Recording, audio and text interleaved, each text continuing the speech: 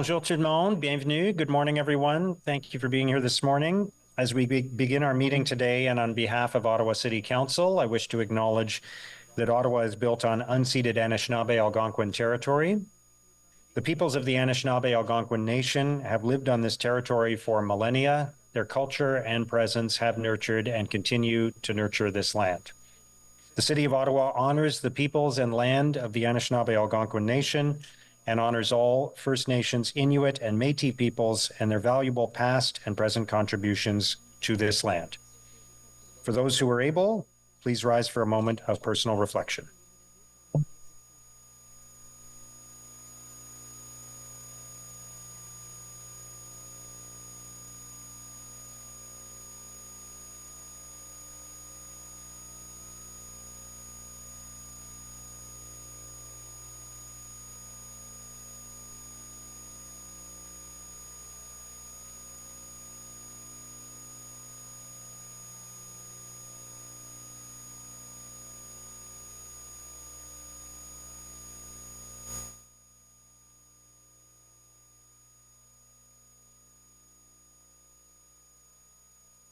Thank you, merci. Please remain standing for our national anthem.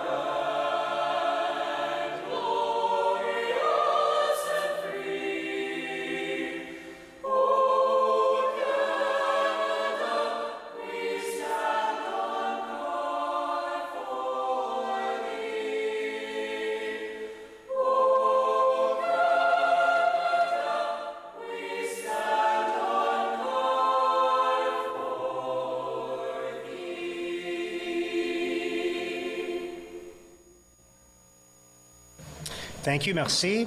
I will ask the council coordinator now to do the roll call, please. Councillor Luloff. Good morning. Councillor Dudas. Ici. Councillor Hill. Present. Councillor Curry. Here. Councillor Kelly. Present. Councillor Gower. Here. Councillor Kavanagh. Present. Councillor Johnson. Here. Councillor Devine. Here. Councillor Bradley. Here. Councillor Tierney. Present. Councillor Plant. Ici. Councillor King. Here. Councillor Choster. Here. Councillor Leeper. Here. Councillor Brockington. Here. Councillor Menard. Here. Councillor Carr. Here. Councillor Kitts. Here. Councillor Giroux. Here. Councillor Brown. Here. Councillor DeRush. Here. Councillor Hughley. Councillor Lowe. Here. Mayor Sutcliffe. Here. You have a quorum, Mr. Mayor. Thank you very much. Confirmation of minutes from the council meeting of June 25th and the in-camera minutes distributed separately of the council meeting of June 25th. Are those carried? Carried. Declarations of interest, Councillor King. Thank you, Your Worship. I, Councillor Ralston King, declare a potential deemed indirect pecuniary interest on matters relating to 15.3 direction for Aquatic Sports Center on the agenda for meeting 40 of the Ottawa City Council meeting on Wednesday, July 10th, 2024, as my spouse is on the Board of Governors of Carleton University. Thank you, Councillor King. I'll note the communications on the agenda. There were no regrets received. Motion to introduce reports, Councillor King. Thank you, Your Worship. That the Agriculture and Rural Affairs Committee Report 15, Audit Committee Report 7, Built Heritage Committee Report 16, Community Service Committee Report 10, Finance and Corporate Services Committee Report 16, Planning and Housing Committee Report 30, Transportation Report 13, and the report from the clerk entitled Summary of Oral and Written Public Submissions for Items Subject to the Planning Act Explanation Requirements at the City Council meeting of June 25th, 2024. 2024 be received and considered, and that the rules of procedure be suspended to receive and consider the following item due to the time sensitivity of the item contained in this report, Planning and Housing Committee Report 31. Thank you, Councillor King. Is that carried? On postponements and deferrals, there is a motion from the council meeting on June 25th that was deferred to today, which for which there's now a replacement motion. I think we can deal with that fairly quickly unless anybody wants it held. But if we're comfortable, just then Councillor Curry introducing the motion, and I'll just read the therefore. The whereases are all the same. Therefore, be it resolved that staff and solid waste services are directed to work with members of the Solid Waste Planning Council Sponsors Group, as well as the Association of Municipalities of Ontario, AMO, to advocate to the MECP for the ban on organics from landfill across the province be advanced as a priority by or before 2030. thank you. And that's seconded by Councillor Brockington. We move the original motion. Is that carried? Agriculture and Rural Affairs Committee, item 11.1 is motion from Councillor Brown, speed limit coherence, Ashton Station Road. Is that carried? Item 12.1 is the report of the Auditor General on Lansdowne. I think there's questions related to that, so we'll hold that. Built Heritage Committee, item 13.1 is the application to alter 259 Clemo Avenue. Is that carried? 13.2 is the application to alter the Aberdeen Pavilion. Is that carried? Carried. 13.3 is the designation of 85 Primrose Avenue East and 755 Somerset Street West and 90 Primrose Avenue East, 96 Empress Avenue. Is that carried? Carried. 13.4, designation of Cherry House at 257 Clarence Street. Is that carried? 13.5 is the designation of St. Margaret's Anglican Church, 206 Montreal Road. Is that carried? 13.6, designation of 50 Carruthers Avenue. Chair, I think there may be a deferral on that. Sorry, I was working with staff earlier this morning, and Councillor King, I believe I am moving to defer that item to the first Heritage Committee of when we return of September. Okay. I'm looking at, where's Leslie? Councillor King, you're... And Councillor King is seconding, I believe. Yeah, in the interest of procedural fairness for the resident. Okay. We have new information. So the motion to defer then, is that carried? Carried. Okay. Item 13.7, designation of Lemieux Island Water Purification Plant. Is that carried? Community Services Committee, item 14.1. I know there's a motion related to that. We'll hold that item. 14.2 is the municipal commemoration and commemorative naming policy. I have a few questions, Mr. Mayor. Okay. Hold that. 14.3 is the Vanier Culture in Action Cultural Revitalization Plan. Is that carried? Finance and Corporate Services Committee, item 15.1, Affordable Housing Qualification and Property Tax Relief, Municipal Housing Facility Bylaw. Is that carried? Item 15.2, there's a couple of motions related to that, so we'll come back to that one. Item 15.3, which is the direction for the new Aquatic Sports Center. Is that carried? Item 15.4 is the acquisition of 1754 St. Joseph Boulevard. I know there's one or two questions about that, so we'll hold that. Planning and Housing Committee, item 16.1 is the official plan amendment and zoning bylaw amendment for 265 Catherine. Is that carried? Mayor, I have an inquiry related to that particular file. Right, but I think we'll get you Read it at in the later. end of the meeting. Okay. Yeah. Okay, 16.2 official plan amendment and zoning bylaw amendment 3030 St. Joseph Boulevard. Is that carried? 16.3 is the official plan amendment and zoning bylaw amendment for 70 and 80 Woodridge Crescent. Is that carried? Item 17.1 is the front-ending report for the project on Navan Road, and I know there's some questions about that, so we'll hold that. Item 18.1, Kitchissippi Parking Study Update. Just to pass my thanks on, this has been a 7-year odyssey for staff, and I very much appreciate the work that they've been doing. Okay, is that carried? 18.2 is the Parking Services Annual Report. Is that carried? 18.3 is Councillor Gower's motion on Fernbank area speed reduction. Is that carried? And the bulk consent agenda, is that carried? Okay, thank you. So we will go back to item 12.1, which is the Auditor General's report on Lansdowne. And I know there were some questions related to that. So Councillor Menard, I don't see your hand up, but I think you had questions. Yes, Mayor. Thanks very much for that. Just wanted to ask a couple questions of the Auditor General in this case. Regarding recommendation 1 in the report, it's to review the project delivery review and cost estimating guide. Staff say they agree with the recommendation and that they will continue to ensure the construction cost estimates reflect the project delivery and estimating guide. But in the response, it seems a bit odd as it seems to contradict the recommendation and work in the report. I wonder, is the reply to staff's suggestion that you've given, is this the first time you've ever made a reply to a staff suggestion? And is this something that should be updated sooner in your view? For you, Mayor, thank you very much for the question, Councillor. This is the first time that we have had an OAG response with respect to one of the recommendations that we have issued.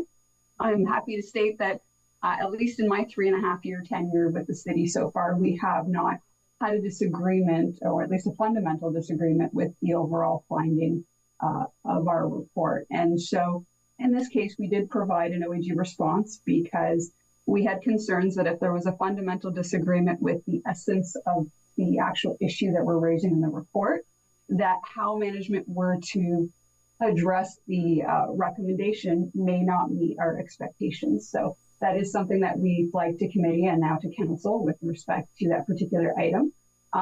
While there are always instances where we prefer things to be done expeditiously, we do highlight that. But the main purpose of our OAG response was specifically to highlight that there is a disagreement with the finding and that we want to ensure that the management actions that are going to be taken will address the risks and the issues that we've addressed in our report. Thank you for that, Mayor and AG.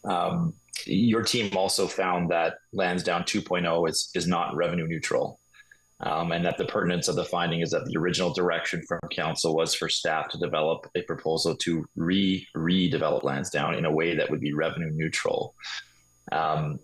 So that direction wasn't followed, and I just wonder, does your report speak to the implications of that? Through you, Mayor, our report does not speak with regards to the revenue neutrality. We do make mention to aspects that were stated from staff, but that is not necessarily the scope of our audit. We do highlight risks associated with some of the projections for the waterfall distributions back to the city, but I believe any further questions with regards to revenue neutrality should be directed to staff.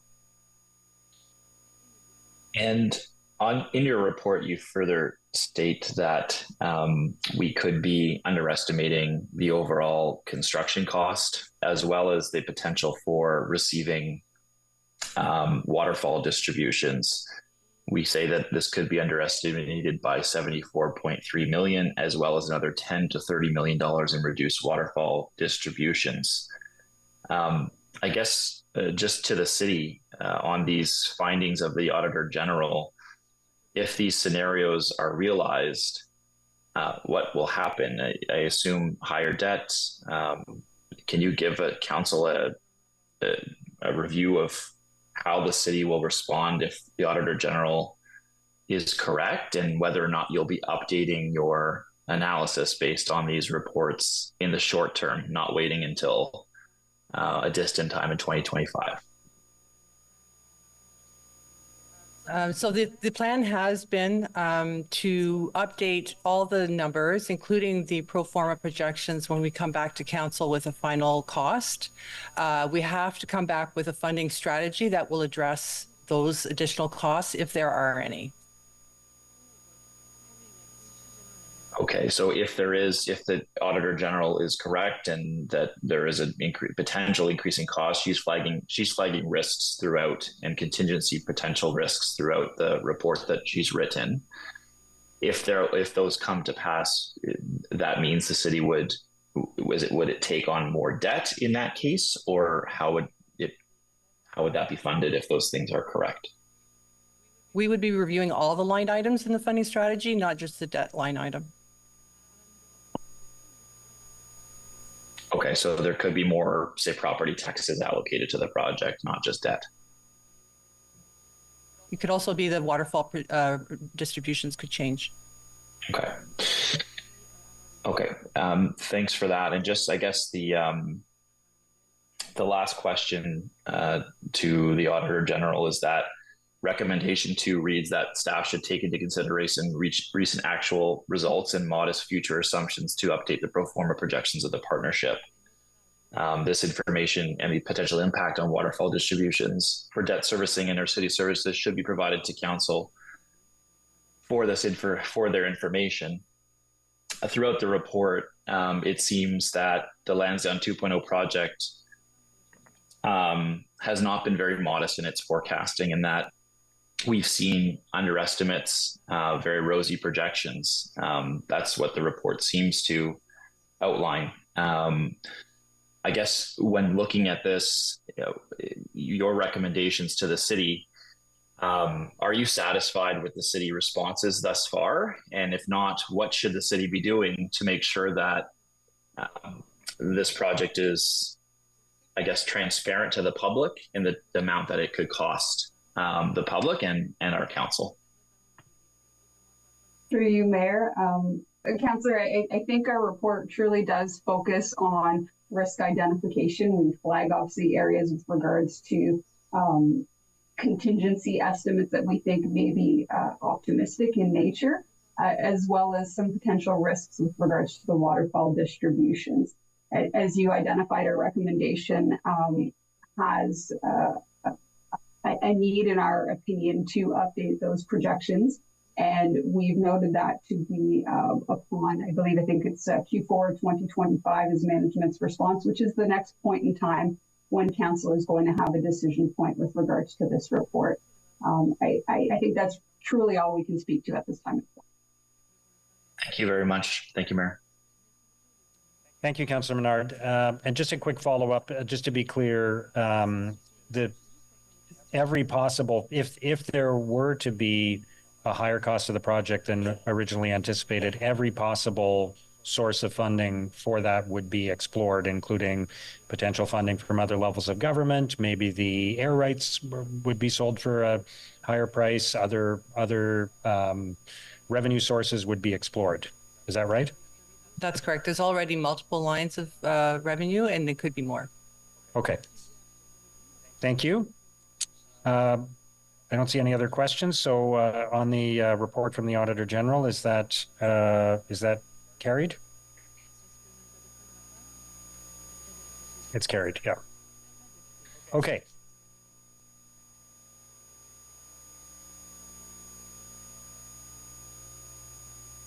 Sure. Yes, yeah. Okay. So the city clerk has a clarification on the deferral motion on 13.6.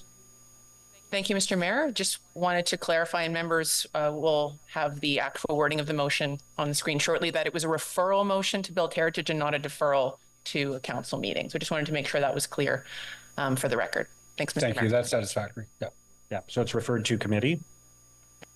Okay, thank you. So item 14.1 is the integrated transition to housing strategy update.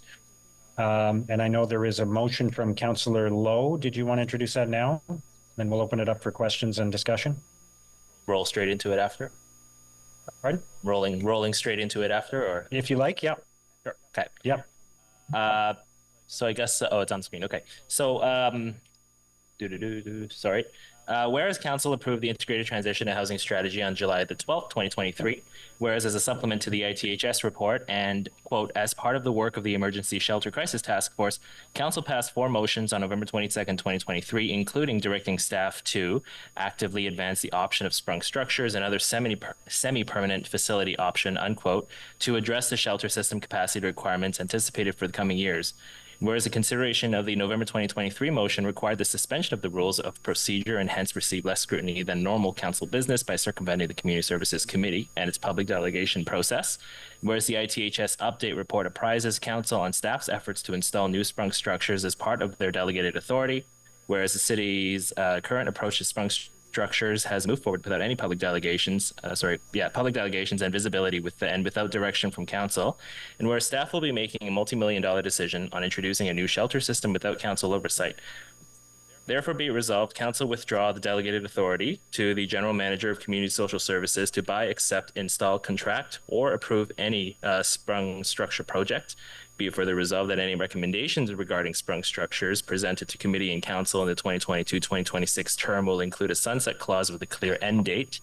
And be it further resolved that such recommendations will also include a transition strategy to reallocate the resources and funding of the sprung structure projects in the medium and long term towards other more permanent or semi-permanent housing solutions that align with the integrated transition and housing strategy while ensuring compliance with provincial and federal funding requirements.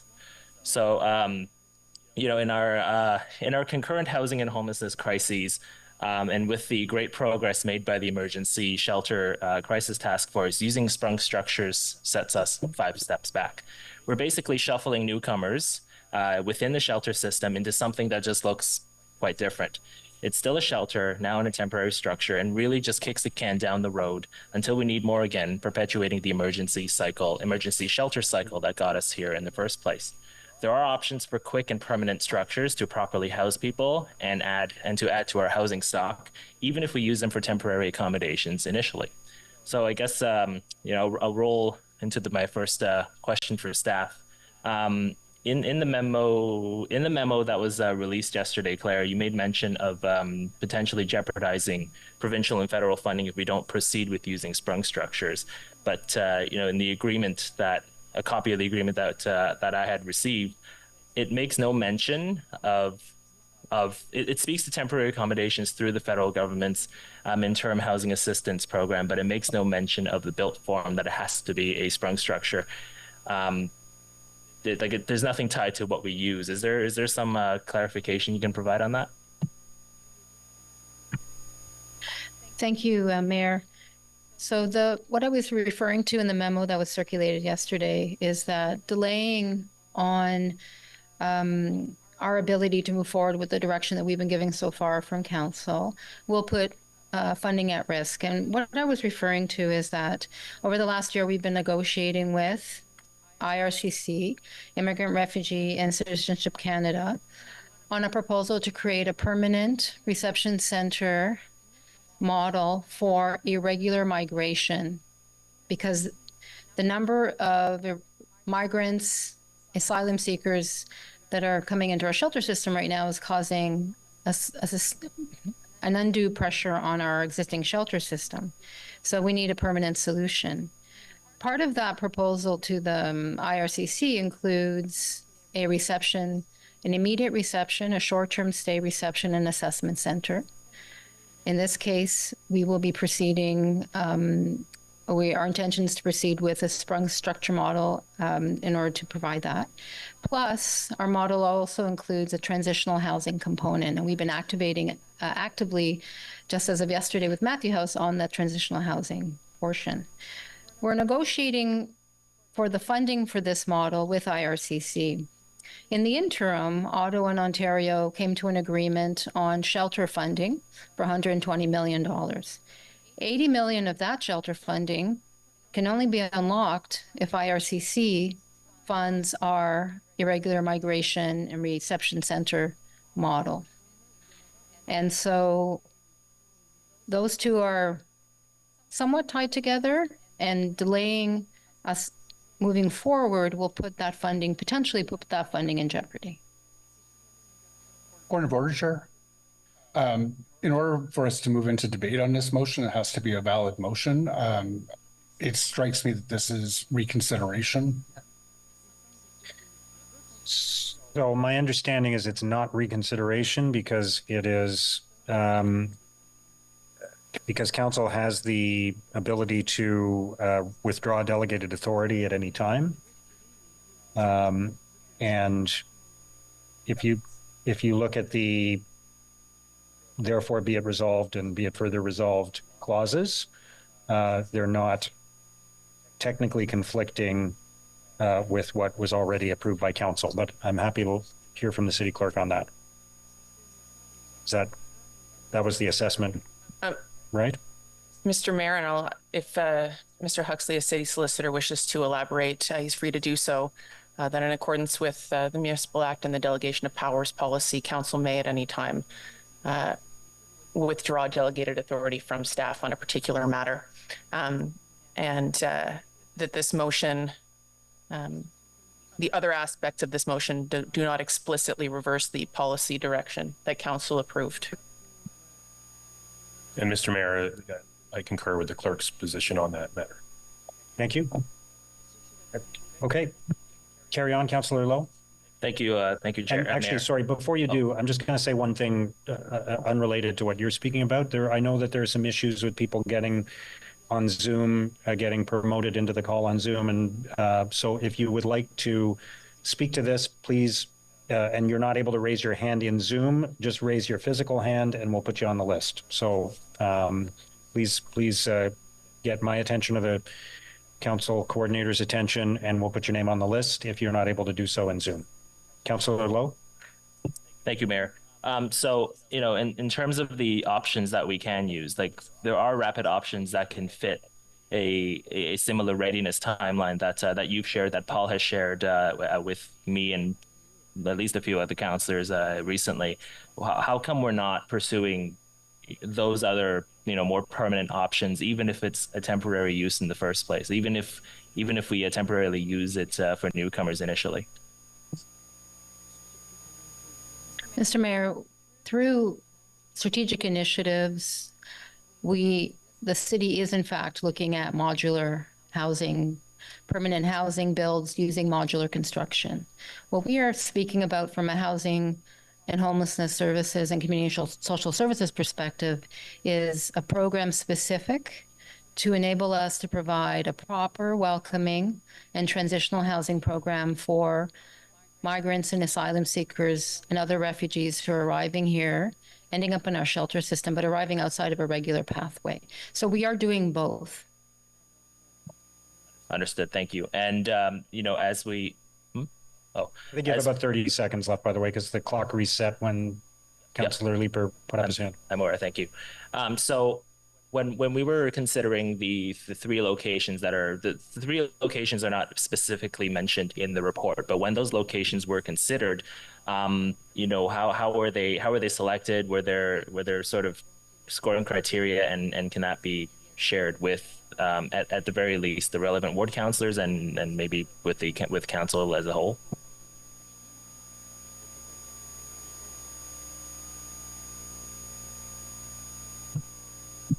Mr. Mayor, from a realty perspective, I believe we provided about 70 sites overall for the proposed use, and then a process of elimination started. So whereby community and social services filtered that list down based on need and programming criteria, which I will turn over to Clara to speak about. Then community and social services came up with about a list of 10 that really met their needs. And at that time, we did a more focused internal circulation to identify those potential unknowns, those constraints, and that could relate to servicing, grading, access challenges, proximity to natural features, and so forth. And from there, that list was reduced, and we now have 3 suitable sites before us.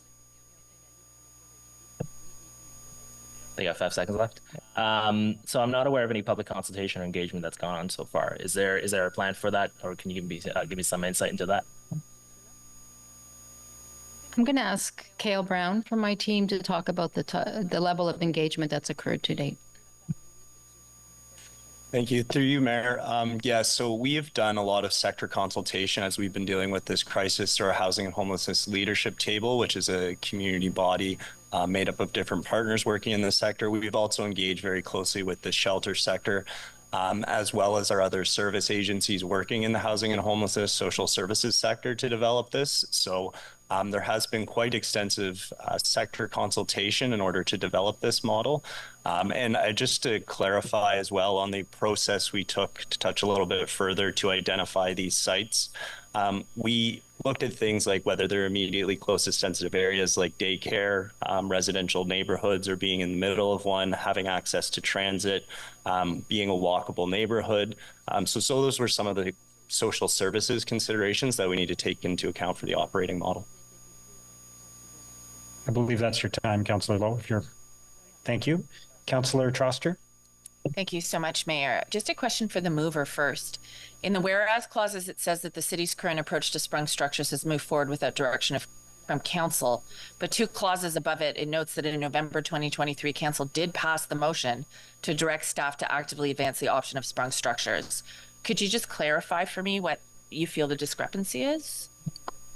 Yeah, absolutely. So we at council in November, we did there was a walk-on motion that was one of 4, I think. It was one of 3 or 4 motions that spoke to the, I don't think it was the initial ITHS, but it spoke to an item about the emergency crisis, shelter crisis task force.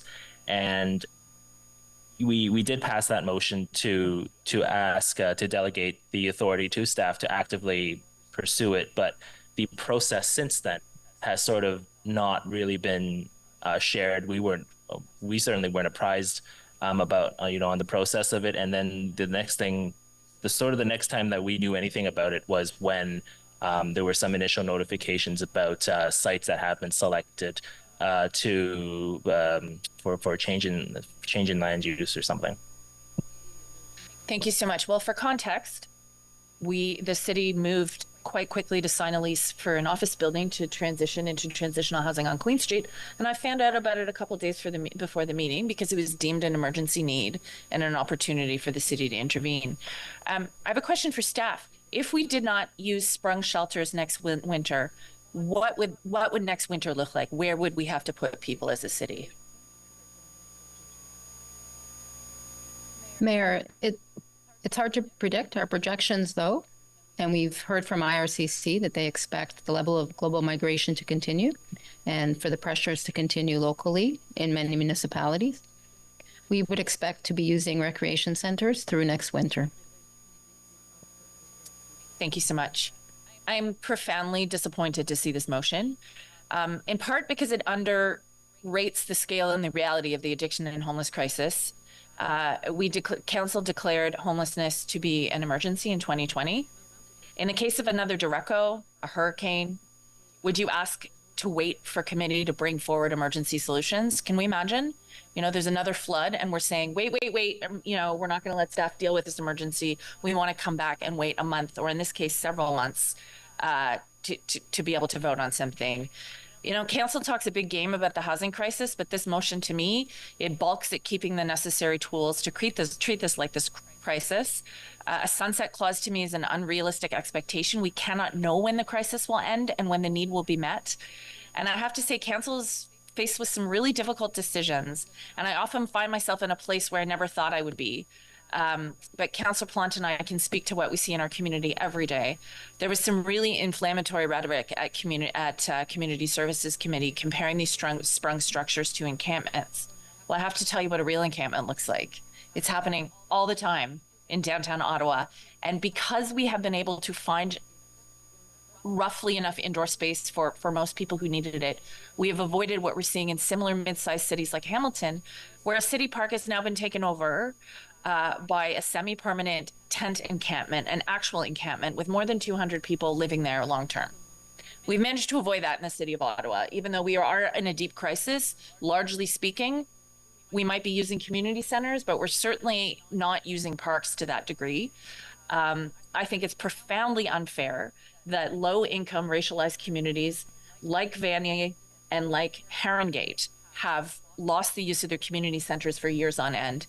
it is only reasonable to ask other communities to do their part, because all of us in the urban communities are doing our part tenfold.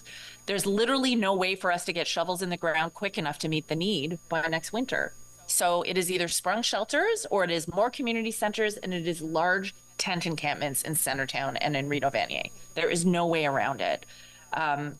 I really worry that, you know, to call this an entirely new shelter system is absurd. I think it's fear mongering to people who have an aesthetic complaint about poverty. Guess what? Poverty is everywhere. Right now, people who are homeless, who have addiction issues, or who are newcomers, they're congregating downtown because that's where the services are. We need these services in every part of the city. We have to treat it like a true crisis. We can't constrain the tools on hand to act. And to hamstring staff in this way, to me, reads like preemptive NIMBYism. It's saying we didn't get consulted about it coming to our community. Guess what? Downtown was never consulted about it coming into our community. I did not have time to do massive consultation before we signed a lease on Queen Street. We did it because it was the right thing to do. As council, we need to empower staff to act in the face of an emergency. We cannot tell them to wait. It's only going to make things worse. I've been overwhelmed by the incredible compassion of downtown residents to their neighbors who are struggling, but that compassion is fraying because we do not have space for people in our neighborhoods anymore. We cannot have this over concentration of services in the downtown core. We need every single neighborhood to do our part, and we need staff to be able to act to meet the scale of the emergency. So thank you very much. I will not be supporting Councillor Lowe's motion, and I really hope that we can move forward and empower staff to tackle the homelessness crisis to ensure that next winter nobody freezes to death outside. Thank you. Thank you, Councillor Troster. Councillor Curry. Thank you, Mr. Mayor. So I have a few questions. I mean, there's a saying, there's nothing more permanent than a temporary solution. And I read this document with quite a lot of interest because, you know, the part of the report that indicated that 25 years, 40 years, these structures could be used, which I thought was great because they're obviously not tents. It's not an encampment. They're a permanent structure. Interestingly, the Canadian Tire Centre was supposed to only last 40 years as well. So that's a little bit of a different structure, yet it's still being talked about as beyond its use. But if these are going to stand potentially for 25 to 40 years, that's where I have questions. I'm not going to be supporting Councillor Lowe's motion. I think the time is now. We need to do this. So I agree with that. But there is the part about the sunsetting and understanding what would happen next with those structures. So I do want to start with that, and then I have more questions. But where would we see a plan for what would happen if they are to stand potentially for 25 or 40 years?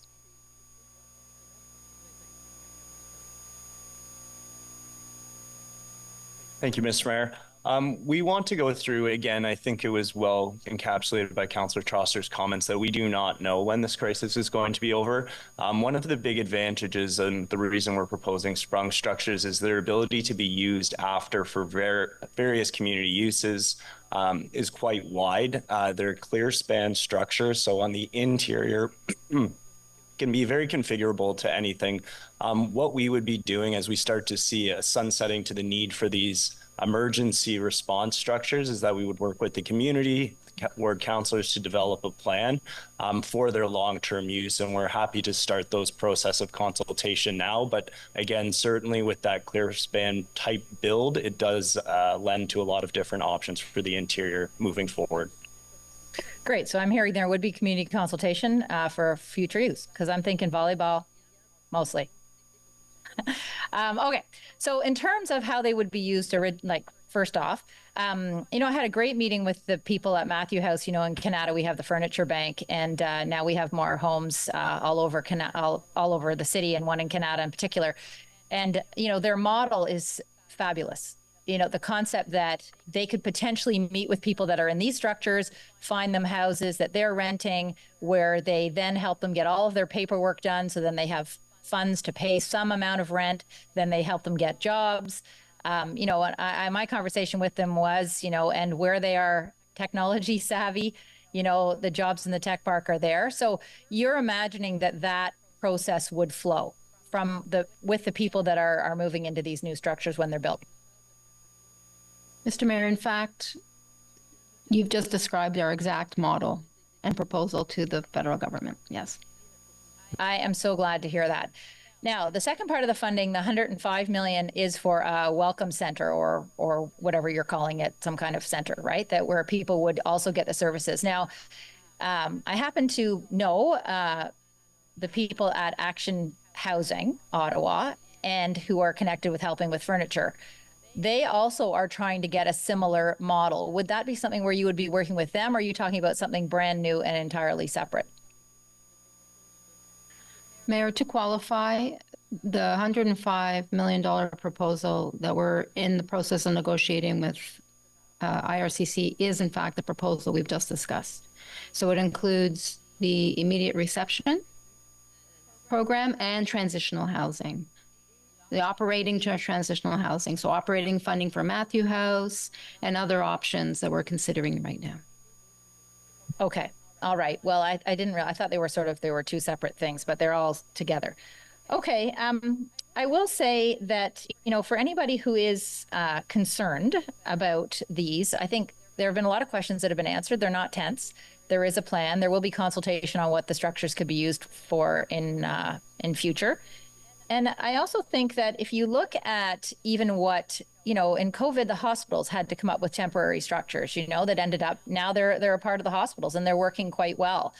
I think that you need to look at how sometimes things that scare us end up being the exact thing we needed. And I think there's enough here that, this will help out in the short term with a plan for the long term that I'm very supportive. I know this isn't even a motion. This is to receive a report. But I'm certainly thrilled to receive this report, and I think you guys are on the right track, and I can't wait to see them go up. Thank you, Councillor Curry. Councillor Luloff. Thank you very much. I just want to ensure that we're respecting the inherent human dignity of every individual who will be housed here before considering the removal of delegated authority, because I hear Councillor Troster's arguments very clearly, and I really appreciate her comments today. So thank you for those. I also want to thank Paul and his team, as well as Councillor Carr, for chatting with me between committee to help me better understand the context of this file, and truly appreciate the time that you took to chat with me.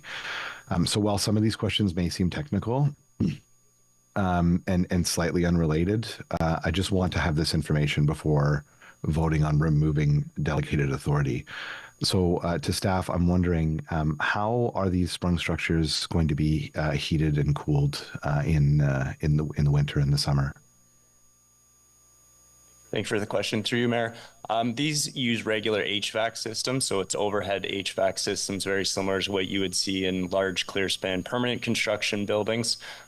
So it is very much similar to what you would have in any large kind of arena space, that kind of thing. It's normal HVAC systems, permanent installations. Okay. And what sort of sanitary services are going to be provided on site, and what would these look like? Sorry, can you provide a little clarification? Do you mean around washrooms or? Yeah, washrooms, laundry, that sort of thing. Yeah. Yeah, thank you for the question. Through you, Mayor, there's emergency shelter standards and transitional housing program standards. So these buildings would fall under a transitional housing program standard. So those outline the exact number of washrooms as the site's configured for the number of people. So we have set minimums through those standards, and all the sites would need to follow those. We're not talking about portable, porta potties, that sort of thing. We're talking about proper, a trailer with a shower and toilets and that sort of thing.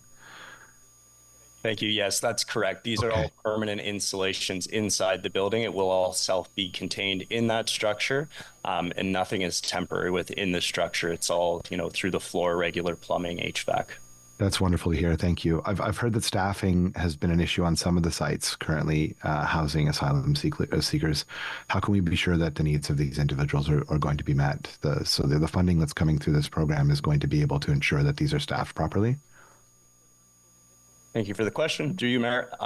Part of our proposals we're actually putting forward with Immigration, Refugee, Citizenship Canada quite an intensive bulk up of services being provided on site. Wonderful. So one of the things we really want to focus on with these is the settlement supports. This is a new phenomenon for us dealing with in the shelter sector in terms of that requirement to be able to get people into housing. So we'll be bulking up settlement support services in addition to the regular case management supports for housing that currently fall under our shelter standards. And that'll include things like security services. As sprung structures are not as secure. They are quite secure, but not as secure as a building. Yes, Councillor, that will be a consideration as well. The staffing model will also be done in consultation with all of our sector partners who have the expertise running these sites, and as well as including settlement supports during the development of the actual staffing model. I think that all of this information is really helpful, and do really appreciate the discussion today. And I think that what I'm trying to highlight just at this point is, around communication. So regardless of what we think about how other orders of government are handling people arriving here in need of sanctuary, the challenge is now ours. And we need to respect the inherent human dignity of these migrants as best we can, and all homeless people, frankly, and people that are finding themselves in trouble in this way. I feel the consternation in our communities, and I think that we need to deal with these challenges and work together to better communicate. No one has asked for this. The residents that live here have always lived here, or newcomers alike. No one has asked for this. So please, I just ask that we step up our efforts in communication, because the more informed that everyone is, the better this is going to go for everyone. And appreciate the discussion today. Thank you. Thank you, Councillor Luloff. Councillor Carr. Thanks very much, Mayor. I just have a couple comments. Until this week, I had 2 community centers out of use for many years. Dempsey Community Center reopened this week. I want to thank staff for all the work that they did for that. Motions such as these put the risk of my low-income communities having to use those community centers again. I note that nobody was concerned when my community center, I've come here to this table since I was elected to talk about the issue and what needs to be done. Nobody was concerned about delegated authority, about our community centers in the poorest areas of the city being taken away. And I note that there seems to be a misunderstanding about who is in these community centers. I have had the privilege of sharing my ward office with the Haydon Road Community Center since November. And every day that I walk through those walls, I see people who have left their country with nothing but 2 suitcases, who have nowhere to go, who are stuck living in like 40 people in a room. It was so sweltering there last week that I took my privilege home and worked at home. These people don't have that choice. So to say the conditions in a semi-permanent structure are unacceptable, I wish that you could see how these people are right now, and nobody's raised any concerns about that. I've talked about it a zillion times. So I do find this motion extremely, extremely disturbing, to say the least. We have a duty to house people, and Councillor Luloff, you're exactly right. This level of government didn't make the decision, but it is ours. And staff have done an amazing, amazing job. And to hear questions asked about, how is this decision made? What about this supplier, that supplier? I can tell you that I personally met with suppliers to find out all that information. I met with staff. I received briefings. That's our responsibility of councillors. If you have an answer to a question, you can meet with staff and find it out. Don't bring it to the table and claim that you have no idea what's going on. We're paid to do that work ourselves. So I will not be supporting this motion. And I really want to thank staff for everything that they have done to help me and my community, to help the people that live in those community centers, to help get us out of this situation. Thank you. Thank you, Councillor Carr. Councillor Dudas. Thank you, Mr. Mayor. Prior to last winter, when our city was faced with a deluge of newcomers to our city, and the shelters were so far over capacity that they were putting chairs in the hallways just to try to meet the need, and they were barely making that. And we had to house people in our recreation centers. There was a conversation amongst us as councillors, but as the task force as well, about what to do with that overflow. And the conversation led to taking potentially recreation centers. So removing programs from our residents and providing it for this urgent need. We are just having this conversation about, the urban center providing these spaces. But I think it'd be valuable if staff could kind of elaborate a little bit on where the recreation centers that were originally being considered and what would be considered going forward. Because my understanding is that it spanned the city. It wasn't just confined to Center Town or Alta Vista. It wasn't just urban core recreation facilities that were on being considered. But we were looking at areas like Eva James, Ray Friel was on. There was a couple of other recreation centers. And I just want to fully have my colleagues comprehend that if we don't move forward with a solution, which these sprung shelters are, what that would mean across the entirety of the city. So I guess my question is are all rec centers on the consideration for this? Mr. Mayor, yes, we as staff have been directed to look at options across the city. So if we were to stop our current plan or not receive the funding we need from IRCC, we would very likely be looking at not only maintaining existing operations and existing facilities, but I would be negotiating with Dan Chenier to look at facilities across the city. And yes, in the past, we have looked across the city. I don't have the list in front of me, Councillor, but yes. Okay.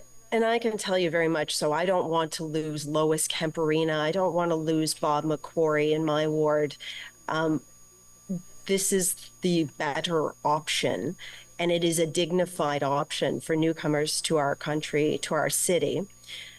My follow-up question is, what other type of building could we build internally configured to provide the amenities that are needed for newcomers or people who need temporary housing and run as quickly as these shelters, particularly in time for this coming winter?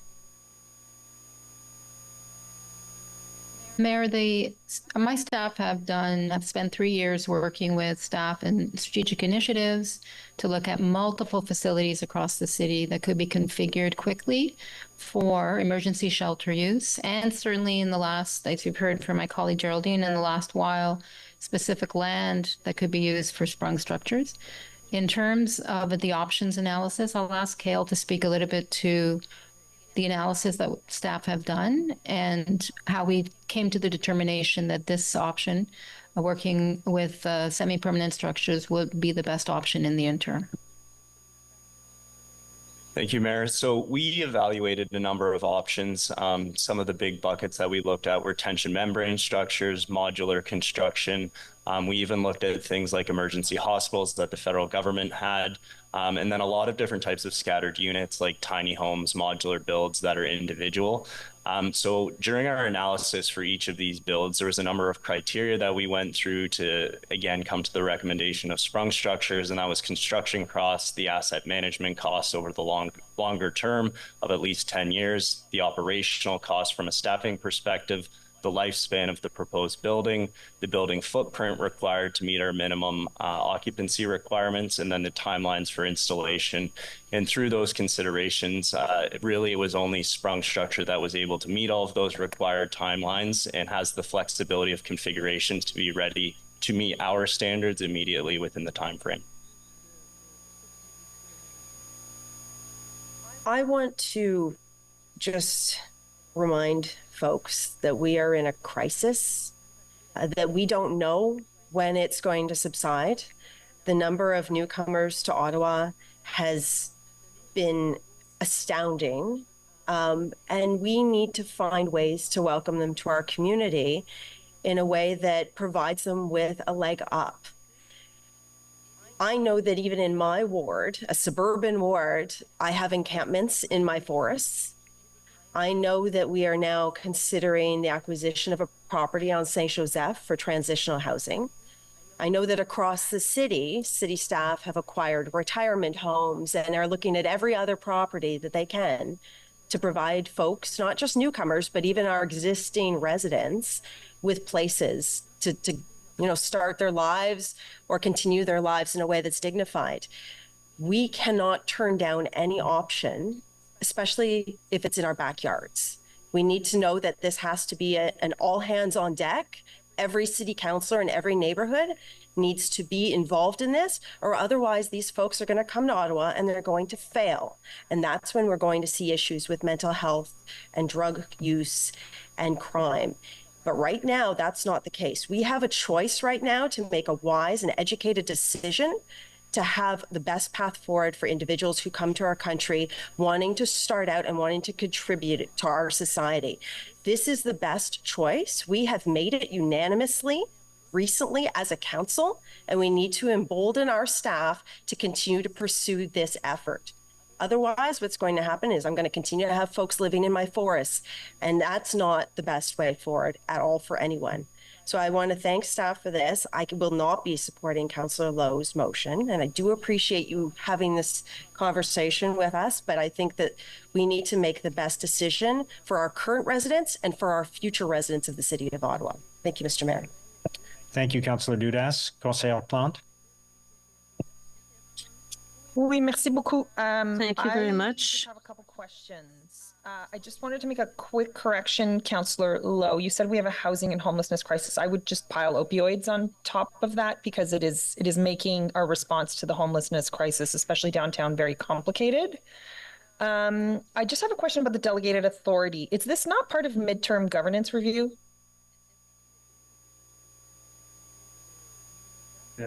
I'll ask the clerk to answer that, maybe. Mr. Mayor, there is a routine review of the delegation of authority bylaw twice every term, and the next will be as part of the midterm governance review. Thank you. Okay. Thank you, Clara, for clarifying that Walter Baker will be considered as part of a review of some of the recreational centers. Have either the mover or the seconder been to Benograme, Dempsey, or Heron to see what it looks like? Have they physically been there to see it? Yeah, you yourself and Councillor Hill? Can't speak for Councillor Hill, and I haven't been to all three. I have gone by, well, two now. I have gone by the one on Russell Road. Dempsey. I did go by Dempsey, I think a year ago. You went in or you went by? I could not go in. Pardon? I didn't go in, no. You didn't go in. Councillor Hill, have you been to any of the rec centers? Point of order, Mr. Mayor. Yep. We have debate happening at the table here. Maybe we should. Yeah, but it will inform my next question. Maybe I would encourage you perhaps just to go to the next question. Okay, so I just want to sort of emphasize what Councillor Carr is talking about, because until you see piled on bunk beds on an ice pad, it is very jarring. I am not thrilled about the fact that Benograme has been used as a shelter since 2020. So that's almost 5 years now. These kids have not had ice time. But it is very jarring to see, and we absolutely have to move to solutions.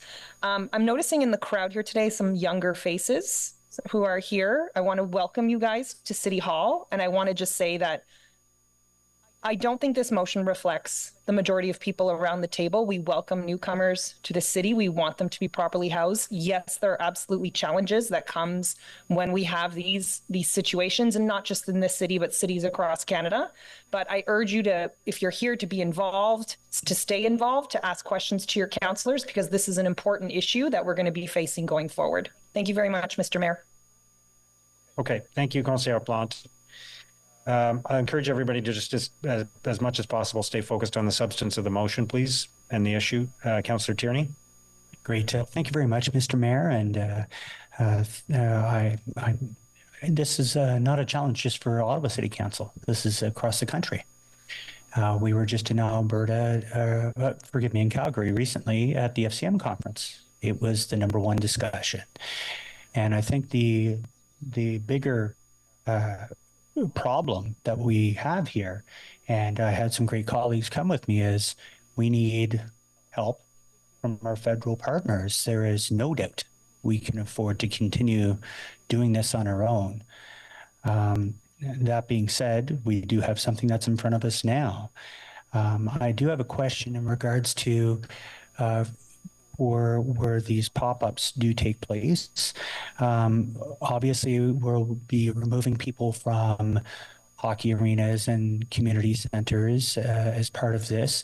Is it a 1-for-1? Are we building the camps to those sizes to move people in, or are they being built larger? And forgive me if that's been answered already and I may have missed it. Mr. Mayor, we're taking a programmatic view at things. So it's not so much about sizing one for one. It's looking at what is the need in our community right now. We need permanent infrastructure to address the needs of people who are coming into our country outside of immigration pathways and ending up in our shelter systems. And so we're creating the best plan we can to meet that need. And so I really caution respectfully around the language we're using. These aren't camps. What we're trying to do is create a permanent building that has individual rooms and more dignity than we can provide right now in recreation centers. If we can't do that, we'll have to stay in recreation centers and we'll have to potentially move into more recreation centers, because I anticipate, based on the projection work that our staff has done, that we're going to be facing the numbers that we're facing now, if not more, moving forward. Yeah, and I couldn't agree more. And the reason why we're taking this approach is because, frankly, a bricks and mortar building versus this is a dramatic cost difference, a dramatic time to implement.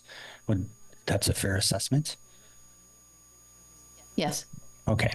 So that being said, I think, it's unfortunate that we're seeing our own councils pitting ourselves against each other, when clearly the problem lays in the lap of the federal government, and they got to find a way to be able to help municipalities fund and ensure we're providing those supports. One further question, and forgive me, I know it's a follow-up to Lulof's question, Councillor Lulof. Do we have the supports in there as well about seeking employment or getting status or things like that? Because of course we want people to integrate in society, but they're facing deep challenges right now and they don't know how to navigate those waters. Yes, Mayor, as part of the program that we're proposing, we will be bringing in immigration and settlement supports through partners, because the city doesn't have the mandate to provide immigration services. So expert settlement partners will be on site, and we will be providing case management, help with documentation, which is a big issue, and also an anti-trauma approach, because as you can imagine, people are coming from war-torn countries.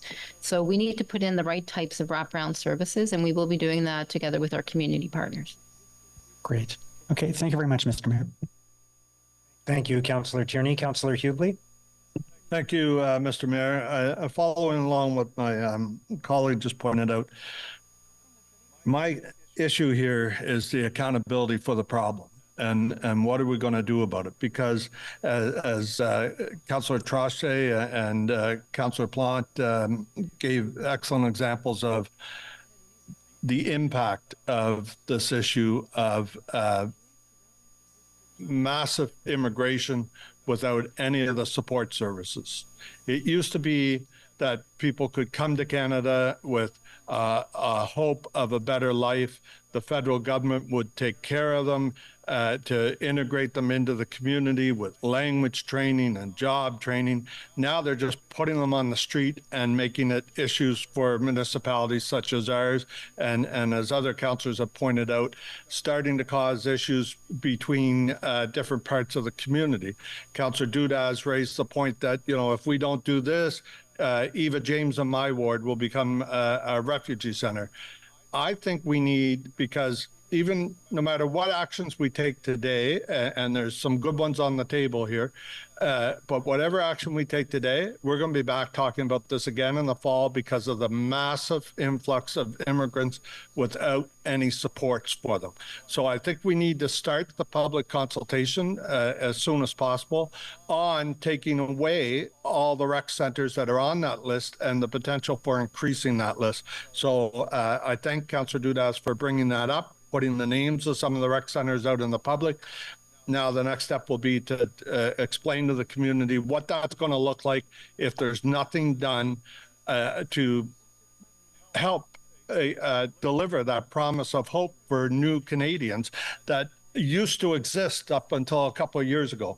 So I'd like to see, Mr. Mayor, at the federal or the discussions you have with the federal departments, I'd like to see if something can be done to not stop, but to pause and plan better any future influxes of immigrants into the city. We have to have the ability to give them proper housing, food, and the feds have to deliver on language training and job training and all the other parts that they always did.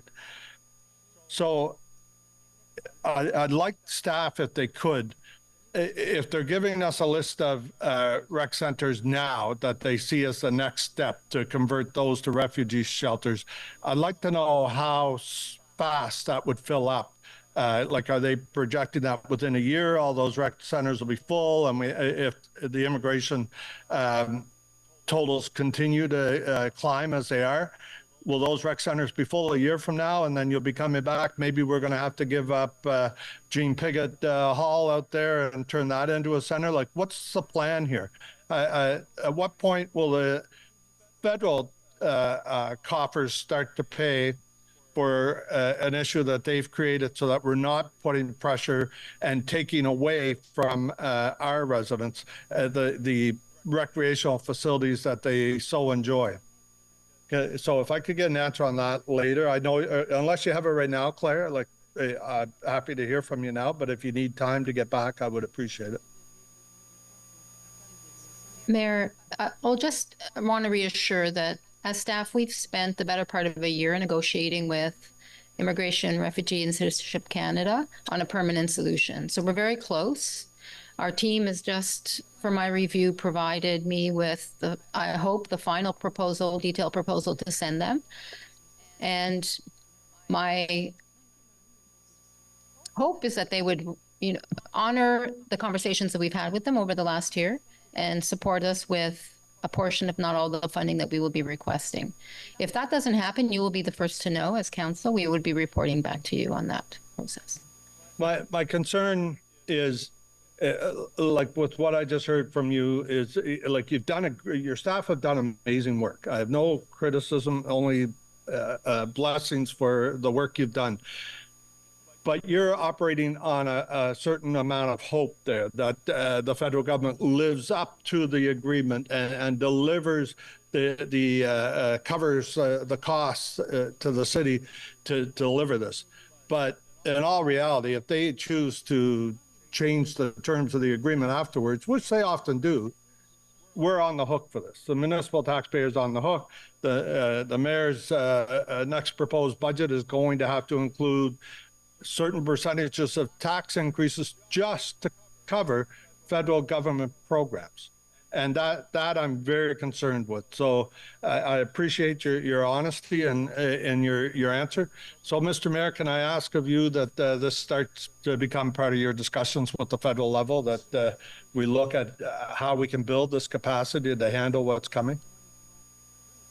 Absolutely. I mean, I think it's already been part of our discussions with the federal government. So, yeah, okay. No question. Thank you. Thank you. Thank you, Councillor Hughley. Councillor Hill.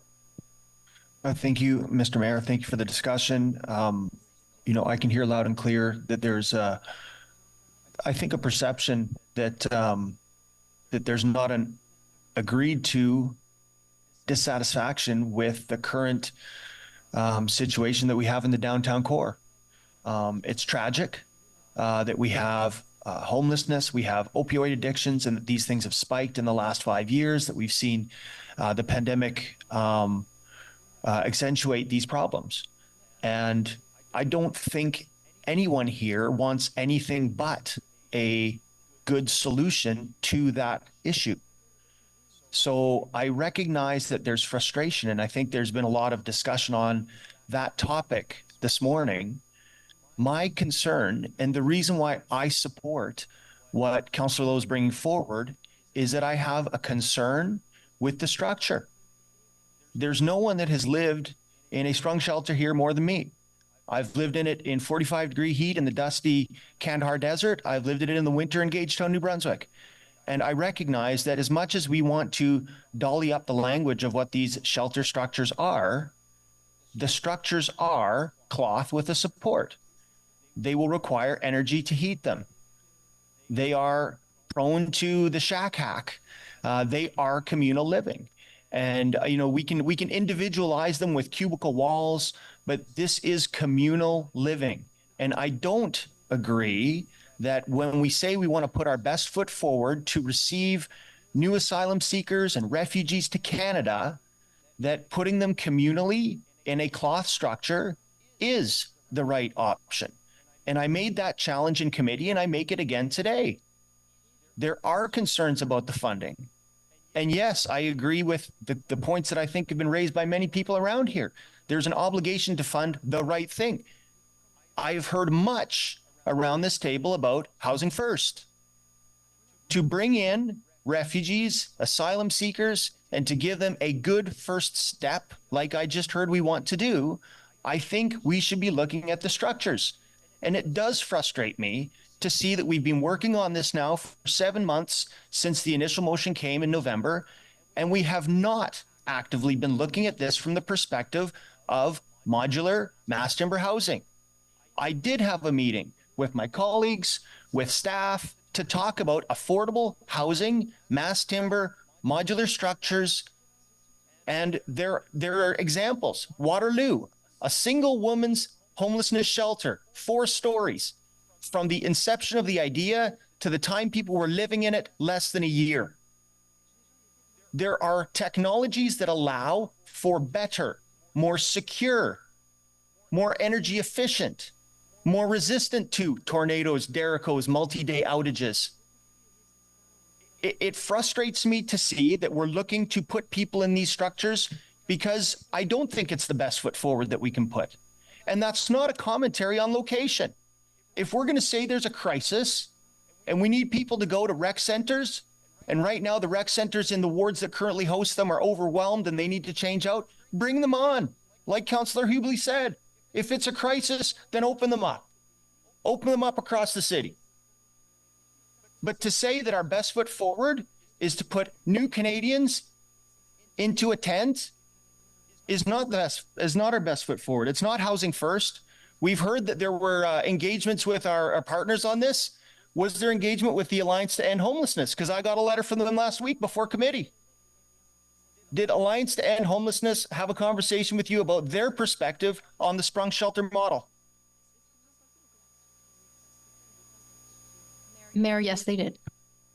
And what was their conclusion? Our community partners, like all of us, are concerned with the local crisis. The priority is housing first, as you say. That is also our priority. And they also recognize that in urgent cases, we need to think outside the box. And we've engaged them on sprung structure, and they support that model. So I will challenge that because the letter that I got did not say that. But I appreciate the comments, and I will be supporting the Councillor Lowe motion because I believe that we should be looking actively at technological and building construction solutions that are more dignified, that allow more security, that allow more a more welcoming opportunity for people that come to the country. Because to perpetuate this idea that we're going to do mass communal shelter lodging is to simply perpetuate the problem. Thank you, Mr. Mayor. Thank you, Councillor Hill. Councillor Kitts. Thank you, Mr. Mayor. I have a number of questions, so I'm going to try and go quickly. So we heard site selection went from 70 locations to 10 to a handful.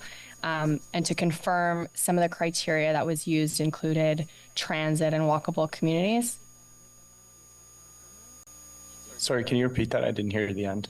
So in the site selection process, maybe this is another question I was going to ask. Was there a formal scoring criteria used?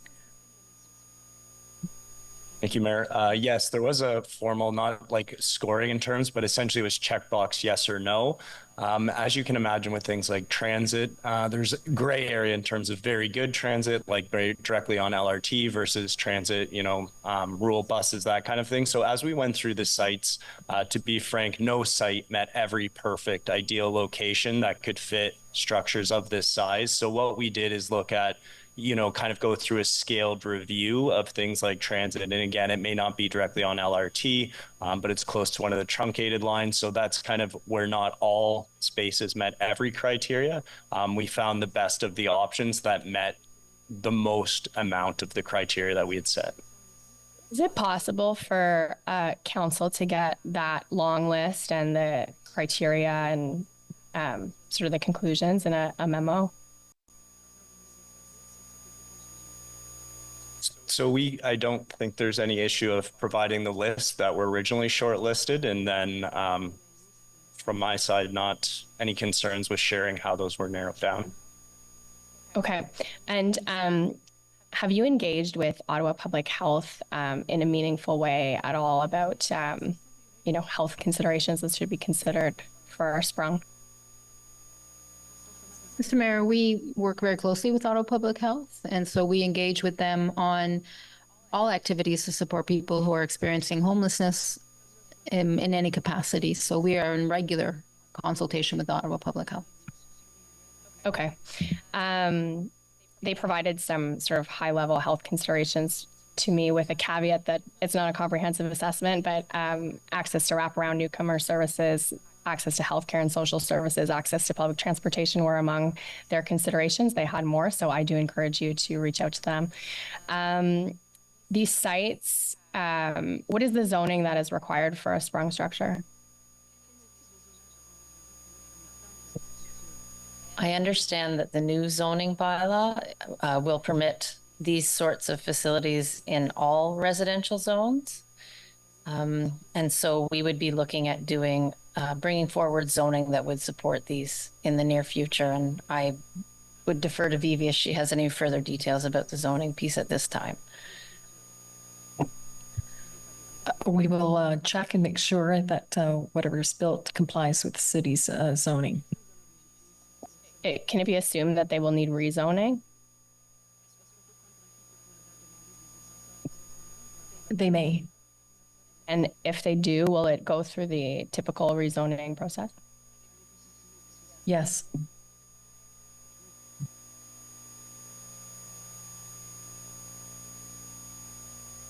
So how many people are currently being housed in community centers? Thank you, Mayor. Currently, there's around 400, just a little under 400. And how many spaces are you hoping to create through the acquisition of sprung structures? Thank you, Mayor. That would be 300 with the sprung structures, and the rest would be done through the other parts of the proposal at the different transitional housing scattered sites. Okay. And have other municipalities accessed this pot of federal funding already? Thank you, Mayor. No. So what the interim housing assistance previously was a reimbursement model. So the cities and municipalities would submit costs. There was around 8 municipalities that accessed it across Canada in 2023. That number will certainly go up as this crisis, again, like's been said at the table, is certainly expanding to other communities across Canada. As part of our engagement with IRCC, we are only aware of ourselves in the Peel region who are putting forward reception center proposals to support dealing with the issue. The new interim housing assistance program moving forward post 2023 will be, from what we understand, a upfront funding model. So that gives us the ability to get this proposal received, and we would enter a funding agreement with the federal government for up to 3 years is our current understanding. Okay, and is Peel also pursuing sprung structures, or are you privy to those details? Thank you, Mayor. Peel is still in development of their model, so they're, I would say, in earlier stages negotiations with the federal government on this. They're looking at a number of structures. Partially, some of the ones they have explored were permanent, and I understand those have been unsuccessful. So I think they're still in the works of what the actual structure would be. Okay. And I appreciate that the procurement of the structures would be a one-time cost, but is there operational funding included in the proposal? Yes, just to give you a sense, the overall proposal, and this will take us to the end of June 2026, has about $57.6 million for capital, operating costs of $42.1 million, and one-time funding just for setup, that kind of thing, and sector coordination of $6.1 million. So that gives you a general breakdown. Okay, so the operational would cover 2 years. Yes, Mayor, that's correct. All of the costs for these sites is in this proposal. There is nothing that is intended to be on the city's funding. Okay. And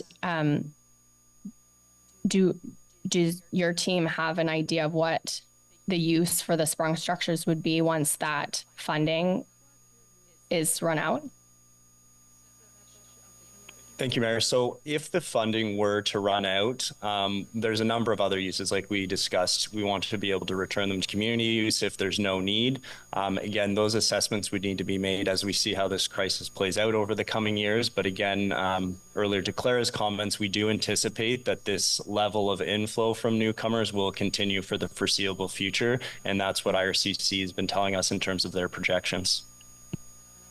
Okay, and our funding agreement is tied to sprung specifically. Thank you, Mayor. Currently, that is what is in the proposal, but as mentioned, we have a number of scattered sites that will be located across the city that will provide transitional housing. A portion of that is the sprung structure, and I think it might be helpful to explain the sprung structures are intended to provide stays for up to 90 days. If the person is not able to achieve housing and settlement supports complete that journey within that 90-day period, they would then be moved to some of the scattered sites. So I want to be very clear that the intention is not to be using these for folks long term. It's getting those proper wraparound supports at one site for the point of efficiency to get people moved quickly out of homelessness into long-term housing. Okay, and I understand that hopefully the funding will come soon. What are the next steps in the process and the timelines once we secure that funding? Thank you, Mayor. So what would happen is they would sign off on the proposal, and then we would enter a funding agreement as the city with the federal government for this, similar to our Reaching Home or homelessness prevention funding we receive from the province. What we're doing is we know the crisis is here now, so we've been directed by council again to pursue these sites actively. So work has not stopped on our side in lieu of pursuing these sites. So essentially what we would be doing is once we secure this funding, we would have the go-ahead to essentially build out this operational model. The big steps, of course, would be doing the capital piece of this, working with other departments at the city, and then going to request for proposals for the different operators. And again, as Clara mentioned, we want to have a very much a settlement services focus on this. So it would be designing and then allocating that money to a partner. Okay, so is it realistic that they would be this, if we get the funding, if we procure sprung structures, that they will be up in time for this winter?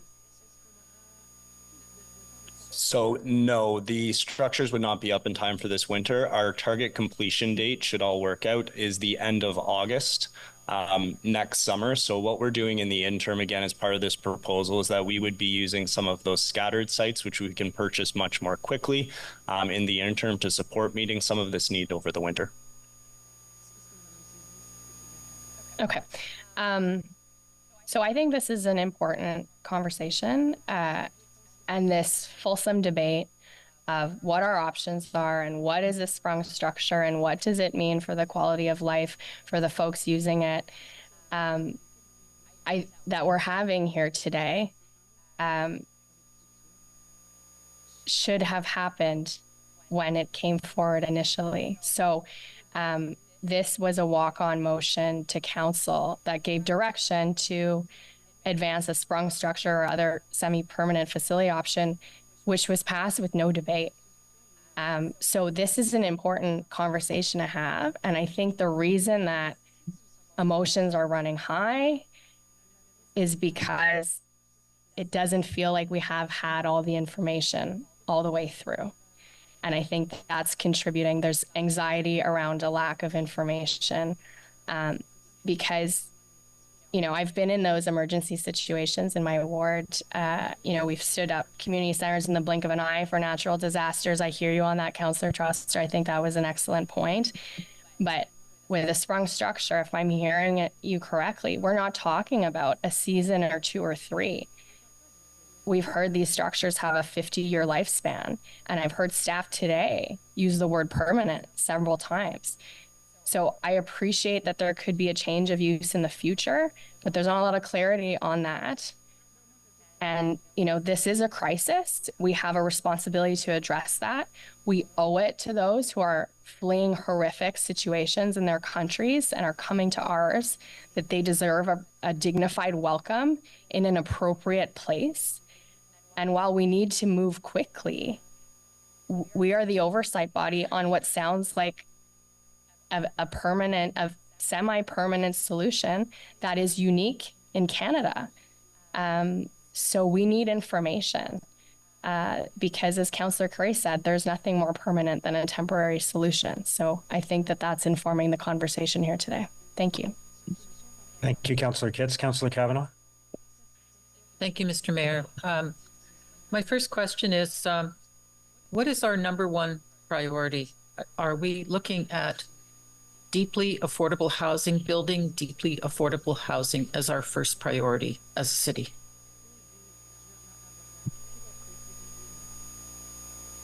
Mr. Mayor, from a housing perspective, yes, that's our first priority. In housing and homelessness services, we manage a system. And within that system, we also have a responsibility to address emergencies, and to support people who are unsheltered. So it goes from unsheltered right through to home ownership.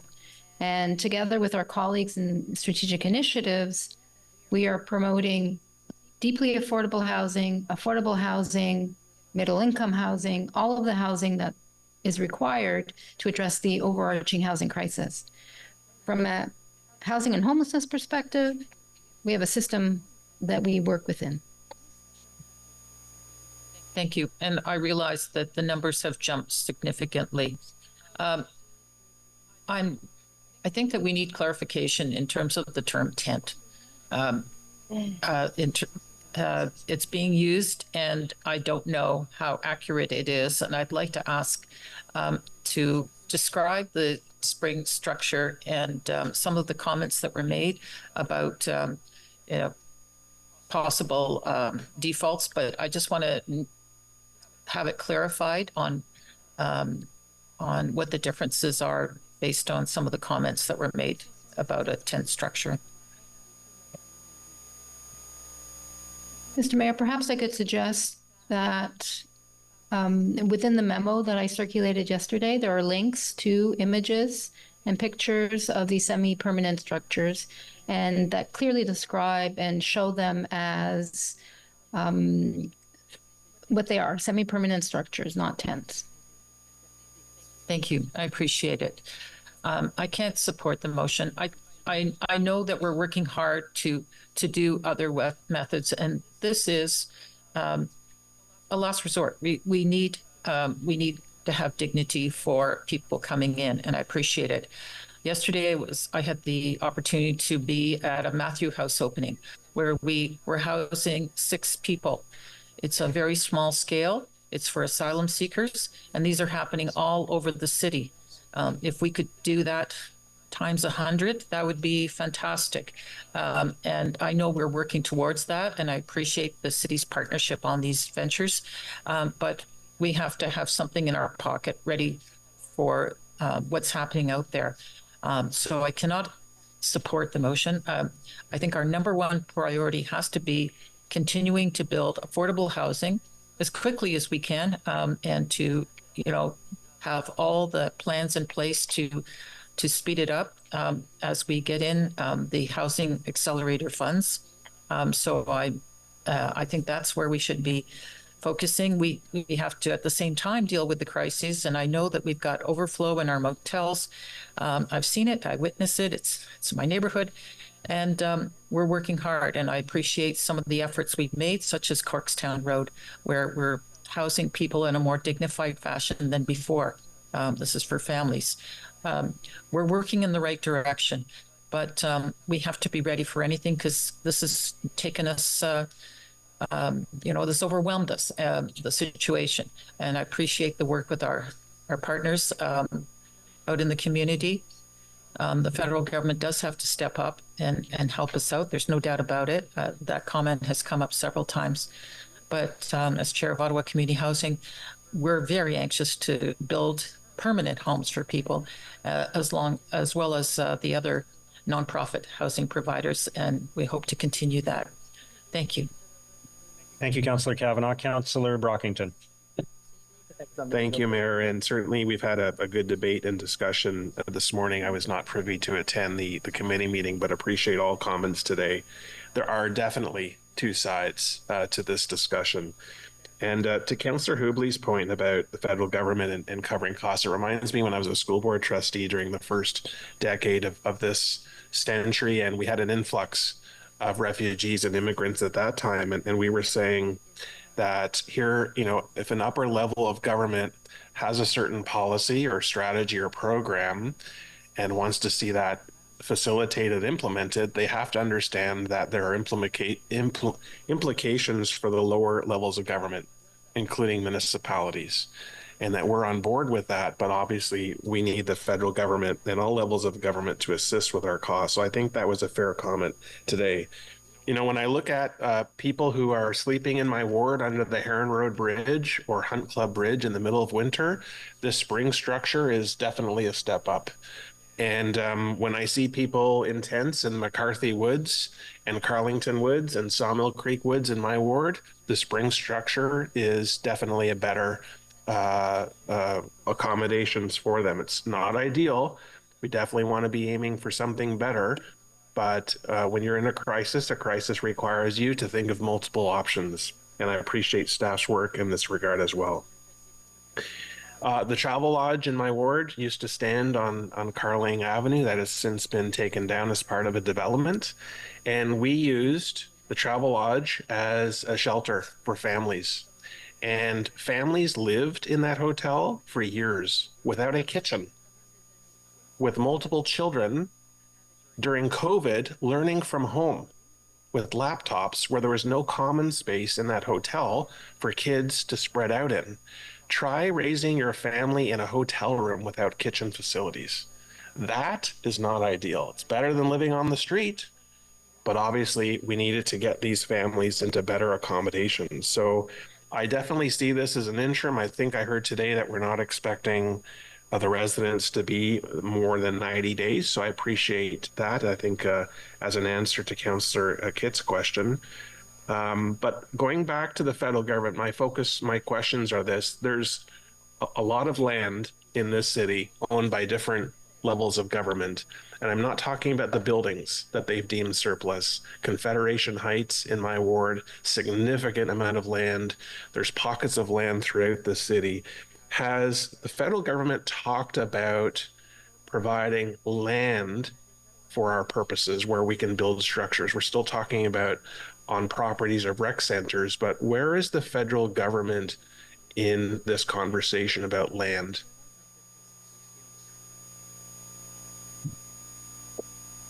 Mr. Mayor, as part of our discussions with regard to our proposal for regular migration, land has not been offered, but I'll defer to our city manager to talk more globally about conversations with the federal government.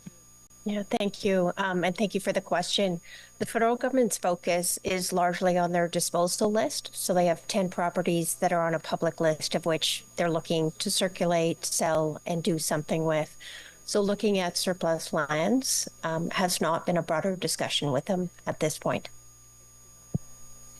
Okay, I appreciate that. And again, Mayor, I know you have ongoing discussions, but even if we make it clear we're not seeking to own the land, take over the land, or the building that's on it, the feds do have significant land in this city. So if we start to get challenged with what land that we have that meets a majority of those check mark criteria lists, then federal government may be part of the solution here. But anyway, I do support the strategy and the roadmap that staff have on this matter. I will not be supporting the current motion that's on the floor. Thanks, Mayor.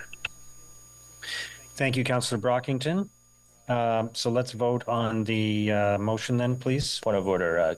Can I get a wrap up on this, or? Oh, sorry. Yes, you can wrap up on it. Go ahead. I didn't see your hand up. I'm sorry. Oh, I had to. Oh, okay. Okay. Go ahead. Note it for the future. Yeah. Go ahead. So no, I really want to thank you for the engaging and insightful discussion that we had.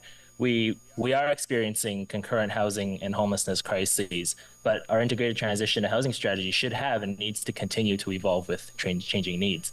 We know we need more housing, market rate housing, affordable housing, supportive housing, transitional housing, and even temporary housing.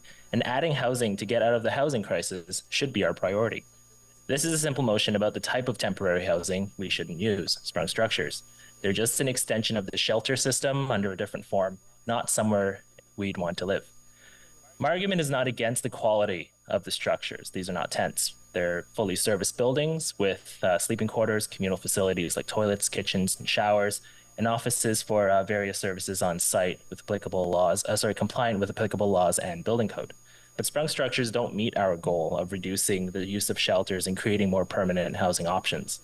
Further, the proposed use of valuable city-owned land stunts any potential for those parcels to be used for permanent housing solutions, economic development, or other community use. 2 weeks ago at Community Services Committee, it was said the average length of stay at the Haydon Road Community Center is 184 days. That number is increasing, and moving them to a different shelter type does nothing to bring it down.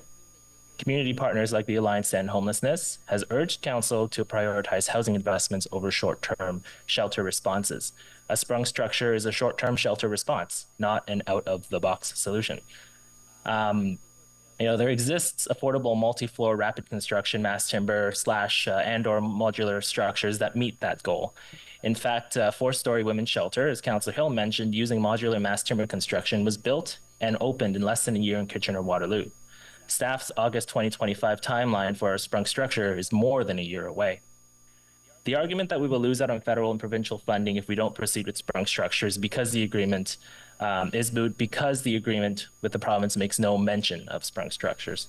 The federal IHAP has a narrow eligibility criterion primarily based on temporary accommodations, which we currently use to rent out hotel and motel rooms for newcomers.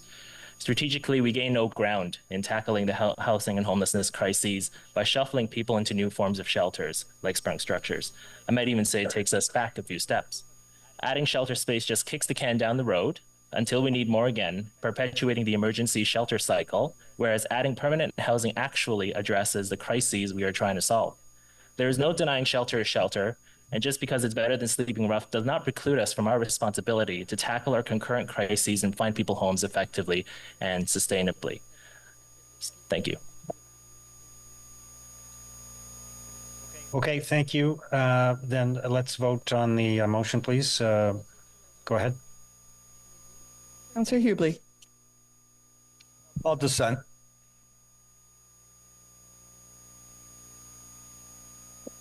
Councillor Kitts. Yes. Councillor Brown. No. Councillor Menard. No. Councillor Hill. Yes. Councillor Kelly. No. Councillor Lulov. No. Councillor Giroux.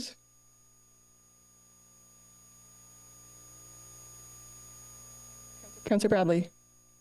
No. Councillor Kavanagh. No. Councillor Brockington. No. Councillor Leeper. No. Councillor Lowe. Yes. Councillor Tierney. No. Councillor King. No. Councillor Troster. No. Councillor Carr. No. Councillor Johnson. No. Councillor Curry. No.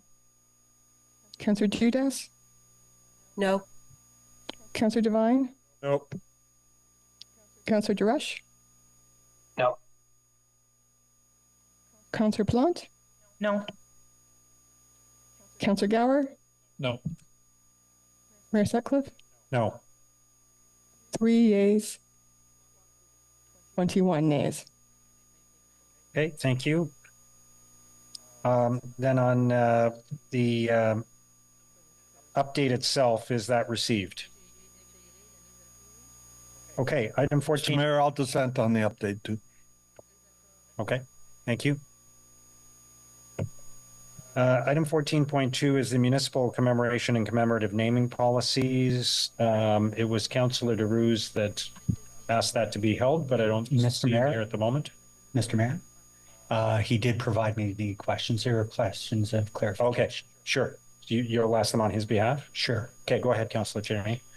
Great. As per Councillor DeRuse, I saw the mention in the report of policy direction to provide, to prioritize names honoring the Algonquin Anishinaabe Nation and equity denied groups. Can staff comment on how this will be implemented and how much weight will be given compared to the merits of general accomplishments?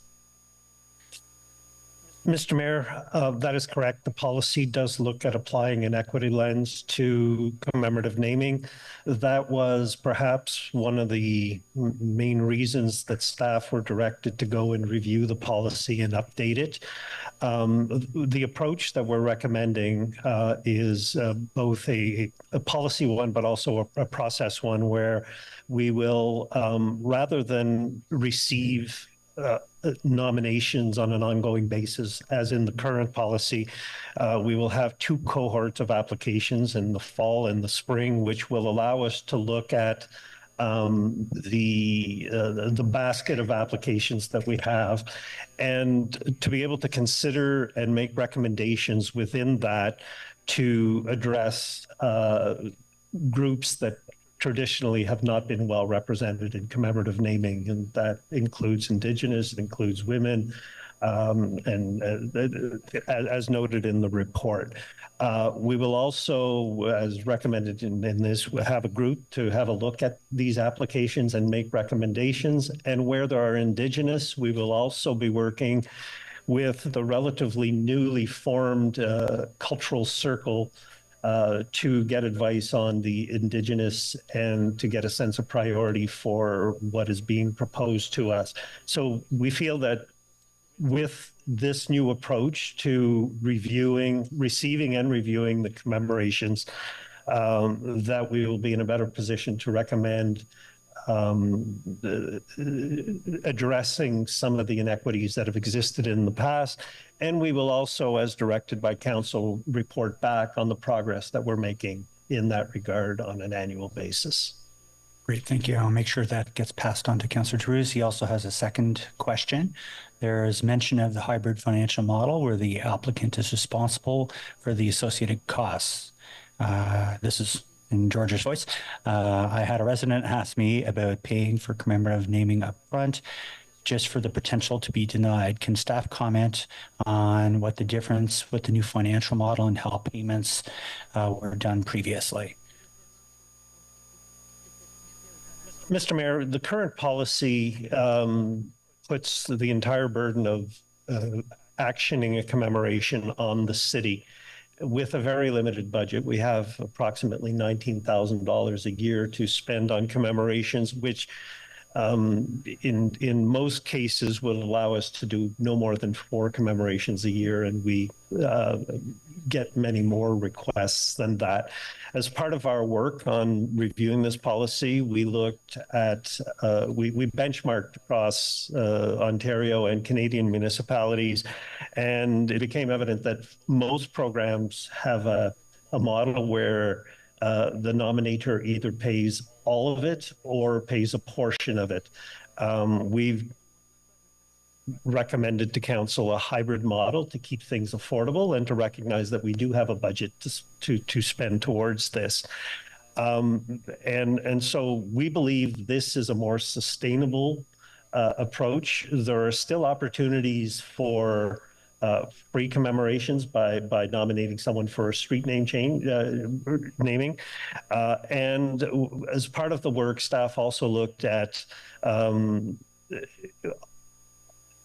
less expensive alternatives for minor indoor commemorations, where rather than going with the full bronze plaque, we are able to use other materials that make it much cheaper. And so the prices that are in the policy really reflect that. There is an option to go smaller, to go indoors, and to have a recognition that is much more affordable than renaming an entire complex, for example, which can end up costing $30,000 or $40,000 by the time you've changed all the signs and created the plaques and all of the other things. So we believe that it's a hybrid approach that makes it more sustainable but still affordable.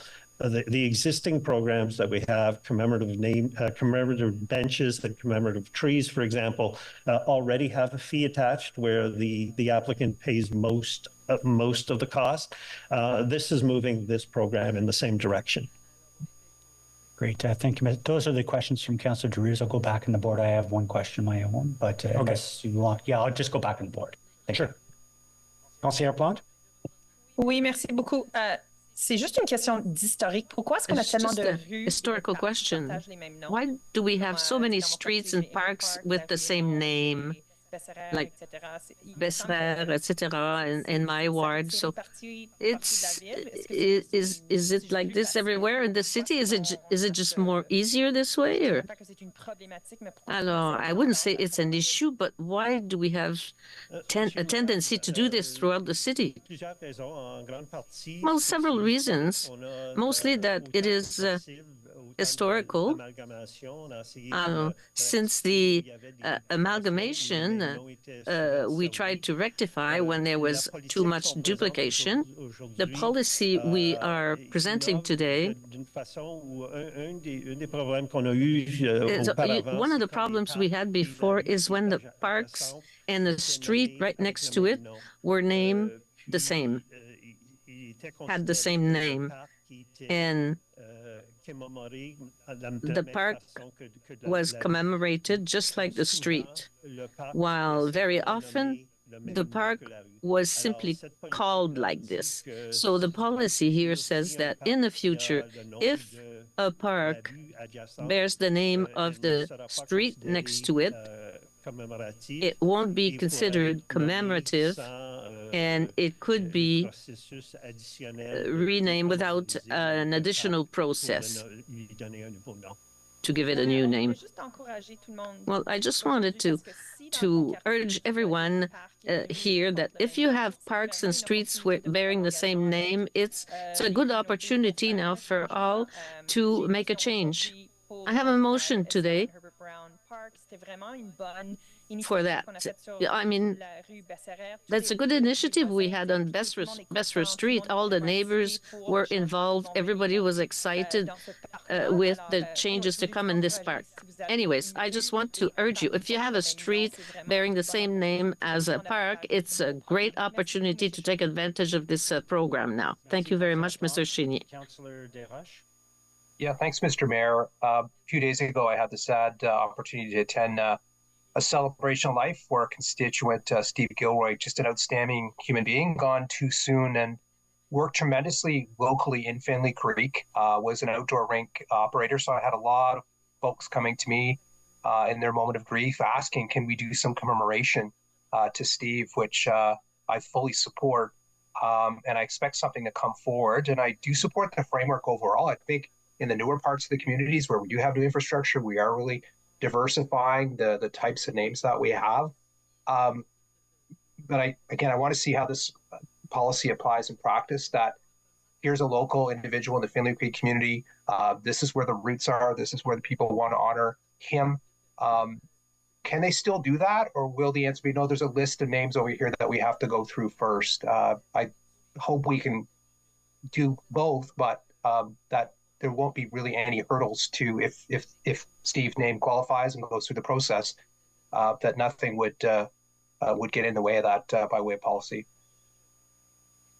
Mr. Mayor, there's nothing in the way of the policy that would prevent that. We were still happy to receive names of community leaders, people that have been involved in the community.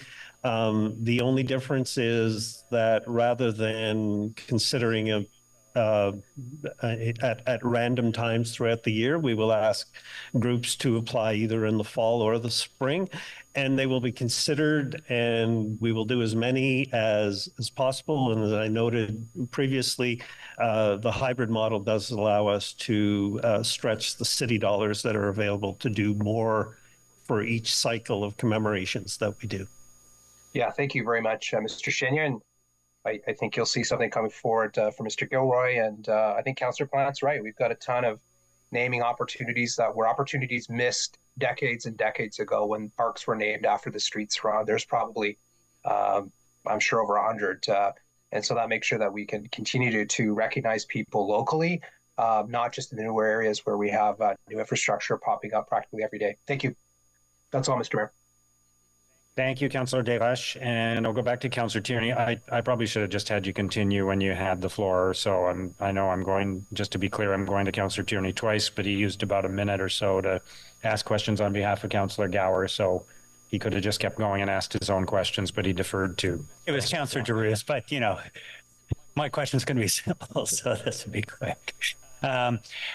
Looking at this, have we explored, and forgive me if it was there, the number of, it's different if you're naming a room in a library, which is great, versus a street, versus like a park, which is or a community center. Have we explored how many renamings or namings could take place by a councillor in a year, for example? I think the big fear is there's a lot of things that need to be renamed or could be renamed, but some councillors overuse the ability for that. And if they're naming 10 things in their ward and other councillors are naming one, it could be seen as, is it really doing what it's intended to do? Mr. Mayor, we will still be bound by the financial reality that the commemorative namings, whether they be of parks or buildings, has a cost associated to them, and the cost can be relatively high depending on the extent of it. Most of our commemorations in the last 5 years have been in the minor category, so we don't expect that we'll get a lot that are at the high end of the expense. It remains to be seen how many we get and who applies. Having the cohorts, 2 cohorts a year of applications will help. And for those that can't be accommodated within the budget of one cycle, will be put into the next cycle to be considered then. But it will be merit-based, will be evaluated on which of these are the best ones, which ones meet our equity lens that we're now applying to the program. And there's no doubt that if there is volume, that some will have to be delayed to a future cycle, simply because of the limited resources that we have. Yeah, no, fair enough. And again, it's one of those things. So right now there's no limits. Like, for example, if Councillor Smith, I'm not using anybody's name, I don't want to get offended, decides to rename 10 things, and Councillor Jones decides to rename one thing in a year, that's currently allowed? There are no limits per council. We are hoping that these will be primarily community generated, and that part of what we will look at in terms of equity is a balance across the city. That's what I'm looking to make for. Sure that the results of our work are spread out and are not concentrated all in one ward or one neighborhood or what. Exactly. Thank you very much, Dan. Thank you, Councillor Tierney. Councillor Brockington. Thanks, Mayor. Mr. Chenier, if you had to estimate of the commemorative namings we have, how many are named after men and how many are named after women? Mr. Mayor, I know that the last count that we did was 22% were for women. Historically. Now, that doesn't account for the fact that in some cases there were 2 people nominated, a man and a woman. But in terms of females only, the working number we've been using is about 22%. Right. So grossly underrepresented when it comes to commemorative namings. And I think, to my colleague's credit, Councillor Kavanaugh, I think it was her who initially raised that we need to review commemorative naming criteria, and certainly appreciate the revised framework. Really, commemorative naming should represent and reflect the communities that we represent, and as we continue to diversify and there are new leaders that take shape, it's not all white men anymore. Let's be frank. So what I started in my first term on council is I promoted and advocated for commemorative naming, and I reminded my communities that this really should be a grassroots initiative, that they should come together and want to recognize and honor leaders and people in the community and take the initiative. And I said, I will support them and I'll promote it and encourage it, but I'm forcing them to think broadly within communities, that this is a special program. It recognizes contributions within the community, but we need to recognize and honor all people within our communities. And I appreciate here in 2024 that the framework has been revised. So I support that. And I really encourage all members of council to get out there and not just make our communities aware of this program, but we really do need a diversity of people to promote and honor in this city. Thank you. Thank you, Councillor Brockington. Is the item carried? Okay, item 15.2 is the policy framework for voluntary donations for community benefits. And I know, Councillor Gower, you have a couple of motions. So we'll introduce those and then go from there. Okay, yes, I have two motions. I'll just see which one goes up first. Okay, whereas option 2, as described in the staff report titled Policy Framework for Voluntary Donations for Community Benefits, Information and Options, and set out in document 6 of the staff report, would prohibit members of council from soliciting and or facilitating donations to the City of Ottawa for community benefit in accordance with proposed draft amendments to the Donations to the City for Community Benefit Policy. And whereas the current council-approved donations to the City for Community Benefit Policy applies only to city staff and matters related to monitoring, contraventions are addressed by the Recreation, Cultural and Facility Services Department. And whereas under option 2, the donations to the City for Community Benefit Policy would be amended to make reference to members of council. And whereas to provide clarity regarding staff roles and responsibilities for addressing matters relating to members of council, the proposed amended donations to the City for Community Benefit Policy under option 2 should be updated to provide that such matters are to be addressed by the city clerk in consultation with the Integrity Commissioner as necessary in relation to the Code of Conduct for members of council. Therefore, be it resolved that City Council approve amending document 6 of the staff report titled Policy Framework for Voluntary Donations for Community Benefits, Information and Options to include the additional language set out in Appendix A to this motion. I'm not going to read all of this, but it was circulated with the procedure memo yesterday. And just adding to this, I would read this almost as a technical motion at the request of the clerk's office to clarify some of the responsibilities for the clerk for monitoring and handling complaints. And then the second motion that I have is whereas the role of council under the Municipal Act 2001 includes to represent the public and to consider the well-being and interests of the municipality, as noted in the staff report titled Policy Framework for Voluntary Donations for Community Benefits, Information and Options. And whereas option 2 is described in the staff report and set out in document 6 would prohibit members of council from soliciting and or facilitating donations to the City of Ottawa for community benefit in accordance with proposed draft amendments to the Donations to the City for Community Benefit Policy. And whereas the proposed draft policy amendments in document 6 should be updated to clarify that a member's statutory representative role is not otherwise affected by the prohibition on member solicitation and or facilitation of donations to the city, and to amend the definition of facilitate accordingly. Therefore, be it resolved that City Council approve amending document 6 of the staff report titled Policy Framework for Voluntary Donations for Community Benefits, Information and Options to include the additional language set out in Appendix A to this motion. And this motion was to address the concerns that myself and others raised at committee around clarifying the role of councillors to advocate for their community and also to clarify the definition of facilitation. Thank you. Thank you, Councillor Gower. And just so we'll, as we're referring to these, I guess we can refer to this first one as the responsibility of the clerk, and the second one related to the role of councillors, just a shorthand for the two motions since they were both introduced by Councillor Gower. Thank you, Councillor Gower. Councillor Leeper.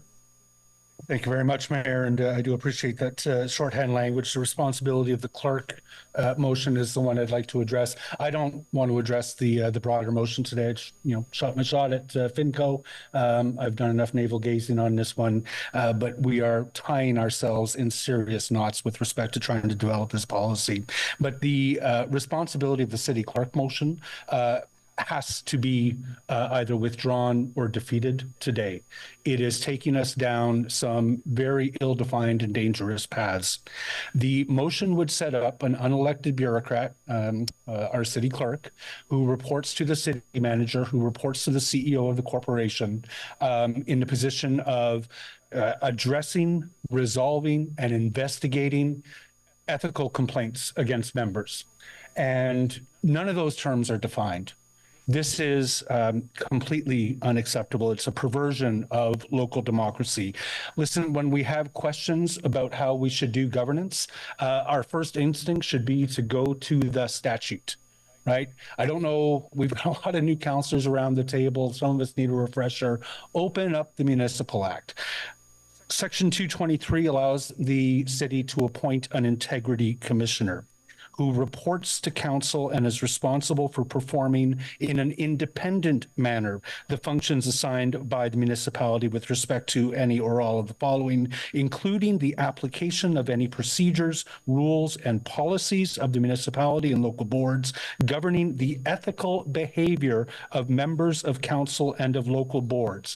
Our integrity officer, an integrity commissioner, can exercise the powers of the Public Inquiries Act. They can apply to a judge under Section 8 of the Municipal Conflict of Interest Act. There are reports that the integrity commissioner can release that prevail over the provisions of MFIPA because of the public interest in doing so.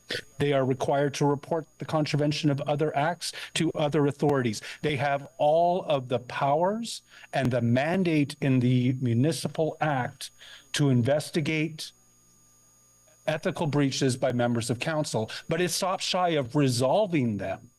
Resolution of issues is up to us or the judiciary, which is how it's supposed to be. I take a look at putting the city clerk in charge of this. Let's take a look at Section 228 of the Act.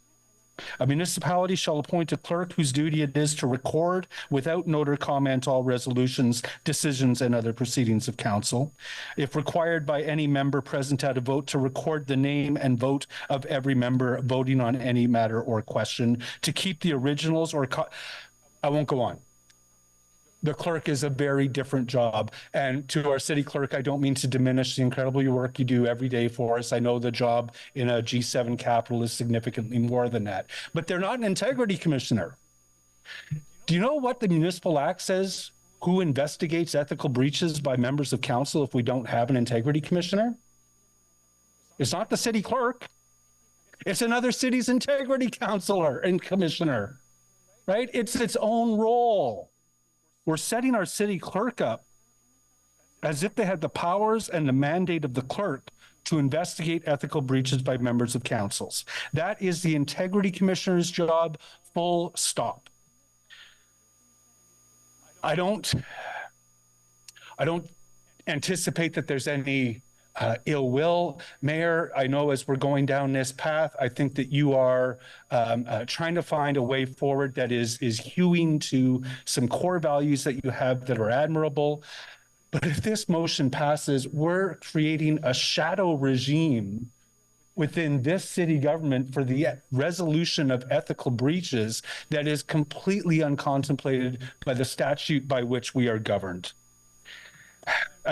Councillor Gower, you're a thoughtful, intelligent, independent councillor. I urge you to withdraw this. We are not going to be able to fix this on the fly. You know that if we try to fix it on the fly, we're going to fudge it up. This cannot be fixed on the fly. I would urge you to withdraw it. Mayor, I'd urge you to withdraw your name as a seconder on this. If it persists in moving forward, I urge my colleagues to defeat this.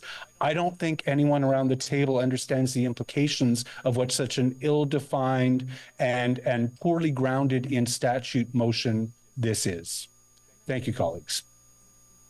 Thank you, Councillor Leeper. Maybe just to, if people are okay with it, the city clerk could just explain a little bit about why the need for what we understood to be a technical amendment, what the impetus was, just for clarity. Mr. Mayor, perhaps it would be helpful to clarify what the intent of this motion was to be. As it currently stands, under the city's voluntary contribution policy, which currently applies to staff, and to which under option 2, we would be adding restrictions for members of council. It provides that the Recreation, Cultural and Facility Services Department will be responsible for monitoring the application of this policy. We felt that it would be more appropriate for the Office of the City Clerk, in consultation with the Integrity Commissioner, to review policy contraventions as it related to this policy, and not the General Manager of Recreation, Cultural and Facility Services. Okay, thank you. Councillor Johnson. Thank you very much, Mr. Mayor. So I have a couple questions for staff. With respect to option 2, does option 2 ban or prohibit donations related only in the context of development applications?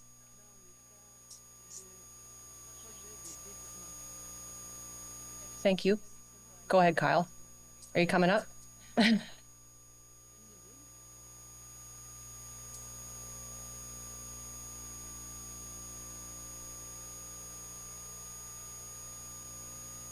Mr. Mayor, no. And so this then option 2 would ban the solicitation of donations by councillors at any time, not exclusively with the context of a development application.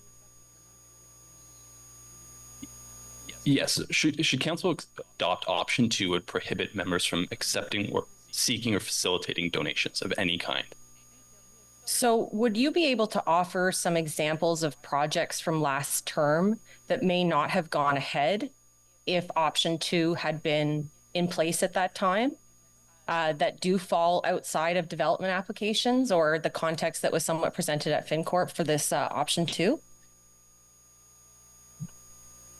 I'm aware of a handful, so repaving of tennis courts, paving of play areas for rinks and skateboarding facilities, provision of water storage systems for outdoor rinks, retrofitting equipment, a youth room, fill and grading of parking at a park site, installation of a cricket pitch, and electrical hookup for sports field lighting. Okay, so what I'm hearing then is that the prohibition of soliciting donations would have an effect on investments in community that are outside of, negotiated development applications. I think this is quite important to highlight, Mr. Mayor. This proposed ban isn't only around development applications, but it creates guardrails for councillors to act as advocates for investments in their communities 24 hours a day, 7 days a year. So I believe really that the implications of what we are about to do here go far beyond the context of how the motion was debated at FinCorp. And I don't believe that we have all the information we need to make a proper decision today. I know that many of us would like to see greater investments in things that our communities hold dear.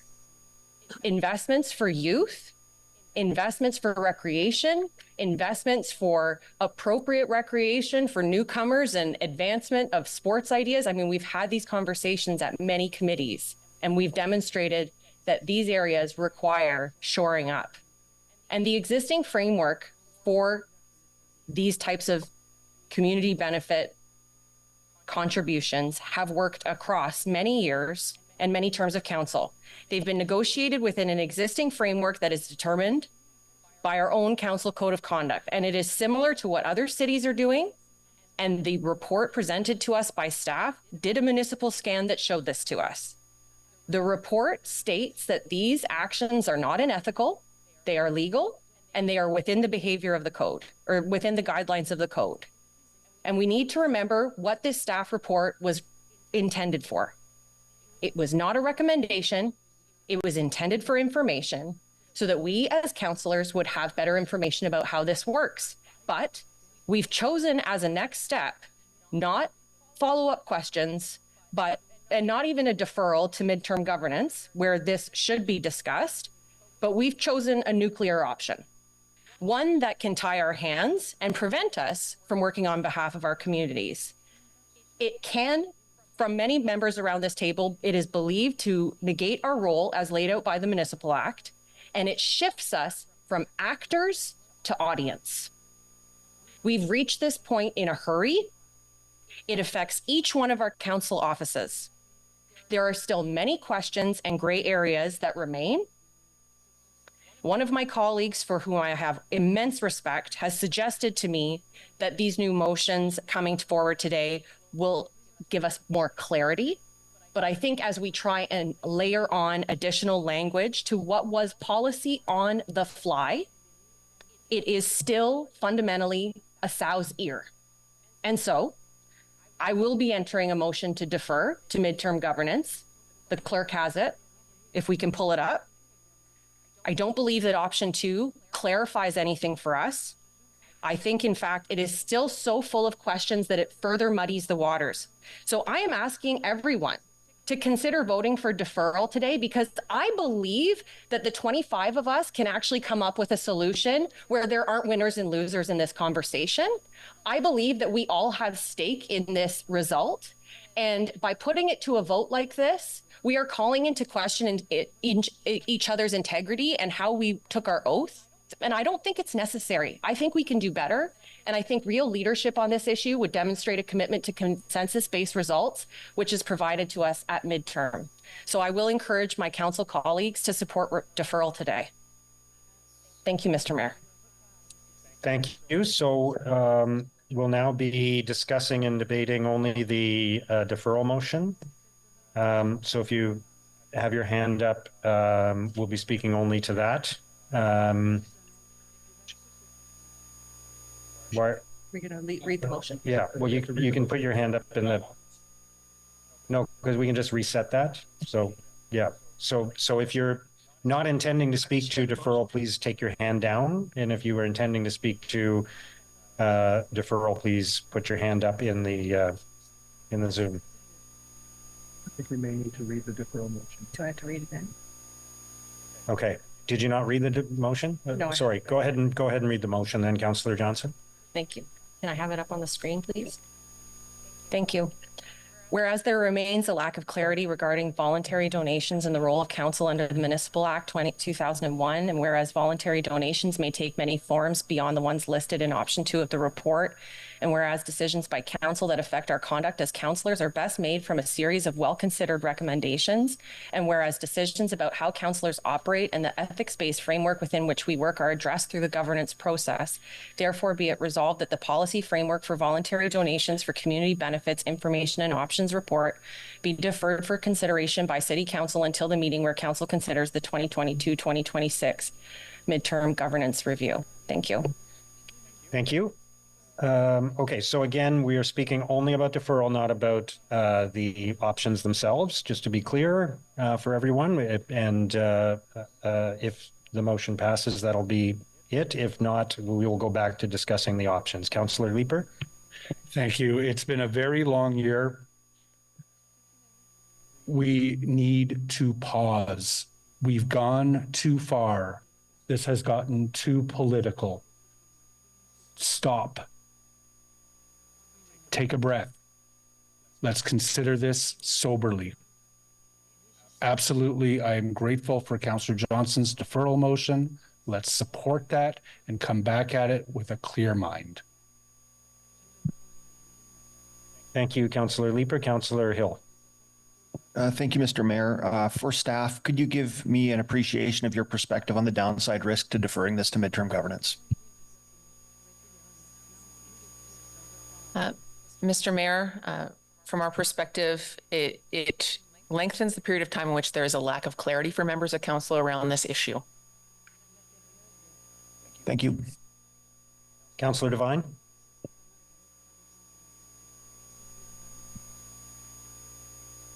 Just to reiterate the question from Councillor Hill there, the question was about what are the risks to deferral, and the answer was that it extends the period of time from which there is lack of clarity.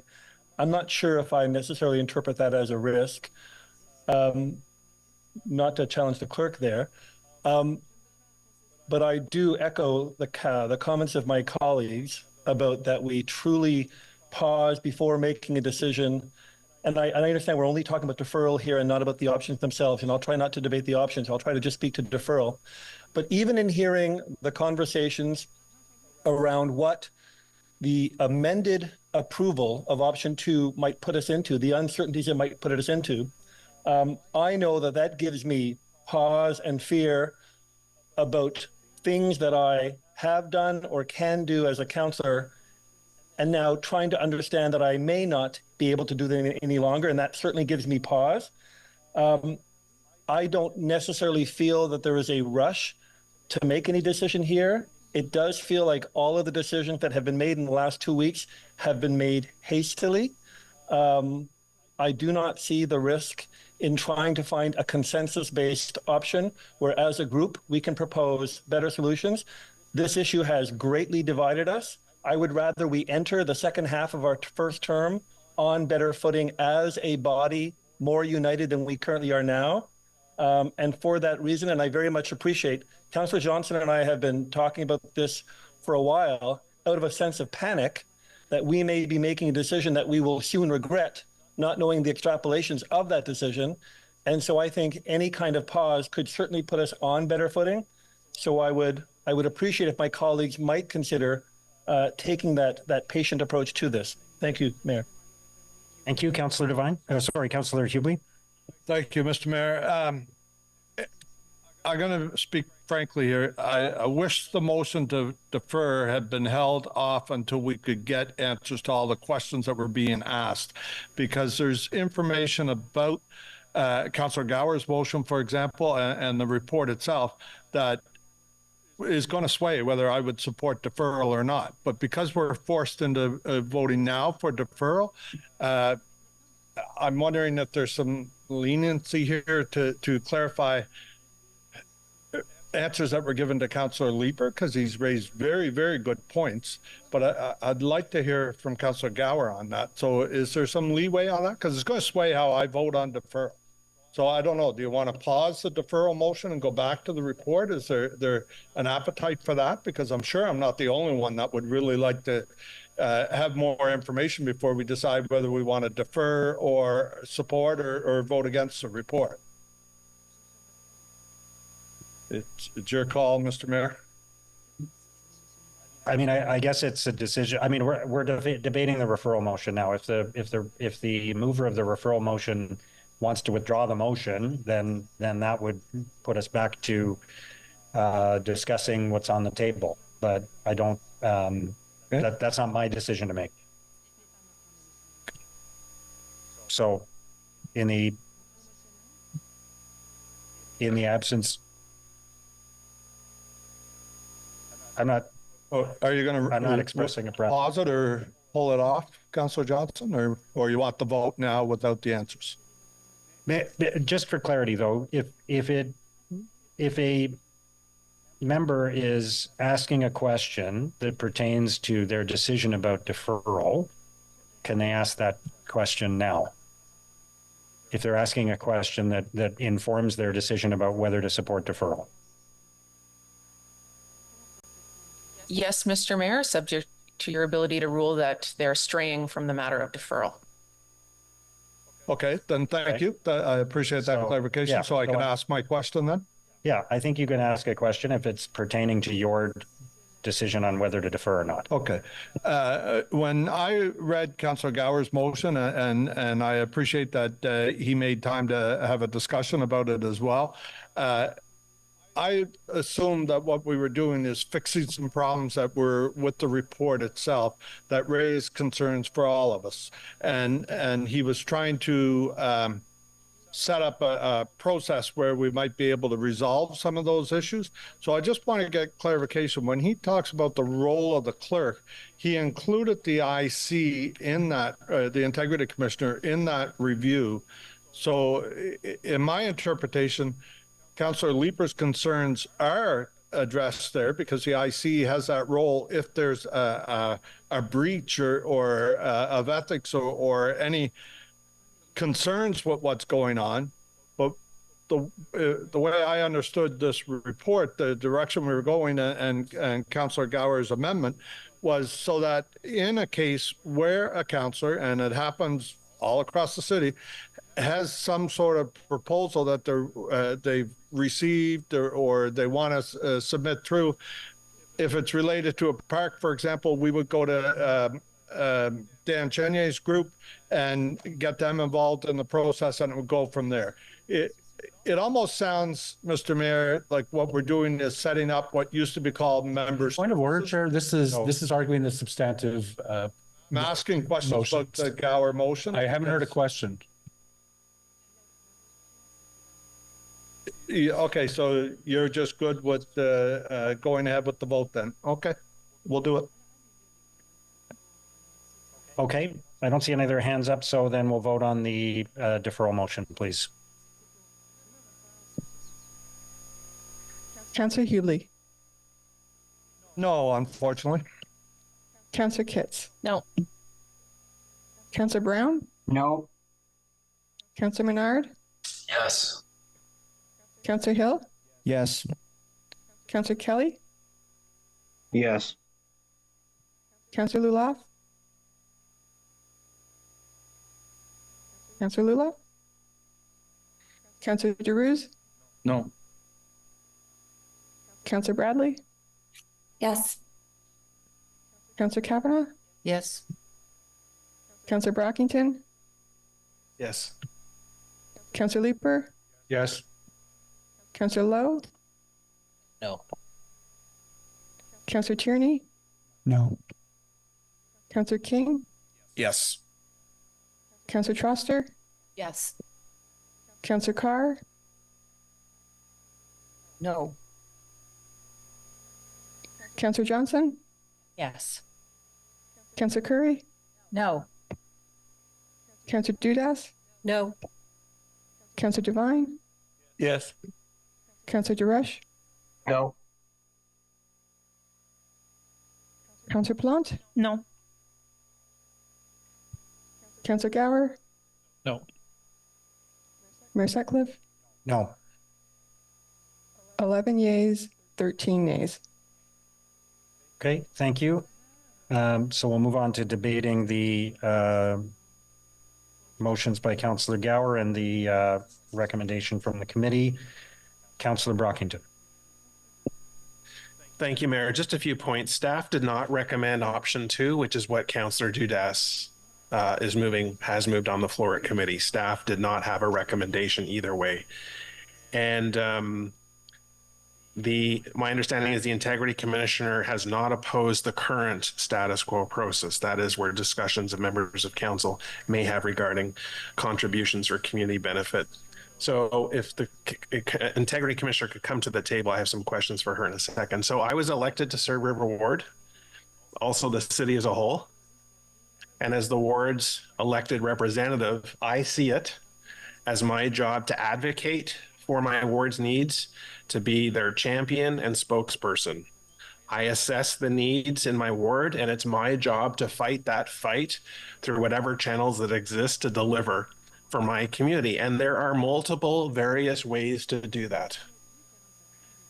My understanding, if this passes, if option 2 passes, I will be severely restricted going forward in the types of discussions that I can have. So if there's in particular development file on the table, I've heard from the community, there's been consultation, we're going to receive 1,000 new residents beside a park. Integrity Commissioner, would I be able to have a conversation with the developer, say, you know what, this small park doesn't have amenities. Would you consider contributing to a play structure? Would that be permitted? Mr. Mayor, that's a question in terms of what's permissible or not under the policy, which is a question I would defer to the clerk to answer. If the member would indulge me by repeating the question. Sure. The example was if after I've heard from the community, new developments going in, we've identified that there's a park that has gap in certain amenities, they'd like a contribution to a park amenity. If option 2 passes, would I be restricted in having that conversation and making that request of the developer? Again, I'm always wary of giving hypothetical advice on a situation that has not yet happened. In a general sense, I would see nothing preventing a member from having conversations with the developer around their needs. If at any point the suggestion of a contribution to the city comes up, the member would have two options. One would be to refer any further discussions to staff. The other would be to seek council approval in advance to continue with the facilitation of a donation process. But the motion says approve a policy framework to prohibit members of council from soliciting and or facilitating voluntary contributions. So what am I missing here? That's the motion. So under under option 2 in the staff report and the motion that was approved to committee, facilitation was defined as the act of assisting with the donation process.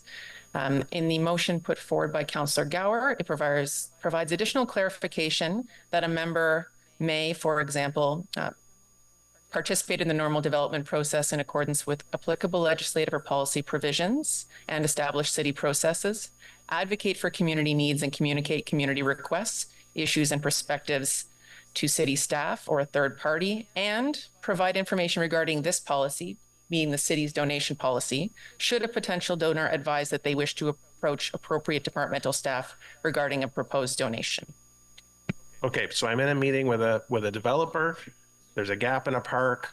I'd like a contribution towards a new park amenity. May I make that request? Yes or no? No, Mr. Mayor. I cannot. Okay. There's no sidewalk that's connecting the community to the local bus stop. I'd like to ask for a contribution towards a sidewalk. Will I be able to do that? No, Mr. Mayor. There's no affordable housing in the development.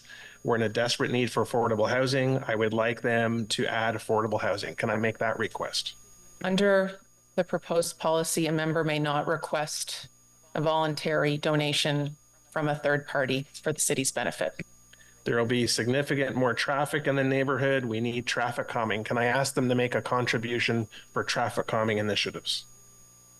Mr. Mayor, my answer will remain the same as it relates to the ability for a member to request a donation from a third party for the city of Ottawa. So colleagues have negotiated bus passes for a year all across the city, new development coming in, new residents get bus passes. That's out the window. I have a multi-year development. I asked developers, can you please pay for windows to be washed on the nearby houses? They're all filthy, all patio furniture. Can't ask that. They're subjected to pounding noise. It would be nice if you could give them a gift card to offset the pain and suffering they've gone through for years, hearing pounding. Can't do that. What about sponsorships for our events? So I'm not sure that's what the clerk just said. So can we just clarify that? And Mr. Mayor, I would like to speak to the sponsorships for events. I wish to clarify that this policy prohibits monetary or in-kind donations to the City of Ottawa to be facilitated or requested by members of council. Some of what the member has described in the latter part of his list of items in terms of advocating for things the developer would provide to residents or tenants would not be prohibited through this policy, nor, Mr. Mayor, would contributions for community events, which are already governed by the community fundraising and special events policy. Okay, thank you for that, because that was a long list on page 2. So the difference is what becomes a city amenity, a city asset, an amenity in a park, a sidewalk, traffic calming, whether it's physical or seasonal in nature. Those are the things that are under review that we would be prohibited for going forward. Is that my understanding? Yes, Mr. Mayor, or monetary contributions to the city to provide for those amenities. And when you look at 24 wards across the city and what we've been able to negotiate over time, that is significant amount of money. That's a significant benefit to our communities. And that's why I have concerns that if we have a structure in place now that our integrity commissioner has not raised red flags about, we have a staff report that's not recommending option 2, which Councillor Dudas moved. What is the problem we're trying to solve here? If people are concerned that we have a colleague who does his job and is able to hammer out an agreement with a developer and achieve community benefits that far outweighs what some of us have been able to accomplish, that's a different concern and issue. But if the policy needed to be revised, which staff have done, that's to me my guiding light, my benchmark. But again, I don't see the problem. I'm seeing a net loss for our communities. That in the past, communities have been able to benefit because their locally elected representative, whose job it is to listen and summarize those concerns and advocate and try and find ways to have this funded, because there's such a funding gap that exists already within the city. That's the concern that I have. So that's why I will not be supporting this, because the system we have now is in place. We've asked staff to revise that, which they've done, and I don't support the option 2 in particular that Councillor Dudas has moved. Thank you, Mayor. Thank you, Councillor Brockington. Councillor Curry. Thank you, Mr. Mayor. I have a question for Mr. Anderson. The list of projects that another councillor asked you to go through, I'm wondering if maybe the answer was not clear, in that I think the response was, if it were that those projects had to be looked at under this new way of doing things, they wouldn't have happened. But of course, nobody can, have virtual realities and see how it all would have worked.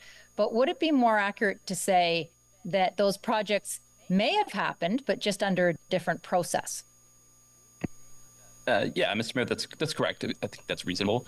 It may have come in through city staff. If a member received a request for a donation, it could theoretically, if you were approving option 2, you could refer the donor to staff under the existing policy, or the option exists to bring the matter before committee and council by way of a motion.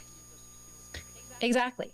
So, I think this whole discussion is unnecessarily dramatic, really and truly. When I see, hopefully, this pass, this is not going to change anything that I've ever been doing or anything I plan to do in the future. Whenever there is an extra thing, whether it's a sidewalk or something that community wants, the community has that discussion during the consultation period with the developer themselves. And the developer says, well, I don't know, we'll have to see. And then it ends up being a discussion between the developer and staff. The problem is that you could certainly ask a developer and say, my community really wants this sidewalk. My community really would like this thing. But then you step away from the money. I think that's the key thing. You say, you know what? I have a vote on planning committee, and I don't want you to perceive that my vote on planning committee hinges on this. This is what it comes down to, the perception by a developer that you then are not going to vote for this project or a future project, and or convince your colleagues not to either because they didn't provide this little thing for your community. That is what is the problem, that there's a perception that you then would use that against them, or that you have some other power later on down the road. That's the problem. So you have your community come out and say they would like this. You say to the developer during the consultation, that would be nice. And then you say, off to staff and the developer, I am stepping away, because I don't want to mix that level of power that I have potentially at a committee now or in future. So that's what this does. It clarifies what you can do and what you can't do. But in my opinion, this changes nothing. And if councillors have, as I think I've heard here, already deals in the background right now they're working on, they should just make that very clear to everybody and ask staff to take over, so that there isn't any conflict of interest or perception that they're doing something they shouldn't be doing. I don't see this as being very difficult at all. So I have no problem supporting all parts of this. Option 2, I would love the clarity, and I didn't vote for deferral anyway, but I wouldn't want extra time now between now and midterm governance, where something could happen where people would be seen to be doing something that is not ethical. I think this saves people right now, so they are very clear what they need to do going forward. So I'll be supporting all parts of this. Thank you, Councillor Curry. Councillor Brown. Thank you very much, Mr. Mayor. I'm just hoping to get some clarification as to why this wouldn't fall under the jurisdiction of the Integrity Commissioner. And I'm guessing it's because we're talking about amending a policy and not the Code of Conduct. Yes, Mr. Mayor. With respect to the policy, the Members' Code of Conduct always applies, and nothing in this policy would restrict the ability for questions or complaints regarding the Code of Conduct to be directed to the Integrity Commissioner. All right, thank you very much for that. And I guess my second question, if this then becomes a part of the new policy, I'm assuming, and I'm going to read directly off my screen here, the Auditor General bylaw, paragraph 3, section A, all programs, activities, and functions of all city departments and agencies and of the offices of the mayor and members of council. And so that's in terms of the AG being able to audit this process in the future. Is that correct?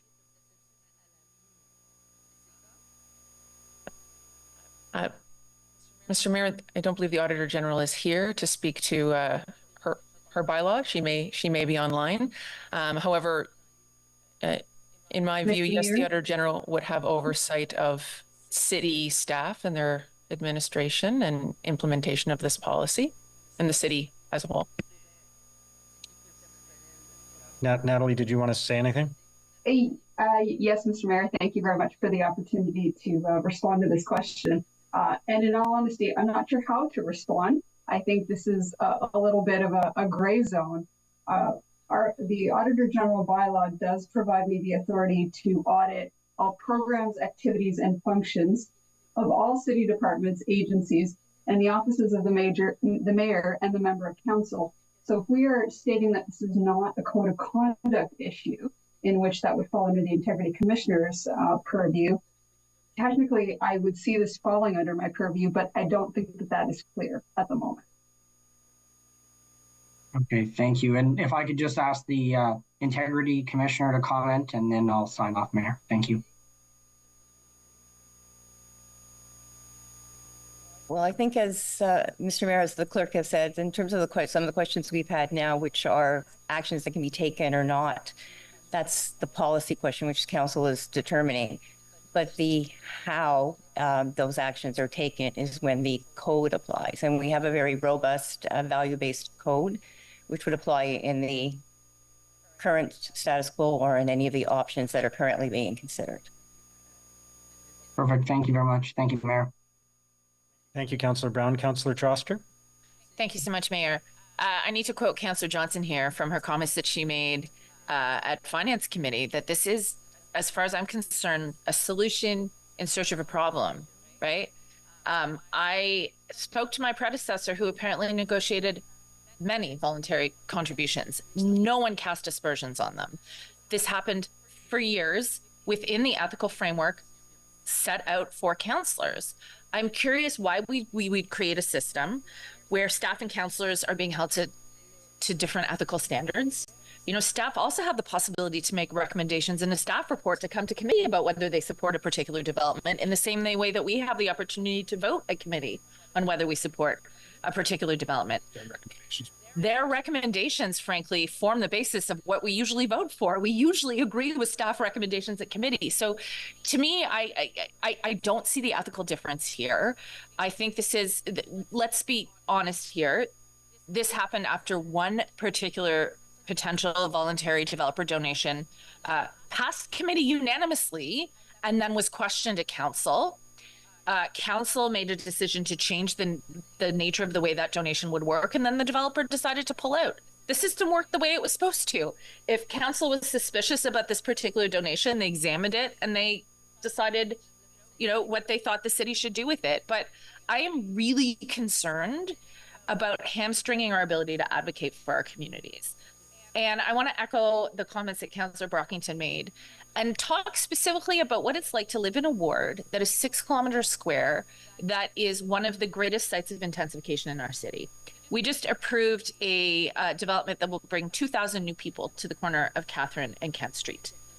That construction process will be brutal. It will take more than 10 years. It will completely disrupt the ability of the middle school across the street that my own daughter will go to. It will affect kids' learning environments. That pile driving is happening right next door. Developers want to make good quite often with the communities that they know they are disrupting in the face of intensification. We need the ability as councillors to advocate for what our community is asking for. And again, this is not a shady side deal. This goes to committee and then it goes to council. There are already democratic structures in place, so I don't know why we're creating a new regime here. And I'm also very concerned about what Councillor Johnson said. You know, I'm very curious, for example, Councillor Hubley, how the initial conversation about the Tony Graham recreational complex happened. Did you initially have a conversation with Tony Graham? Did city staff? would that conversation have gone differently under the auspices of these new regulations? I think, and I'm happy to hear about that, but I just think there's a lot of gray area here, and I worry a lot of us would also preemptively censor ourselves from advocating for what our community needs out of concern that we'd be committing an ethics violation where none exists right now. We're creating new ones. So I have to agree with Councillor Leeper and the other folks around the table here who have expressed concerns. I don't think this is ready for prime time, option 2. I think it needs more conversation. I am not confident that the way the language is written wouldn't prevent me from raising these issues with developers, which is something I do all the time. And by the way, I have never negotiated a voluntary contribution, but I did speak to the developer of the bus station development and say that creating a public bathroom would be extremely welcome in the community as part of their public amenity space, and they agreed to do it. Technically, that'll be a city amenity open to the public. Was that shady? No. Was my intention to do anything other than benefit the community? No. I just think this is potentially really dangerous in limiting our role that has already been severely limited by some of the new provincial legislation. We've lost the ability to pull site plan and have a significant influence. And we know that growth is not paying for growth. And certainly in the downtown core, development charges are not paying for the infrastructure we need to support the level of development. So, I'm okay with ethical guidelines that say don't start this conversation till after the thing passes through planning committee. I'm okay with reasonable constraints on how those conversations begin and end. But I'm not comfortable with eliminating them completely from the role of a councillor, because as Councillor Brockington said, it stops us from being able to do our jobs. We are accountable to the people who elected us, and I actually think it's less accountable to delegate this to staff. Thank you very much.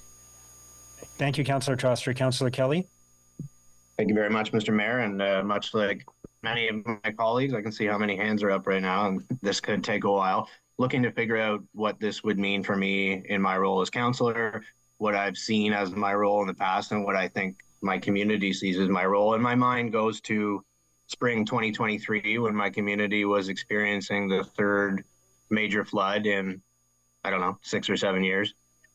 And paramount to each and every response, not just for the floods, but tornado and derecho and whatever else is hit here, has been the involvement of private companies, local businesses, many of whom, or some of whom, I would believe could be considered developers.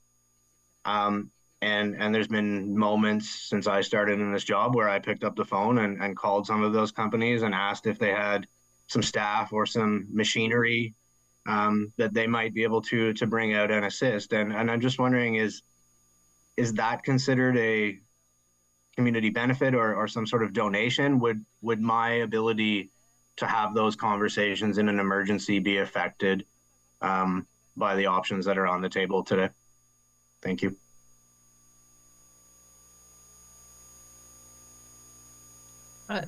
Mr. Mayor, we have not contemplated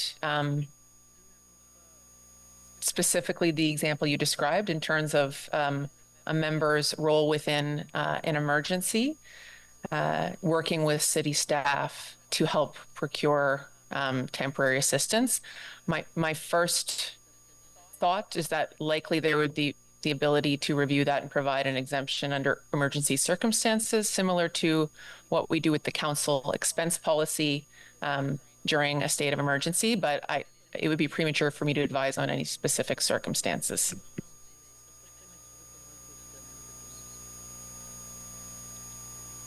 And I would add, Mr. Mayor. Sorry, I'm gonna might need an answer to that before I vote on this, and if I don't have one, then my vote's probably going to be no.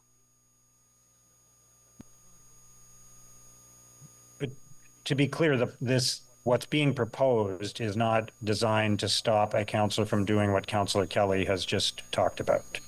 It's designed to stop a councillor from. But in an emergency, am I going to need to seek some sort of exemption and deal with the clerk's office and the integrity commissioner before picking up the phone and calling Goldie Moore or Malwood or some of the companies that have really pitched in and helped the community in the past?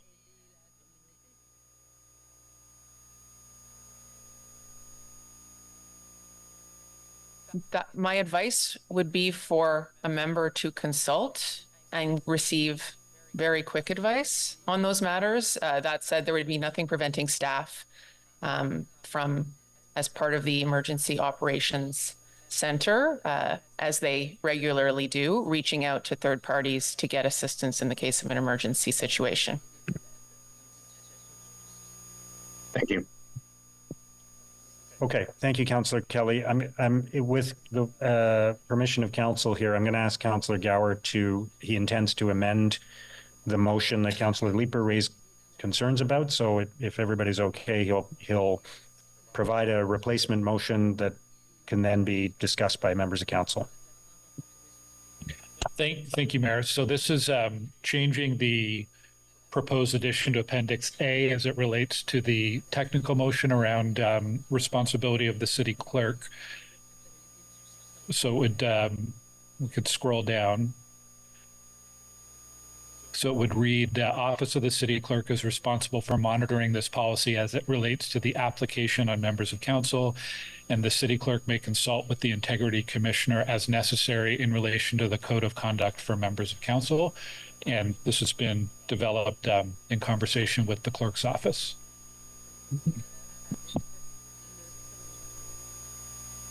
Okay, thank you. Councillor Kitts.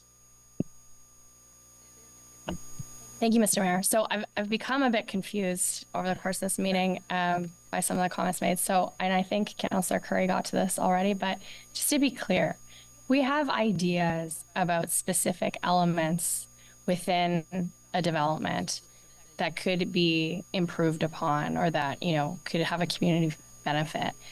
And in the normal development review process, we're having those conversations with staff to say, you know, I think this development will direct more traffic towards that school.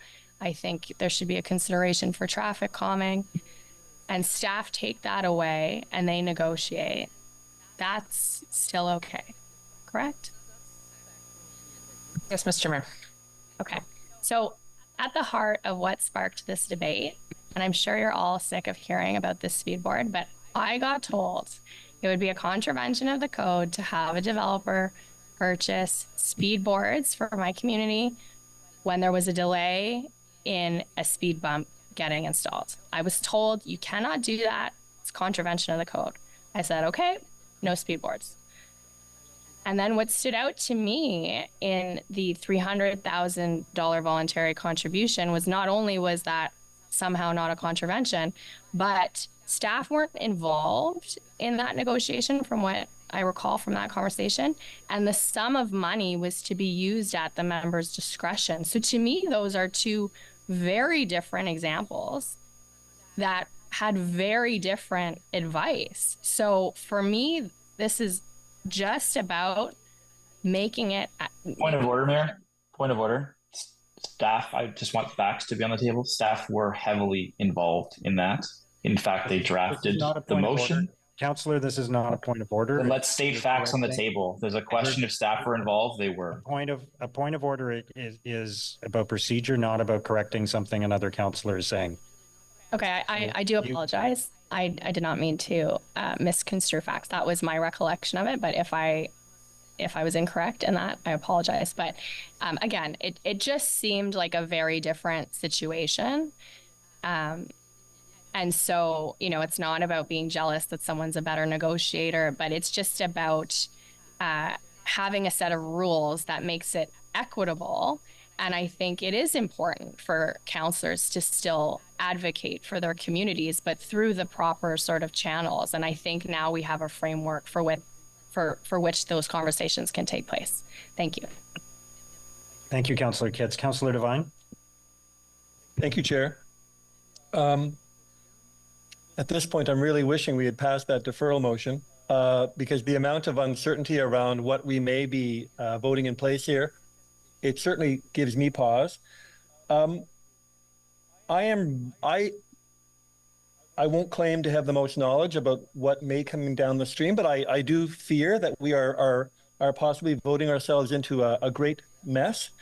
And all of this seems to hinge around ethical concerns over actions that staff have said were not unethical in the first place.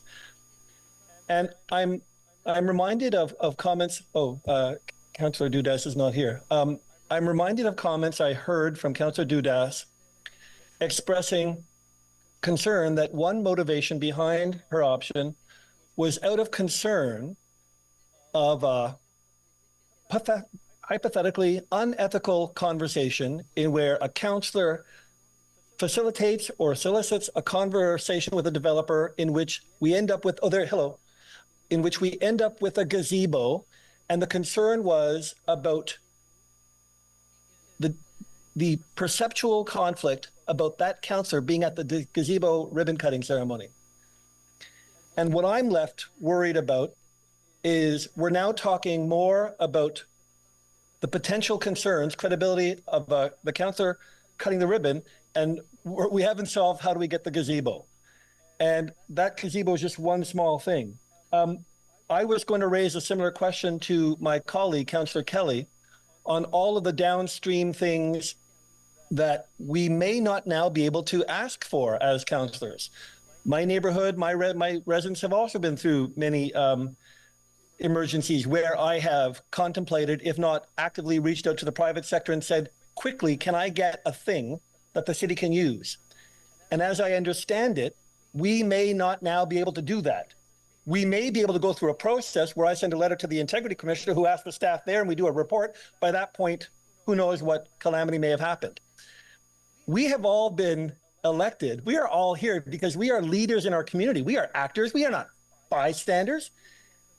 And as Councillor Leeper said, we are removing our ability to be actors so that we can be audiences. But the show that we are going to be watching is not a very entertaining show, I'm afraid. I would far rather be an actor in my community than an audience member. So now I want to ask a question about a potential uncertainty that may impact my ability. So question to staff about what the implementation of option 2 might lead to. Last year, I solicited and facilitated a contribution from a third party, not a developer, but one of our utility companies. And that utility company was doing a massive renovation project in my ward. It is to the renovation project is absolutely to the benefit of the city. That project is going to have a significant impact on the residents of that community. I negotiated a significant contribution from that utility, which is now, and that money went to the local community association, and that money is now part of the major capital partnership grant. So we have a grant in question in which that money from a third party that was voluntarily offered is now part of a grant application, which will end up being a significant community asset, a significant community benefit for my community. Would that kind of process be not permitted if we pass option 2?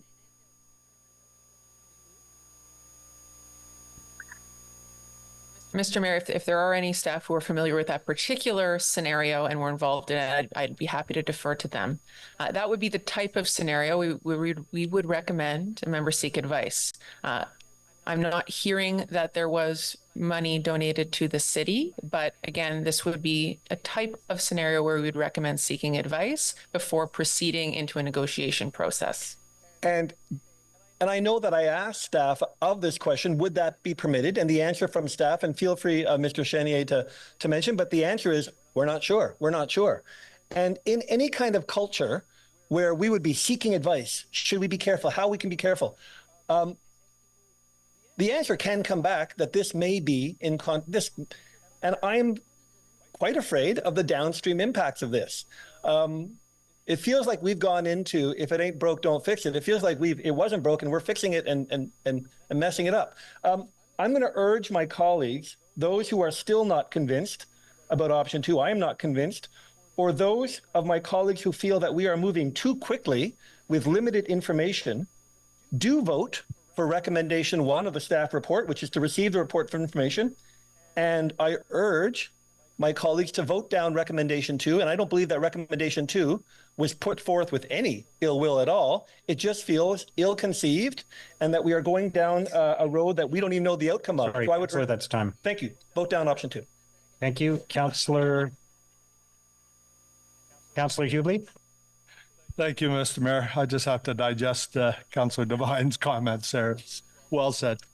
Mr. Mayor, before the clock starts, I want to respond to Councillor Trochet's suggestion that there may have been something wrong with the Tony Graham sponsorship deal. That was not initiated by me. It was initiated by staff through the sponsorship program.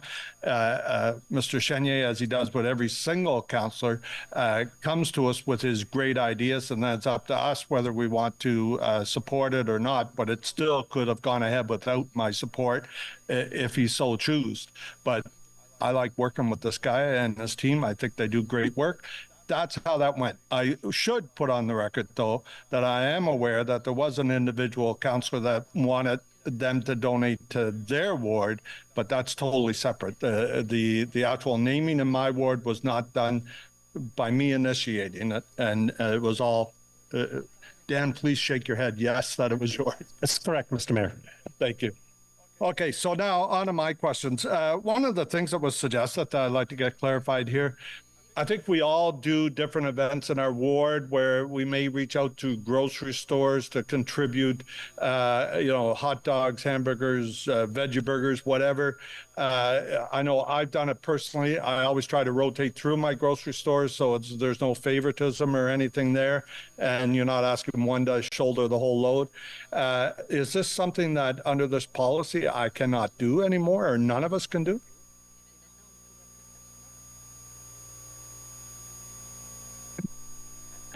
Without having the members' time have to restart, can you just repeat the question, Councillor? Sure. Myself and other councillors often host events in our community where there may be a barbecue or something like that involved. The way it works now is I will go to different grocery stores. I rotate through them, so there's no favoritism here. But we ask them to contribute stuff to those barbecues. Is this policy suggesting that I now have to go to Dan Chenier and say, Dan, can you send somebody over to Sobeys to ask for buns for me? Or is it going to stay with me? Thank you for the clarification, Councillor. Mr. Mayor, no. That would be captured by the existing community fundraising and special events policy. There would be no changes to members' ability to seek sponsorships for their community events. Okay. Thank you for that clarification. The other one, which is similar to some of the suggestions around the table, but I think worth highlighting because a number of us do have land that borders on the Greenbelt or includes Greenbelt. I, for one, am very critical of the NCC's maintenance of the Greenbelt and find that it's a fire hazard. Unlike the city forest, where our staff really do a good job of maintaining and trying to reduce the risk of fire, to the point where myself and Councillor Brown had a conversation with Tomlinson that operates a quarry about our concerns because that quarry is in the middle of the Greenbelt. And they said that they have purchased a water truck that will help our fire department deal with the forest. Now, is that something that in the future, before we bring up that conversation with them, that I would have to go through this process, or does that stay with us as councillors? And that's my last example. My answer would be that we would recommend where there was any questions or ambiguity to member to seek advice first. It would likely we'd be able to advise you to proceed, or that staff could have that conversation. But would always recommend having a quick check-in first, Mr. Mayor. Thank you for highlighting that. And so I want to add something to that. I have on several occasions gone to the IC with situations like that before I enter into any discussions or agreements to get your advice. And I thank you for that. It's always good advice. And I think I followed your advice every time. So I think I'm safe in bringing that up. So thank you, Madam Clerk, for raising that it's important still, no matter what the policy changes are here today, to still consult with the IC. the last thing I want to bring up on this issue is I think there's been a lot of very good questions raised here today. My suggestion would be, and I can table it as a motion if councillors like this idea, but I think we need to reconstitute a subcommittee of council that would be member services, that the clerk and the IC could be non-voting members. It would be made up of members of council. The mayor could chair it, and it would only be called on a need-to-meet basis. But that way, this policy and anything related to this, as all these examples we're bringing up, could all be dealt with at that subcommittee. And that way, we're not spending council time debating this. We can take it away, come up with a good policy that addresses Councillor Leaper's concerns, Councillor Johnson's, and every other councillor around here that has raised concerns. So, Mr. Mayor, is that a motion I can put forward? So I missed part of that, but so can you repeat what you were? I missed the beginning of that, Councillor. Okay, next time I'll ask if you're listening. Okay. Thank you. I'm suggesting that maybe the solution to this issue today is to form a subcommittee of council that would be similar to what used to be called Member Services Committee. The clerk and the IC would be members of that. You would be the chair. It doesn't meet on a monthly basis. It only meets on a need-to basis. I believe the last time we had one, it only met once in the whole term. But this policy and all the very good points being raised by my council colleagues here at the table can all be dealt with at that subcommittee if a meeting could be put together in the fall for it. Would you be open to that? So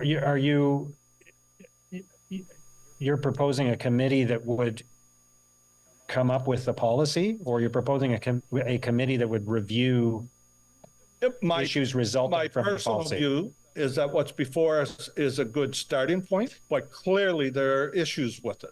There's a lot of people around the table that are raising issues. I hope you were able to hear most of those issues, because I'm not comfortable with where we're at here. Deferral came too quick. I really think if deferral was at the end of this discussion, I think the deferral vote would have won it, because there's concerns here. But you've got a really good starting point for a policy here. So I'm trying to come up with a compromise here and offer to you is that maybe what we should look at is just holding on here, form the subcommittee. You could be the chair, or you could put a designated in there as the chair, but have a meeting in the fall, take this policy there, let all the councillors come in, and a lot of our questions are getting answered, but the clerk cannot be expected to answer every single question here today. We're debating it in open council. I really think it's something that has to be taken to the committee level so that we can receive input from other sources and have time to really come up with a good plan. So I'm asking you if you're amenable to it. If you are, I will draft a motion and we can all vote on that too. I just need some guidance from the clerk. I just want to understand though, Councillor Hubley, are you suggesting that we don't vote on anything today, or that we vote on the policy today and then have a follow-up process to? I think the procedure would be to refer this report to that subcommittee. So that would be the vote to refer.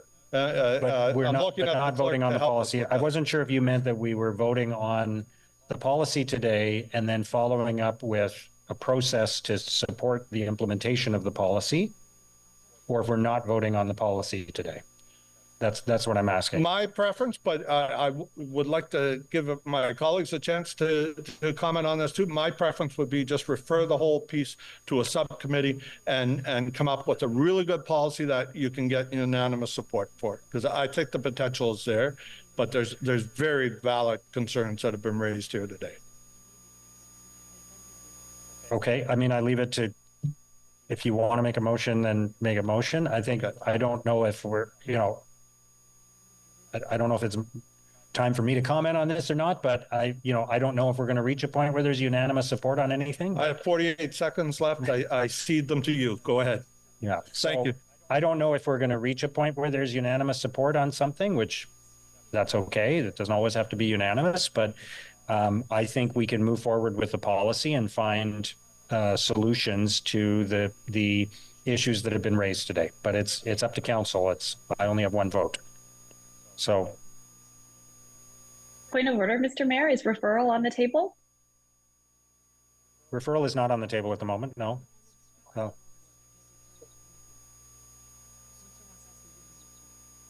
No. Let's carry on. Let's carry on. Councillor Carr. Thank you. I actually agree with a lot of what Councillor Hubley has said today, including the fact that deferral came too soon in this conversation, because I think there was I think we needed to have this discussion.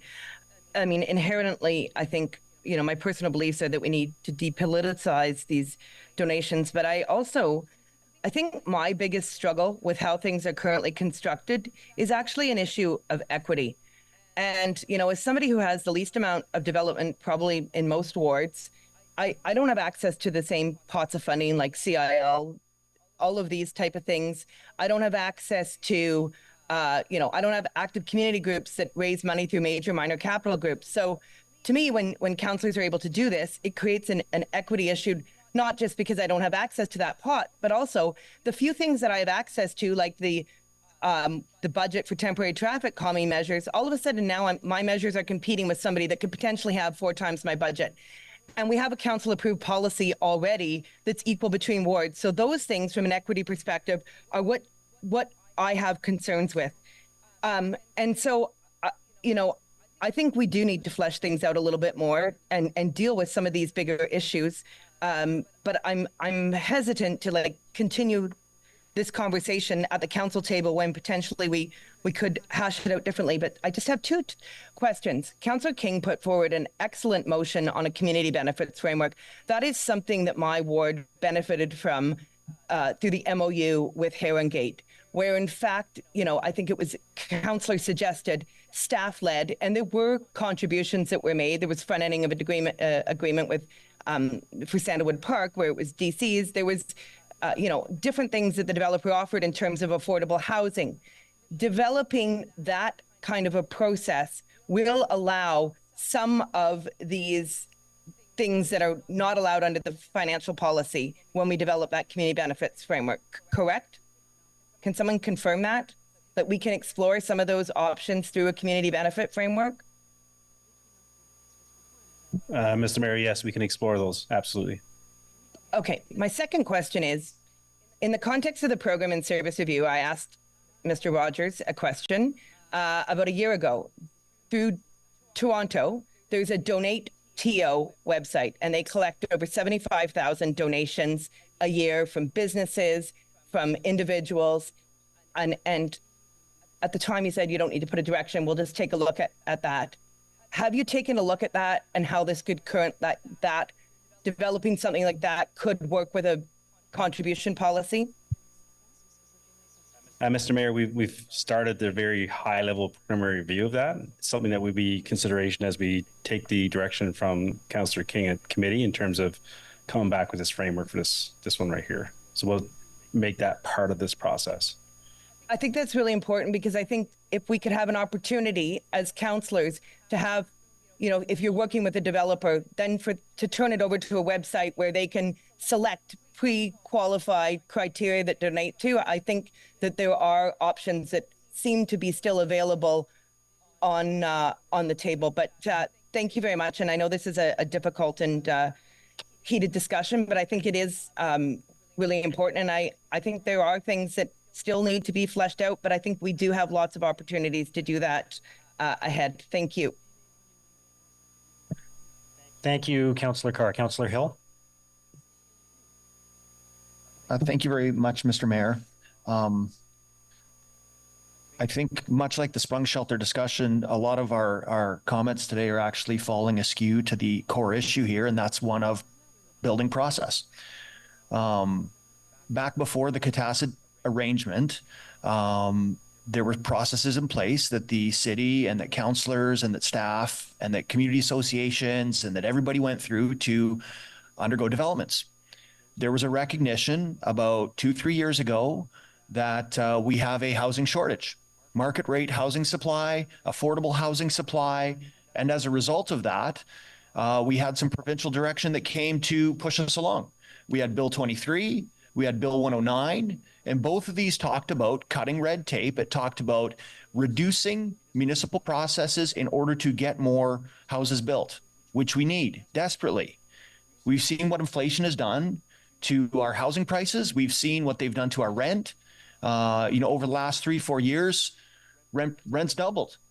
We're, $2,500 a month for your average family to be able to afford their rent, which is in many cases not affordable. That's going to continue if we don't take our housing policies seriously. A component of that is looking at the spirit of these policies by adding process, by adding the ability for counselor engagements with developers that go beyond what we currently do. That will add time to our development application processes, of which we've already been trying everything we can to curtail and to reduce in order to get more housing structures built. There's no way that adding an opportunity for negotiation doesn't come with multiple parties looking at their self-interests in order to either delay, defer process to get what they want out of it, to get the best deal. And if that means that we're adding layers of process to our current housing development processes, then we are not doing something right. Prior to the Catassa issue, we were working on track to do normal city processes. That was an aberration. And we can deal with how we want to look at the processes that govern large-scale donations to support things. We're looking at that right now. But what I don't want to have happen is any kind of a policy that's going to delay the development that we desperately need to get housing prices, to get rent prices under control. We're about to see a reduction in interest rates, probably over the next 2-3 years by several points, and that will cause the pent-up demand in the market to unleash itself upon our community. And we will see spikes in our house prices and our rents if we do not take active measures over the next few years to address the housing supply shortage.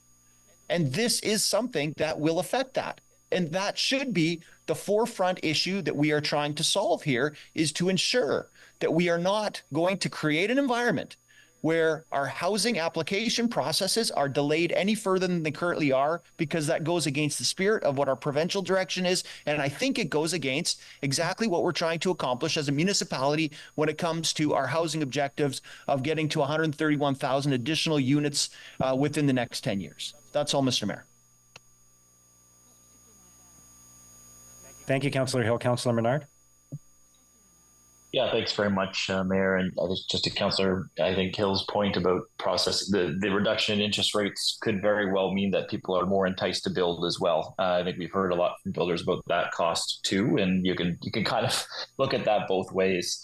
I think in the case that we're talking about, here, we saw affordable housing added in the area, funding that would go to affordable housing in the city to help the very problems that we've been discussing around the table.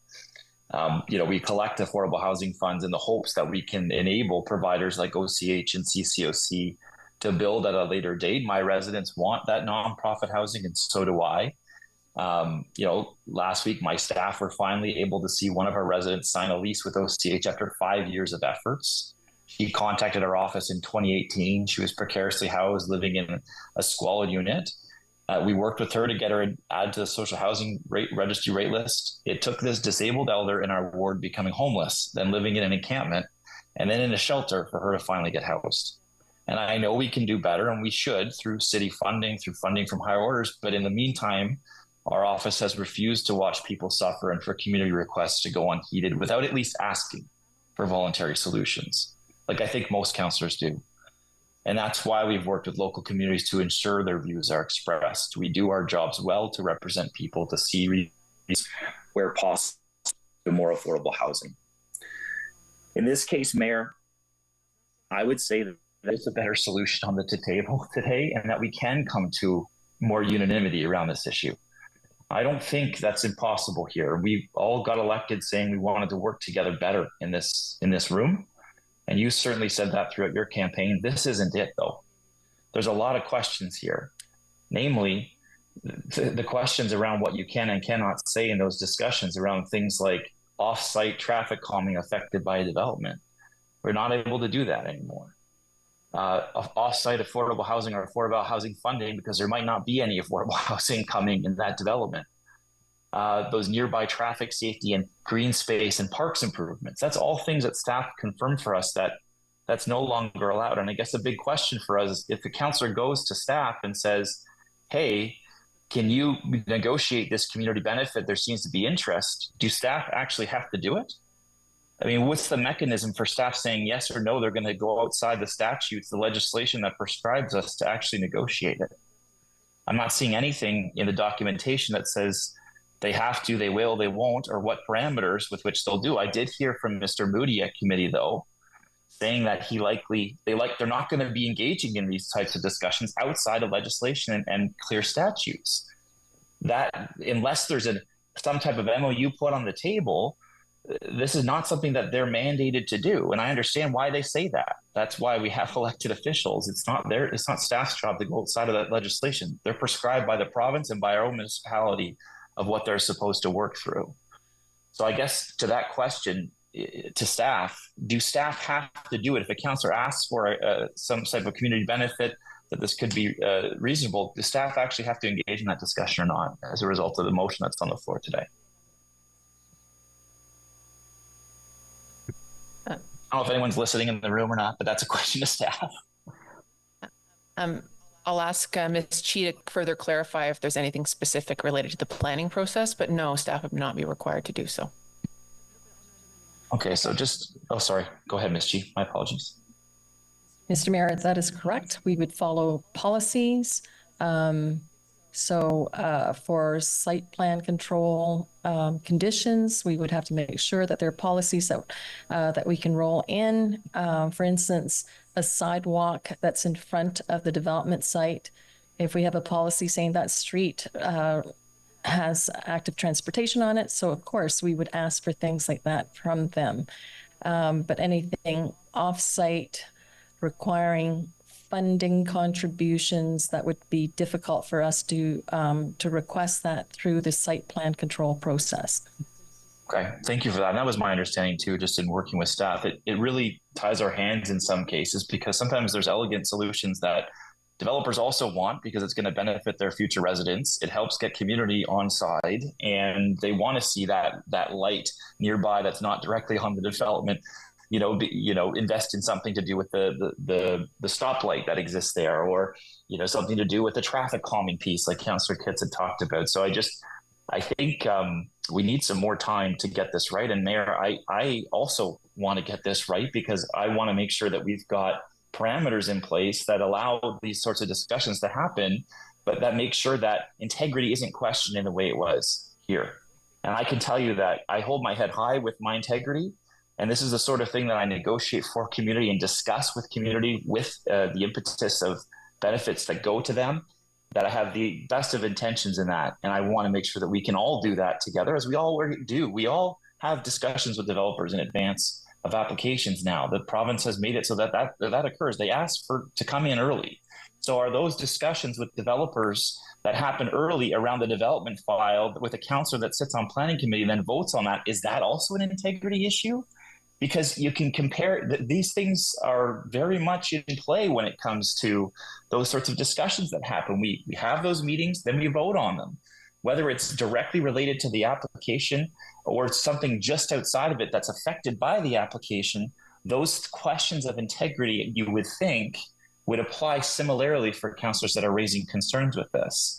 I see it as a member of elected office. That's our role. That's our job, is to undertake those conversations and discussions. Councillor Menard, that's time, unfortunately. Thanks, Mayor. And I'll just finish by saying, I appreciate this discussion, but we're not there yet. We need to have more time to get this right. And I think we can come to unanimity on this. Thank you. Thank you. Councillor Tierney. Great. Thank you, Mr. Mayor. First of all, I just wanted some clarity. I'll look at Vivi. Anything on the property itself, if we were to speak to staff and say, you know what, maybe we want to see a play structure there, maybe we want this, maybe we want that, maybe we want a little bit more on that site. Is that something that you could facilitate? Yeah, I'll let you answer that. Mr. Mayor, yes, if there's provided there's policy context to it as well. So when those discussions would take place, as a professional bureaucratic staff member making those requests, they would be recorded and part of a public record and in FIPA. It could be in FIPA, and it's part of there will be no confusion. These discussions have taken place and it's fully transparent, correct? That's correct. So what we're talking about here is volunteer, which I think is a misnomer. I think having things in a public realm, so there's no he said, they said, is part of the record is very important. And why, I see this as it being important that staff are part of those conversations, and it's not a offline conversation of negotiation, because things can get mixed up. Might not be, well, they said this, but they're not delivering. I have a problem with these kind of side discussions, and why I feel that we definitely have to do something about this.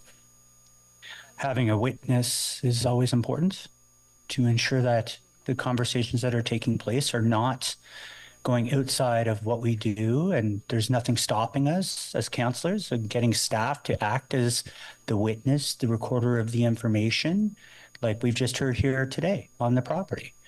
If it's things that are off the property, obviously that is a completely different discussion, because now you're adding time, possibly. You're also adding cost. There's a reason why this became a national story. It's not because it was a couple of bucks. It's $300,000. I mean, what's next? 400, 500? And it tacks on to the cost of the unit. Somebody pays. It's not free. There's this other belief that it's all free and developers have endless gobs of money. Maybe some do, maybe some don't.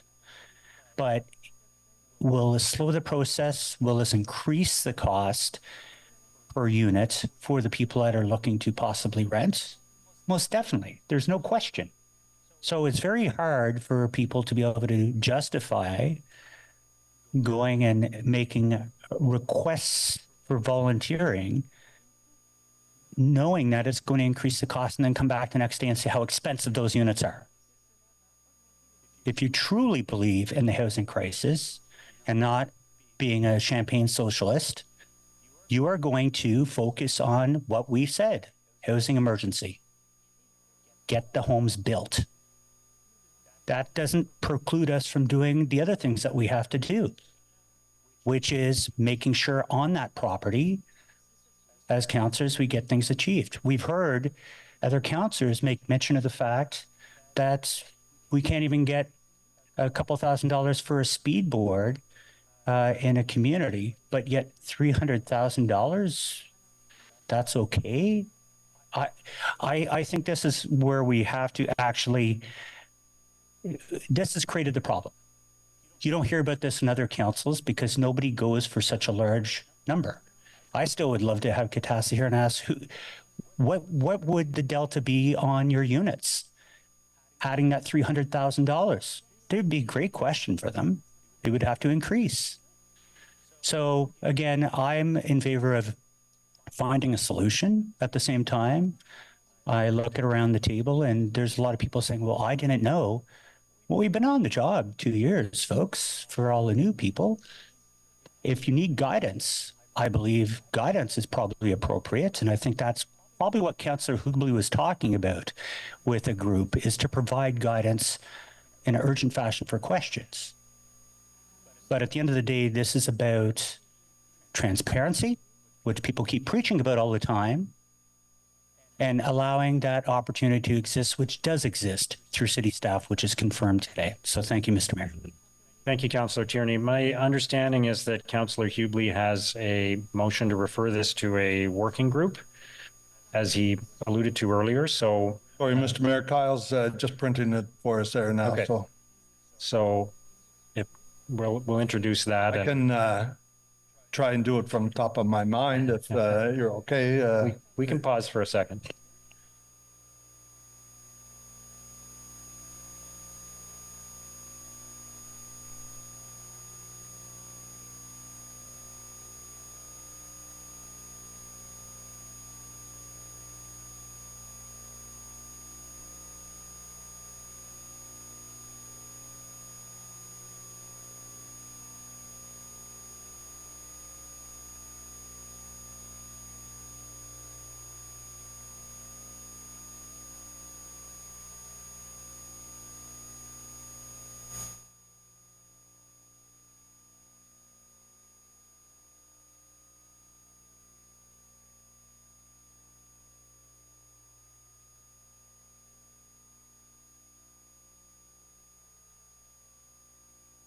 Okay, we can put it on the screen, Councillor Hubley.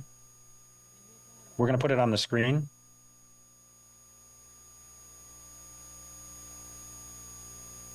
Okay, so that City Council refer the staff report titled Policy Framework for Voluntary Donations for Community Benefits, Information and Options to a working group composed of the mayor or his designate, department staff as required, Councillor Dudas, myself, and Councillor Johnson, with a mandate to review matters relating to members of council involvement in donations to the City of Ottawa for community benefits and report back to council no later than September 30th, 2024. Thank you, Mr. Mayor. Thank you, Councillor Hubley. So now we're discussing this motion to refer to this working group. If anybody would like to speak to that. Yes? Councillor Devine is seconding that, I believe. Yeah. So would you like to speak to the referral motion, Councillor Kavanagh? Yeah, I was going to, the point I was going to raise, and it's applicable to this, is affordable housing, because that is one of the questions. And I want to make sure that that's part of it, because we don't have any policy on asking for affordable units. And I want to make sure that that's part of it, because that's been, as the clerk had said, if we go and ask for affordable housing units, we're told that that's a problem. And yet there's no provincial rules in place to help us out there, to demand affordable housing from big projects.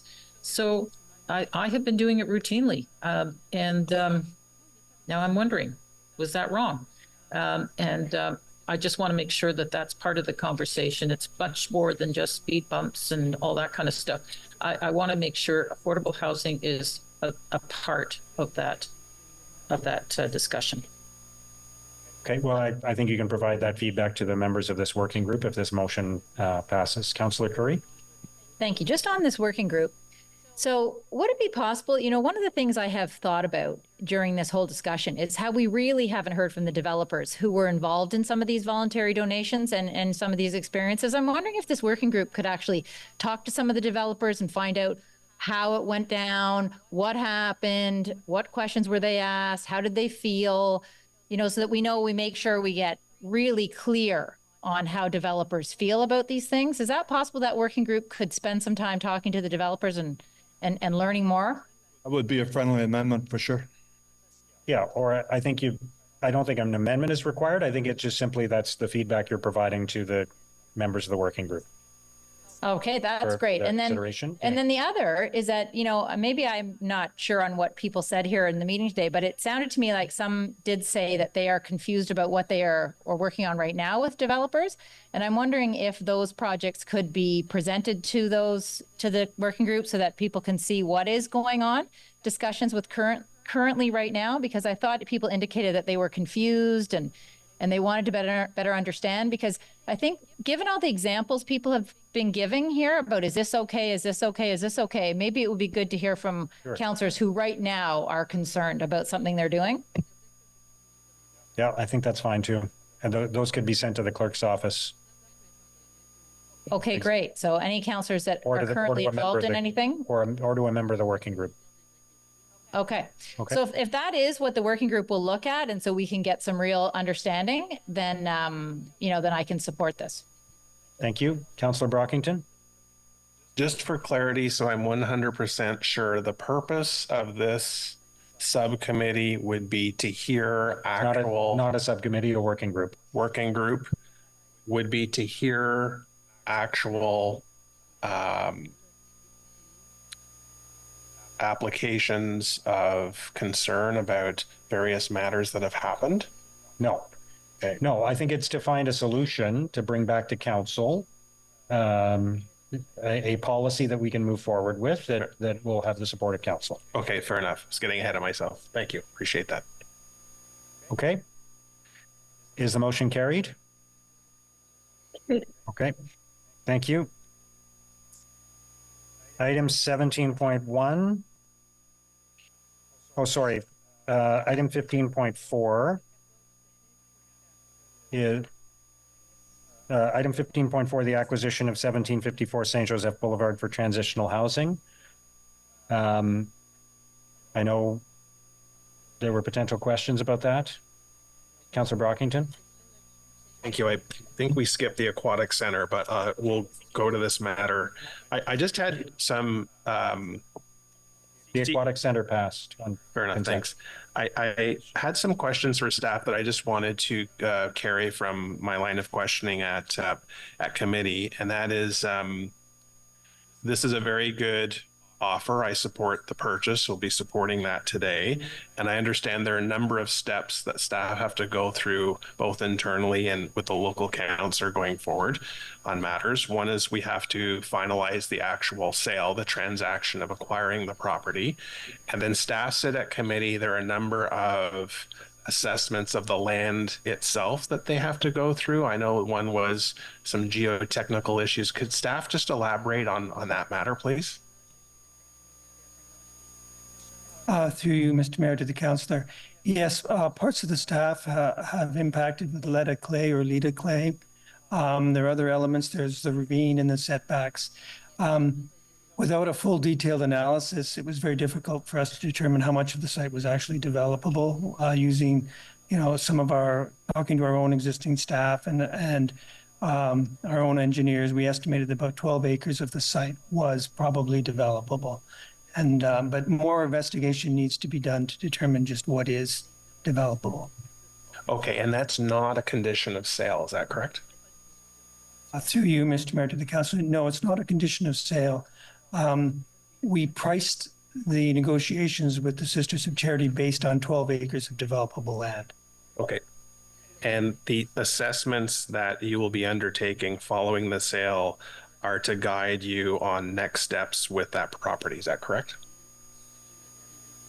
Not necessarily. We're just looking at what is the site, what is usable in the future to help. You're correct to forward plan. Okay, I appreciate that. Thanks, Mayor. I will be supporting the staff recommendation. Okay, thank you. Is the item carried? Okay, item 17.1, the front ending report, etc. Councillor Kitts, I know you had a motion related to this. Yes, I do. If we get up on the screen, I'll read it in and then I do have some comments. So whereas the front ending agreement between the City of Ottawa and Ashcroft Homes Eastborough Inc. has significant impacts on the community, particularly with the proposed full closure of Navan Road, a critical and main arterial link for the area.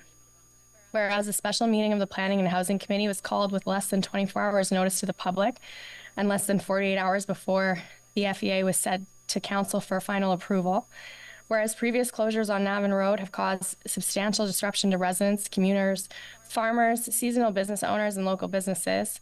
Whereas the city is committed to minimizing the impact of such a closure on the community and ensuring transparent and effective communication and promotion of businesses impacted. Therefore, be it resolved that council directs staff to develop a communications strategy above and beyond what is required by the developer in the FEA to engage with impacted businesses and residents throughout construction, including a proactive meeting with the local businesses in advance of the construction work so that they understand the significance and duration of the work, regular touch points with the businesses during construction to keep them informed on where the major work zones are located and changes in access, regular project updates through a dedicated City of Ottawa webpage detailing the closure timeline, detour routes, local business information and contact information for further inquiries, promotion of Shop Local on any public communications notices, e-newsletters, PSAs, public service announcements to ensure that local media can broadcast major changes in the traffic conditions associated with the project, installation of PVMS in the weeks prior to the closure to effectively notify regular road users of the upcoming road closures, progress and any changes to the traffic management plan or closure timelines be communicated to the local councillor. And be it further resolved that city staff monitor traffic impacts on surrounding routes with particular attention to overcapacity issues on Brian Coburn and significant failures of nearby intersections, and to implement mitigation measures as practical. And be it further resolved that the full closure of Navan Road shall only commence when absolutely necessary, with efforts made by the developer and their contractor to stage the area in advance of the full closure to minimize the duration and impact, and that special considerations for weekend work be considered. And be it further resolved that authority be delegated to the Director of Bylaw and Regulatory Services to expand the provisions related to construction times under Section 22(1)B and 22(1)C of the Noise Bylaw to enable extended construction hours and or construction on weekends, subject to councillor concurrence for the works associated with this project. We have further resolved that staff ensure that the developer and their contractor provide reasonable access to businesses at all times, and that the business as usual signage requirements in the FEA are comprehensive and include general routing towards the commercial sectors. And be it further resolved that these requests, which should be part of any comprehensive plan to fully close a main arterial road, be done in advance of the full closure commencing. So I spoke extensively about this at committee, and I want to thank all the colleagues that have reached out to check on my sanity since then. But for those that weren't there, I'll just contextualize that we're in a real bind here, and it pains me greatly that my community has suffered and will continue to suffer at the expense of this developer. If we don't accept the settlement, then litigation continues. And I am actually confident that the city's position would be sound if that was the route it went. But we are handcuffed by the fact that hundreds of families who bought their homes in 2019 have been caught in the middle of this awful situation. It has stalled the ability for them to plan their lives, quite frankly, and I feel genuine sympathy for them. And in the end, the city's position on the costing that we are approving for the storm sewer in this front-ending agreement has not changed. So this could have come forward months ago. It would have saved those families strife, and it would have given the rest of my community notice for a closure that is going to have an incredible impact. For the Bank Street closure in Finley Creek, there was 5 info sessions and a year and a half of engagement. My community is getting 30 days. There are seasonal local businesses that are going to be severely impacted. There's also community groups like the Miracle League and Rendezvous des Aînés Francophones d'Ottawa that will be impacted. And the schools are getting little notice to reroute their routes in time for the school year. And I do want to thank staff because they negotiated stipulations in the FEA that the developer is required to come up with a communications plan, hold a public meeting, create business as usual signage, etc. And I understand for our conversation yesterday that there's no ability to extend that 30-day time period because it was a stipulation of the settlement, and without it, that would fall apart. But I am hopeful that 30 days is not really realistic for the developer to mobilize, and that the community will have more time. And I will work tirelessly, as I have been, to help my community through this period. Roads need to close for construction routinely. I appreciate that. But in my community, the detours are not reasonable. The capacity is not there. The transit is not there. The intersections at Brian Coburn are going to fail. Quite frankly, it is going to be hell. So I would appreciate your support on these mitigation measures. Thank you. Thank you, Councillor Kitts. Councillor Desroches? Well, I'll just say, Mr. Mayor, that misery loves company, and I'm very sympathetic to Councillor Kitts and her situation and the impacts it's going to have on her community. And we're going through that right now in the Finley Creek community with a major closure, where we will, at the very least, at the end, provide an urban road for an urban area. Right now, it's a rural cross section, and that is not serving any of the transportation modes in the south of the city. And I think it's important, and what was important is that we give adequate notice. And in this case, we did our best to give many months of notice. But the list of activities that can be done to support the community that Councillor Kitts has put together, I think is a good one. And it shouldn't come to councillors to come up with this list. And I think over time, we really do need to work on our readiness of a city to showcase what we can and will do when we have this situation. And it's not just in the newer growth areas. I'm sure the urban councillors will tell me that this happens regularly with the replacement of their infrastructure. So I think it touches us all. I think when Councillor Kitts and I get out of this, I certainly would welcome the opportunity to collaborate with her on developing a stronger framework around what we do in these situations. And it's not just the local impacts, right? We've seen when the Queensway is taken offline that there's impacts right across the city. And that happens on the weekend when maybe we're not staffed to monitor various intersections or what have you. So I think we've got some work to do to really strengthen our readiness for when we have these major impacts. And I think the list here is a very good one. And I'm going to have one later on, if we get to it, hopefully today, on what we can do to support the business community. But again, I would like to think if we are going to be going through this, that there would be a good reference manual so that we can pull it out and put it into play so that we're communicating to residents and we're doing our best to mitigate the concerns and we're not reinventing the wheel every time it happens in our city. Thanks, Mr. Mayor. Thank you, Councillor Desroches. Councillor Leeper? Thank you. Just a small question, Mayor, and obviously Councillor Kitts has to support the council with whatever she needs to get through what is going to be a very difficult construction. We're got your back, Catherine. What is the impact of the noise resolution? There's something, or Roger, or...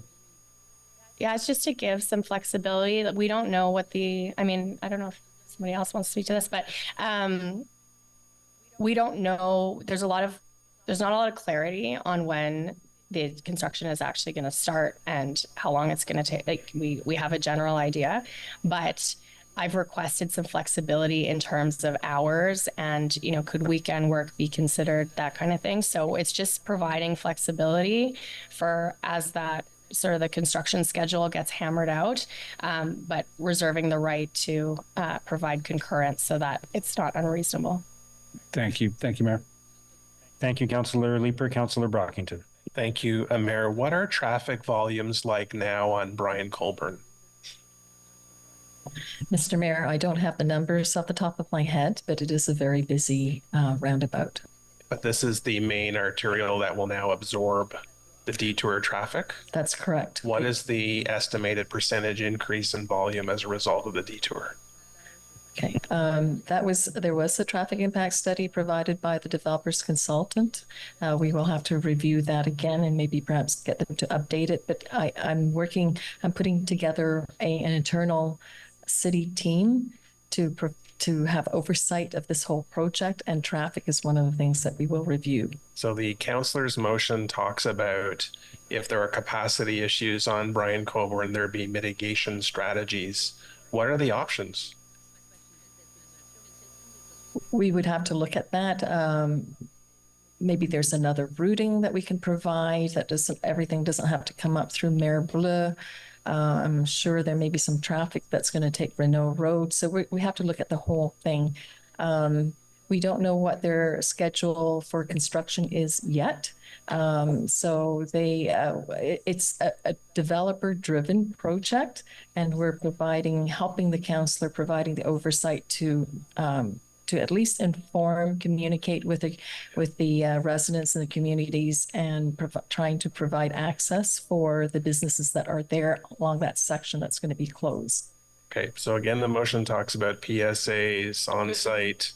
display boards, business open signage, all good. How does the average resident know the transportation network changes, detour routes? If they're traveling, obviously most people are going westbound, perhaps downtown, but how are we going to communicate to the average resident about these types of impacts? We will have it on Engage Ottawa. We will have help the counselor with her newsletters and her communication out to her team. We're going to stay on top of this because these 6 months is a very long period of time for a major arterial for this community. So we're all those things, whatever tools we have, we will apply to this to communicate out. Okay, and please don't write me up for the integrity commissioner, but could we ask the developer to pay for some outreach, some direct communications to residents and say, here's a major project that's, I mean, they're initiating this. You just said it's their project. It's written in the front-ending agreement that they are responsible for some of the communication. This motion speaks to over and above. Yes. Yeah. Okay, appreciate that. Thank you. I'll just, I do have so Brian Coburn is operating at over 100% capacity, and I believe Navan Road is 10,000 cars daily. Okay, thank you. So on the motion by Councillor Kitts, is that carried? And then on the recommendation as amended, is that carried? Okay, thank you. So we will be moving in camera now. So I'll ask Councillor King to introduce the motion to move in camera, seconded by Councillor Johnson. Thank you, Your Worship. Be it resolved that City Council resolve in camera pursuant to the Procedure Bylaw 2022-410 subsection 13(1)E litigation or potential litigation affecting the city, and subsection 13(1)F the receiving advice that is subject to solicitor-client privilege, including communications necessary for that purpose in order to receive a confidential legal briefing related to Stage 1 LRT outstanding legal matters and update on the implementation of the maintenance settlement agreement not to be reported out. Thank you, Councillor King. Is that carried?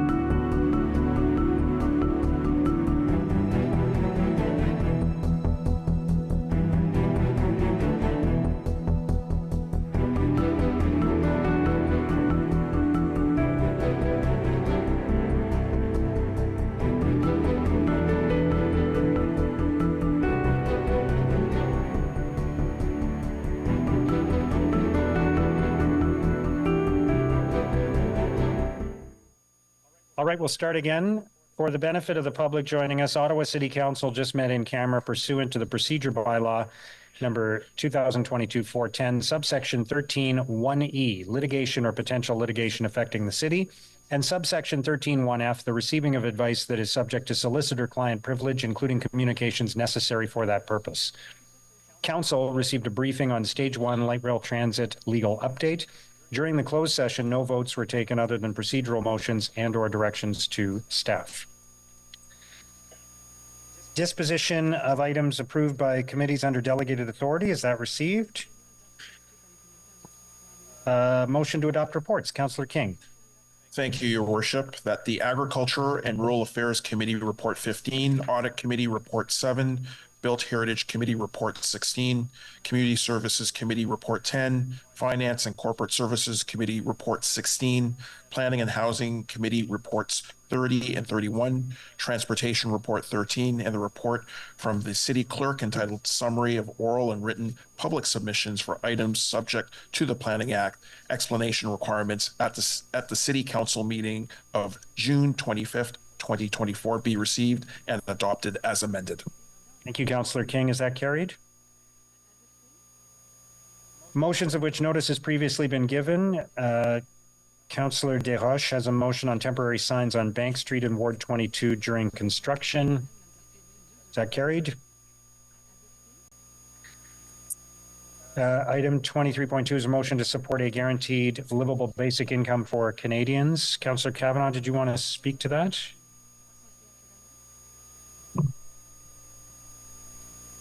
Thank you, Mr. Mayor. And I want to thank Councillor Carr for presenting this motion at Ottawa Public Health. Do you want me to read the motion, or is everybody? I don't think you have to. It was already introduced at the last meeting, so just if you have comments. Okay.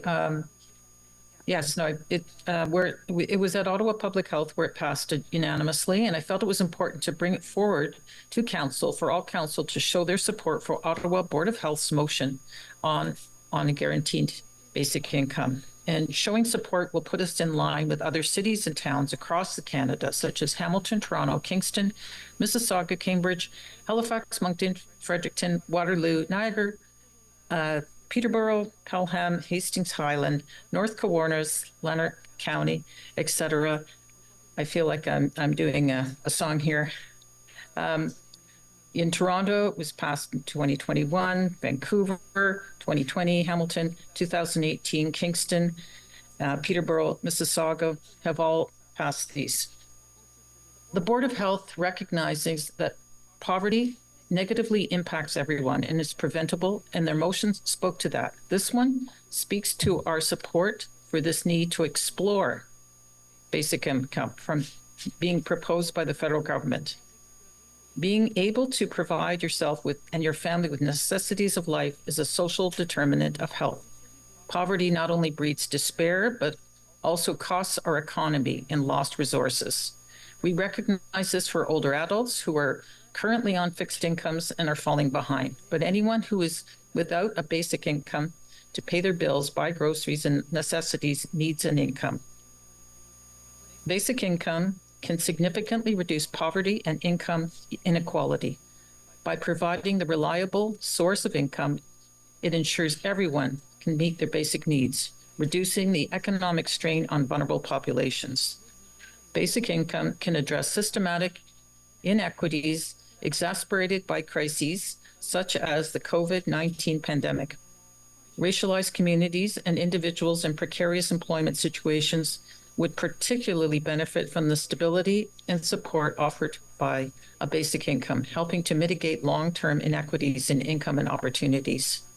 To quote the late Hugh Segal, a conservative senator who was a staunch advocate for basic income is about more than poverty reduction. It's about economic resilience, social solidarity, and the fundamental belief that we can do better by ensuring everyone has the means to live with dignity and opportunity.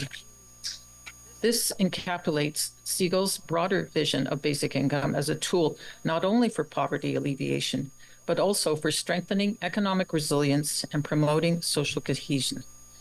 Some of the benefits is lowering financial barriers to education, making it more accessible to individuals who would not otherwise be able to afford tuition, books, and other education expenses. Improved health outcomes. Basic income can lead to better health outcomes because people have more financial security. This means reduced healthcare costs for governments and employers due to fewer medical complications associated with poverty. Increased consumer spending. When people have a basic income, they tend to spend it on essential goods and services, which stimulates local economies. This increased spending can lead to higher demand for goods, thus benefiting businesses and creating jobs. Administrative efficiencies. Simplifying the social welfare system by replacing it with basic income can reduce bureaucracy and administrative costs. This efficiency can lead to saving for governments, which can be redirected to other public services or reductions. These points highlight how basic income can benefit the economy by promoting economic stability, enhancing productivity, and reducing social inequities. Excuse me, I think I'm going to sneeze. No, I'm good. It's cold here. This motion is asking for council to publicly show their support for the Ottawa Board of Health and the original motion to support the concept of a basic income guarantee for all people over 17. And it has been already pointed out that this involves there's two private members' bills that are pretty much identical, and it's asking the Minister of Finance to develop a framework and report on that framework. So much work has to be done, but there's also been excellent examples of pilot projects and others. So what are the other benefits for a municipality doing this? Well, it includes that we can save Councillor, money. that's time, unfortunately. Okay, this is just a wrap up. Okay. Municipalities should be exploring the basic income because it's going to save us all money on policing, social services, and all our programs related to that. Thank you. Okay, thank you. I'll just say for the record that I won't be supporting the motion. I certainly support the work of Ottawa Public Health. I understand and respect the mover's intention and advocacy on this, but as I've said before, I prefer that we not bring motions that force council to take sides on issues that are outside our jurisdiction. And I don't feel I'm in a position to have a strong opinion about this issue because it's not a municipal issue. I understand the implications that you've raised and again, respect the intention behind it, but on principle, I won't be supporting the motion. But I do want to emphasize I support the work of Ottawa Public Health. So if we could have a vote on this, please. Councillor Hubley. Councillor Kitts? Yes. Councillor Brown? No. Councillor Menard? Yes. Councillor Hill? No.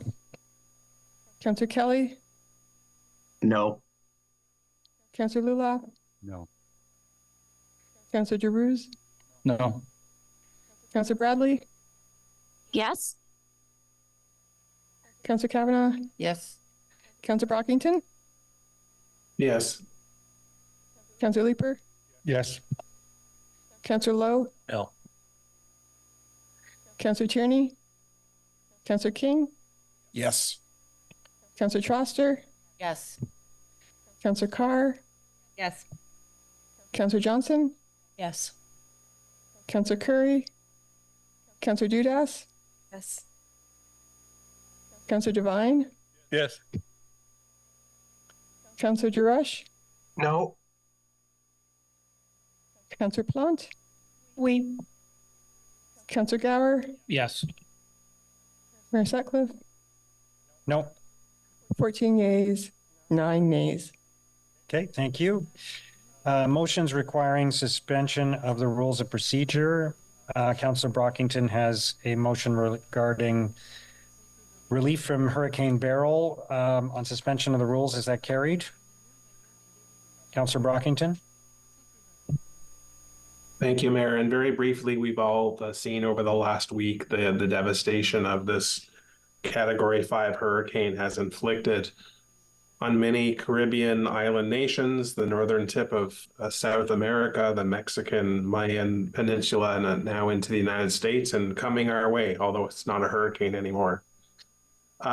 Mayor, we as a council have supported these types of initiatives in the past where we've tried to bring public awareness to ways that people can help. Many times we're asked, people see devastation around the world, and really this is an opportunity to use the city's website simply to communicate to residents and businesses of the people of Ottawa about how they can send support or provide support. So the motion simply asks that City Council's encourages residents of Ottawa to consider a donation to assist with the disaster relief, and that the city's website post ways residents may contribute to charities such as the Canadian Red Cross, CARE, and the United Nations World Food Programs, which are one of 3 top charities amongst many others that are trying to help this situation. So thank you for the opportunity.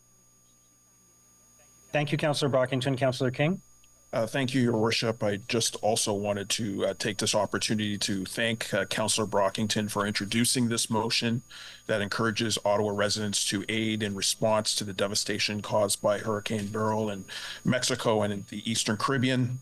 In my ancestral home of St. Vincent and the Grenadines, over 90% of Union Island has been destroyed. Giving to hurricane relief is crucial because it directly supports communities devastated by the storm's impact. This hurricane has caused widespread destruction, displacing families, damaging infrastructure, and disrupting essential services like water, electricity, and healthcare. Donations will help provide food, clean water, medical care, and shelter to those in need, alleviating suffering and preventing further health crises. Additionally, financial contributions assist in the long-term recovery and rebuilding efforts, helping communities restore their homes, businesses, and lives. By donating to hurricane relief, Ottawa residents can make a tangible difference, demonstrating solidarity and compassion, and ensuring that affected communities receive the necessary resources to recover and rebuild stronger than before. I would urge residents to consider donations to the Canadian Red Cross, CARE, and the United Nations World Food Program. I'd also like to extend my thanks to the St. Vincent and Grenadines Association in Ottawa, who is working to raise $5,000 for hurricane relief. And I'd also like to commend the African Caribbean Black Wellness Resource Center and the Jamaican Ottawa Community Association, both located in my ward, for their efforts in organizing a supply drive to collect non-perishable foods and other essential supplies to ship to those most directly affected by the hurricane. Their efforts are appreciated, along with the generosity, kindness, and concern of Ottawa residents who are contributing to the relief effort. Thank you, Mr. Mayor. Thank you, Councillor King. Is the motion carried? Dissent. Okay, dissent there. Thank you. Okay, notice is a motion for consideration at a subsequent meeting. Conseillère Plante. Oui, merci beaucoup. I don't have to give a preamble, sorry. Whereas on July 24th, City Council approved as amended the commemorative naming policy, that should say July 10th. Whereas in keeping with its powers set out in the Municipal Act 2001, Council may assign a commemorative name by resolution, notwithstanding the provisions included in the commemorative naming policy. And whereas there's a lack of commemoration for historical Black figures in Ottawa, whereas Herbert and Estelle Brown hold special significance to the community of Ward 12 as the founders of Brown's Cleaners and as pillars in the diaspora Caribbean community. And whereas Black History Ottawa has indicated they wish to have a dedicated public spaces to tell the stories of Black community leaders in Ottawa. And whereas the name Herbert and Estelle Brown has been vetted through emergency and protective services and does not pose any concerns with respect to name duplications. And whereas pursuant to subsection 6414 of the procedure bylaw, this motion seeks the approval of at least 3/4 of members of present and voting as it would revisit the temporary moratorium. I don't think we need that part. We don't need that part? Mr. Mayor, I believe there was some language in the draft motion that is not required and was from a previous draft with respect to suspension of the rules. The member is giving notice. Yeah, I'll skip over that. Thank you. Therefore, be it resolved that the park formerly known as Besserer Park, located at 615 Besserer Street, be renamed the Hébert and Estelle Brown Park. And be it further resolved that the cost related to the new park signs will come from the councillor's CIL account. Merci beaucoup. Merci.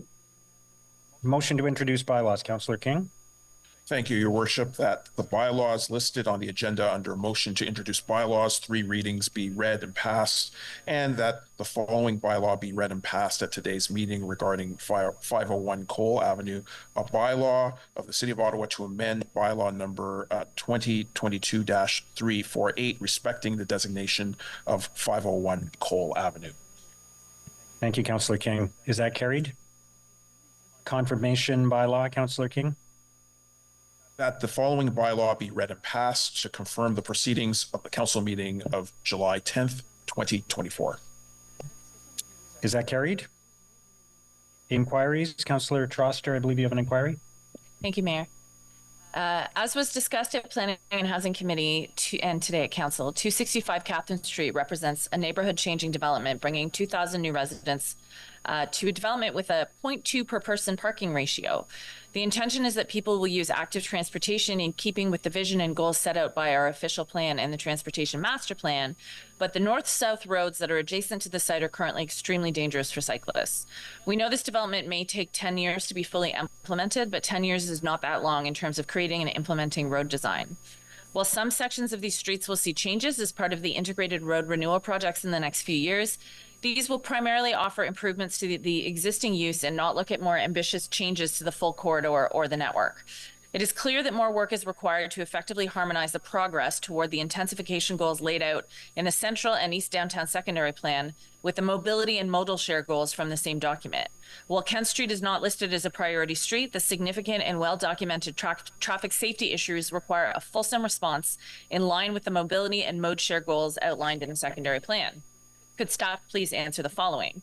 How does the secondary plan vision for the transformation of Centretown's arterial streets influence road renewal projects and the transportation master plan projects? How do recent traffic counts on Kent, Metcalfe, O'Connor, and Lyon compare to pre-pandemic levels? What is the modal split? And have the post-pandemic changes in transportation impacted staff's approach to implementing the secondary plan vision for Centretown streets? Thank you. Thank you. Are there any other inquiries? Okay, motion to adjourn, Councillor King.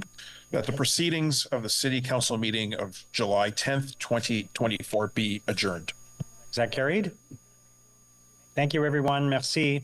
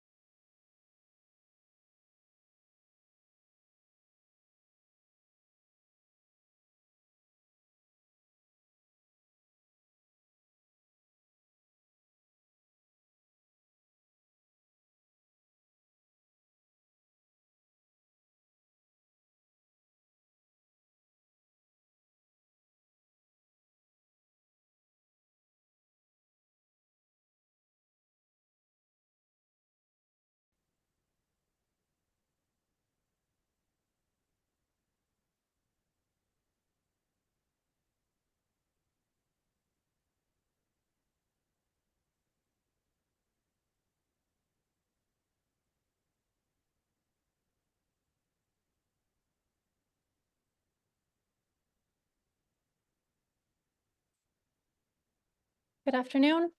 Bonjour à tous. My name is Kendra Titley and I will be your moderator. Je m'appelle Kendra Titley et je serai l'animatrice de ce point de presse. I will now invite each agency in alphabetical order to ask their questions. You may ask one question with a follow-up. Par ordre alphabétique, j'invite maintenant chaque organisme à poser une question et une question de suivi. When asking your questions, please identify who your question is directed to, and if you're in council chambers, please use the microphone. Lorsque vous posez vos questions, veuillez indiquer à qui s'adresse votre question, et si vous êtes dans la salle du conseil, veuillez le faire au micro. We'll now start with, nous allons commencer par Elise Skura at CBC Ottawa. Thanks very much. My first question is for the mayor, and this is about the new working group that will be formed to look at the developer donations policy and potential issues.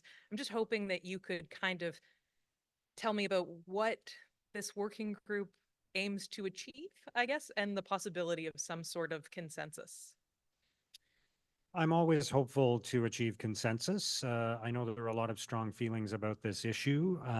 I've always said that, my preference would be to ban voluntary contributions, to hold ourselves to the highest ethical standard possible, because there is an appearance. I know some councillors said they saw this as a solution in search of a problem, but I don't see it that way. There is a perception that that there's a risk here of a conflict of interest, or the appearance of a conflict of interest. And we don't want the development process to be tainted by conflicts of interest or the appearance of conflicts of interest. So I think there is a clear way forward, and that's to ban voluntary contributions. I understand, though, that councillors have concerns about the language of such a ban and how that might restrict their other activities. So if there's an opportunity to provide more clarity about that by taking a few extra weeks, then I'm fine with that. All right, thanks very much. And my second question, I hate to pass up an opportunity to speak to Madame Amilcar. Sorry. Now that we're looking at heading into a little bit of a break from at City Hall for summer, I'm just hoping that you might be able to provide an update on whether we might expect to see line 2 open by the time that the new school year starts for Carleton students, and also if there might be an update coming on the sustainable solution for line 1. Thank you for the question. City Hall will be on vacation, but not us. We'll provide a technical briefing next week, so I will invite you to attend. Wonderful. A technical briefing on which matter? The Trillium line. Okay, wonderful. Thank you very much. I'll also clarify that the City Hall won't be on vacation. Sure. There just won't be any council meetings, but yes, everybody will be working hard. Yeah. Well, I'm glad that we'll have at least one meeting next week. Otherwise, we'd be in withdrawal. Thank you. Thanks, Elise. We'll now go to Arthur White-Crummy at CBC Radio. Hi, this will be for staff, I believe for Kale and possibly also Stephanie in French, if we could. I'm wondering, during the debate on the sprung structures, there was concern from some councillors that there had not been a lot of scrutiny and I guess public consultation through this process. We still don't know which sites are on the short list for these sprung structures and for the Welcome Center. Would you be able to provide any information about the sites that you are currently looking at? Thanks for the question. We actually looked at 93 total sites as part of our site selection process. We have narrowed those down to 3. We're still in discussions with the ward councillors and affected residents and coming up with a plan of what that communication strategy is going to look like. So we're not in a position to share them at this time, but it will be coming out shortly. Donc, nous avons identifié 93 sites. Donc, il y a 3 qui ont été So we identified 93 sites. 3 are on the selection list, and we can't announce the location of these sites now. It will be coming up shortly. One follow-up on that. It seems like a lot of the concern was coming from the Barrhaven ward councillors. Would you be able to confirm whether you've been communicating with the Barrhaven ward councillors in that regard, and whether their wards, broadly speaking, I know you can't get the specific sites, but broadly speaking, whether those wards are under consideration? So I think I can answer the question a little bit more generally. The homes that we're looking at through the scattered sites, as well as the additional sites we're looking at, like St. Joseph, we've been speaking with pretty much every ward councillor in terms of where we're going to be placing things across the city. So yes, we've been in conversations with councillor in Barrhaven, but likewise for all other councillors, this strategy is again looking all across the city and all wards to have placement to support the need. The strategy is looking at sites throughout Ottawa. We're discussing with the councillor in Barrhaven and all other councillors. Thank you. On va maintenant à Charles-Antoine Gagnon avec le droit. Charles-Antoine Gagnon, Le Droit.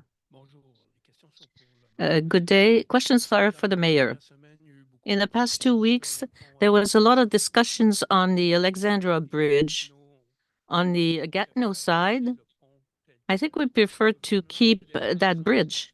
The federal government seemed to have decided that they will deconstruct that bridge to build a new one.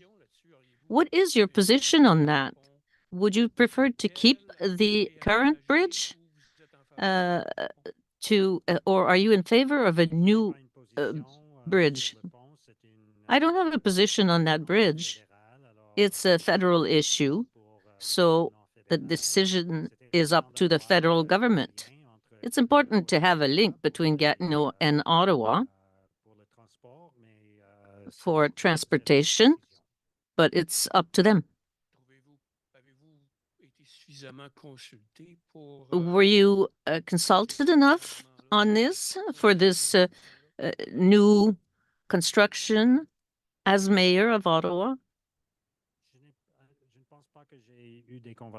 I don't think I've had any discussions myself on this issue. The city staff here are often in contact with the NCC and the federal government, but myself personally, I don't think I've had any conversation or any meeting in this regard. Merci. Thank you. On va maintenant à Yannick Boursier avec TVA Gatineau. Yannick, êtes-vous là? Yannick, are you online? Yannick Boursier, TVA?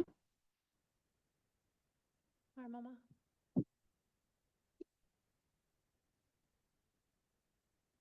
Yannick, vous pouvez nous envoyer un courriel. Please go ahead. You can actually send your question by emails if you want to. And with that, this concludes today's media availability. Ceci conclut le point de presse d'aujourd'hui. Bon été. Thank you, everyone. Merci.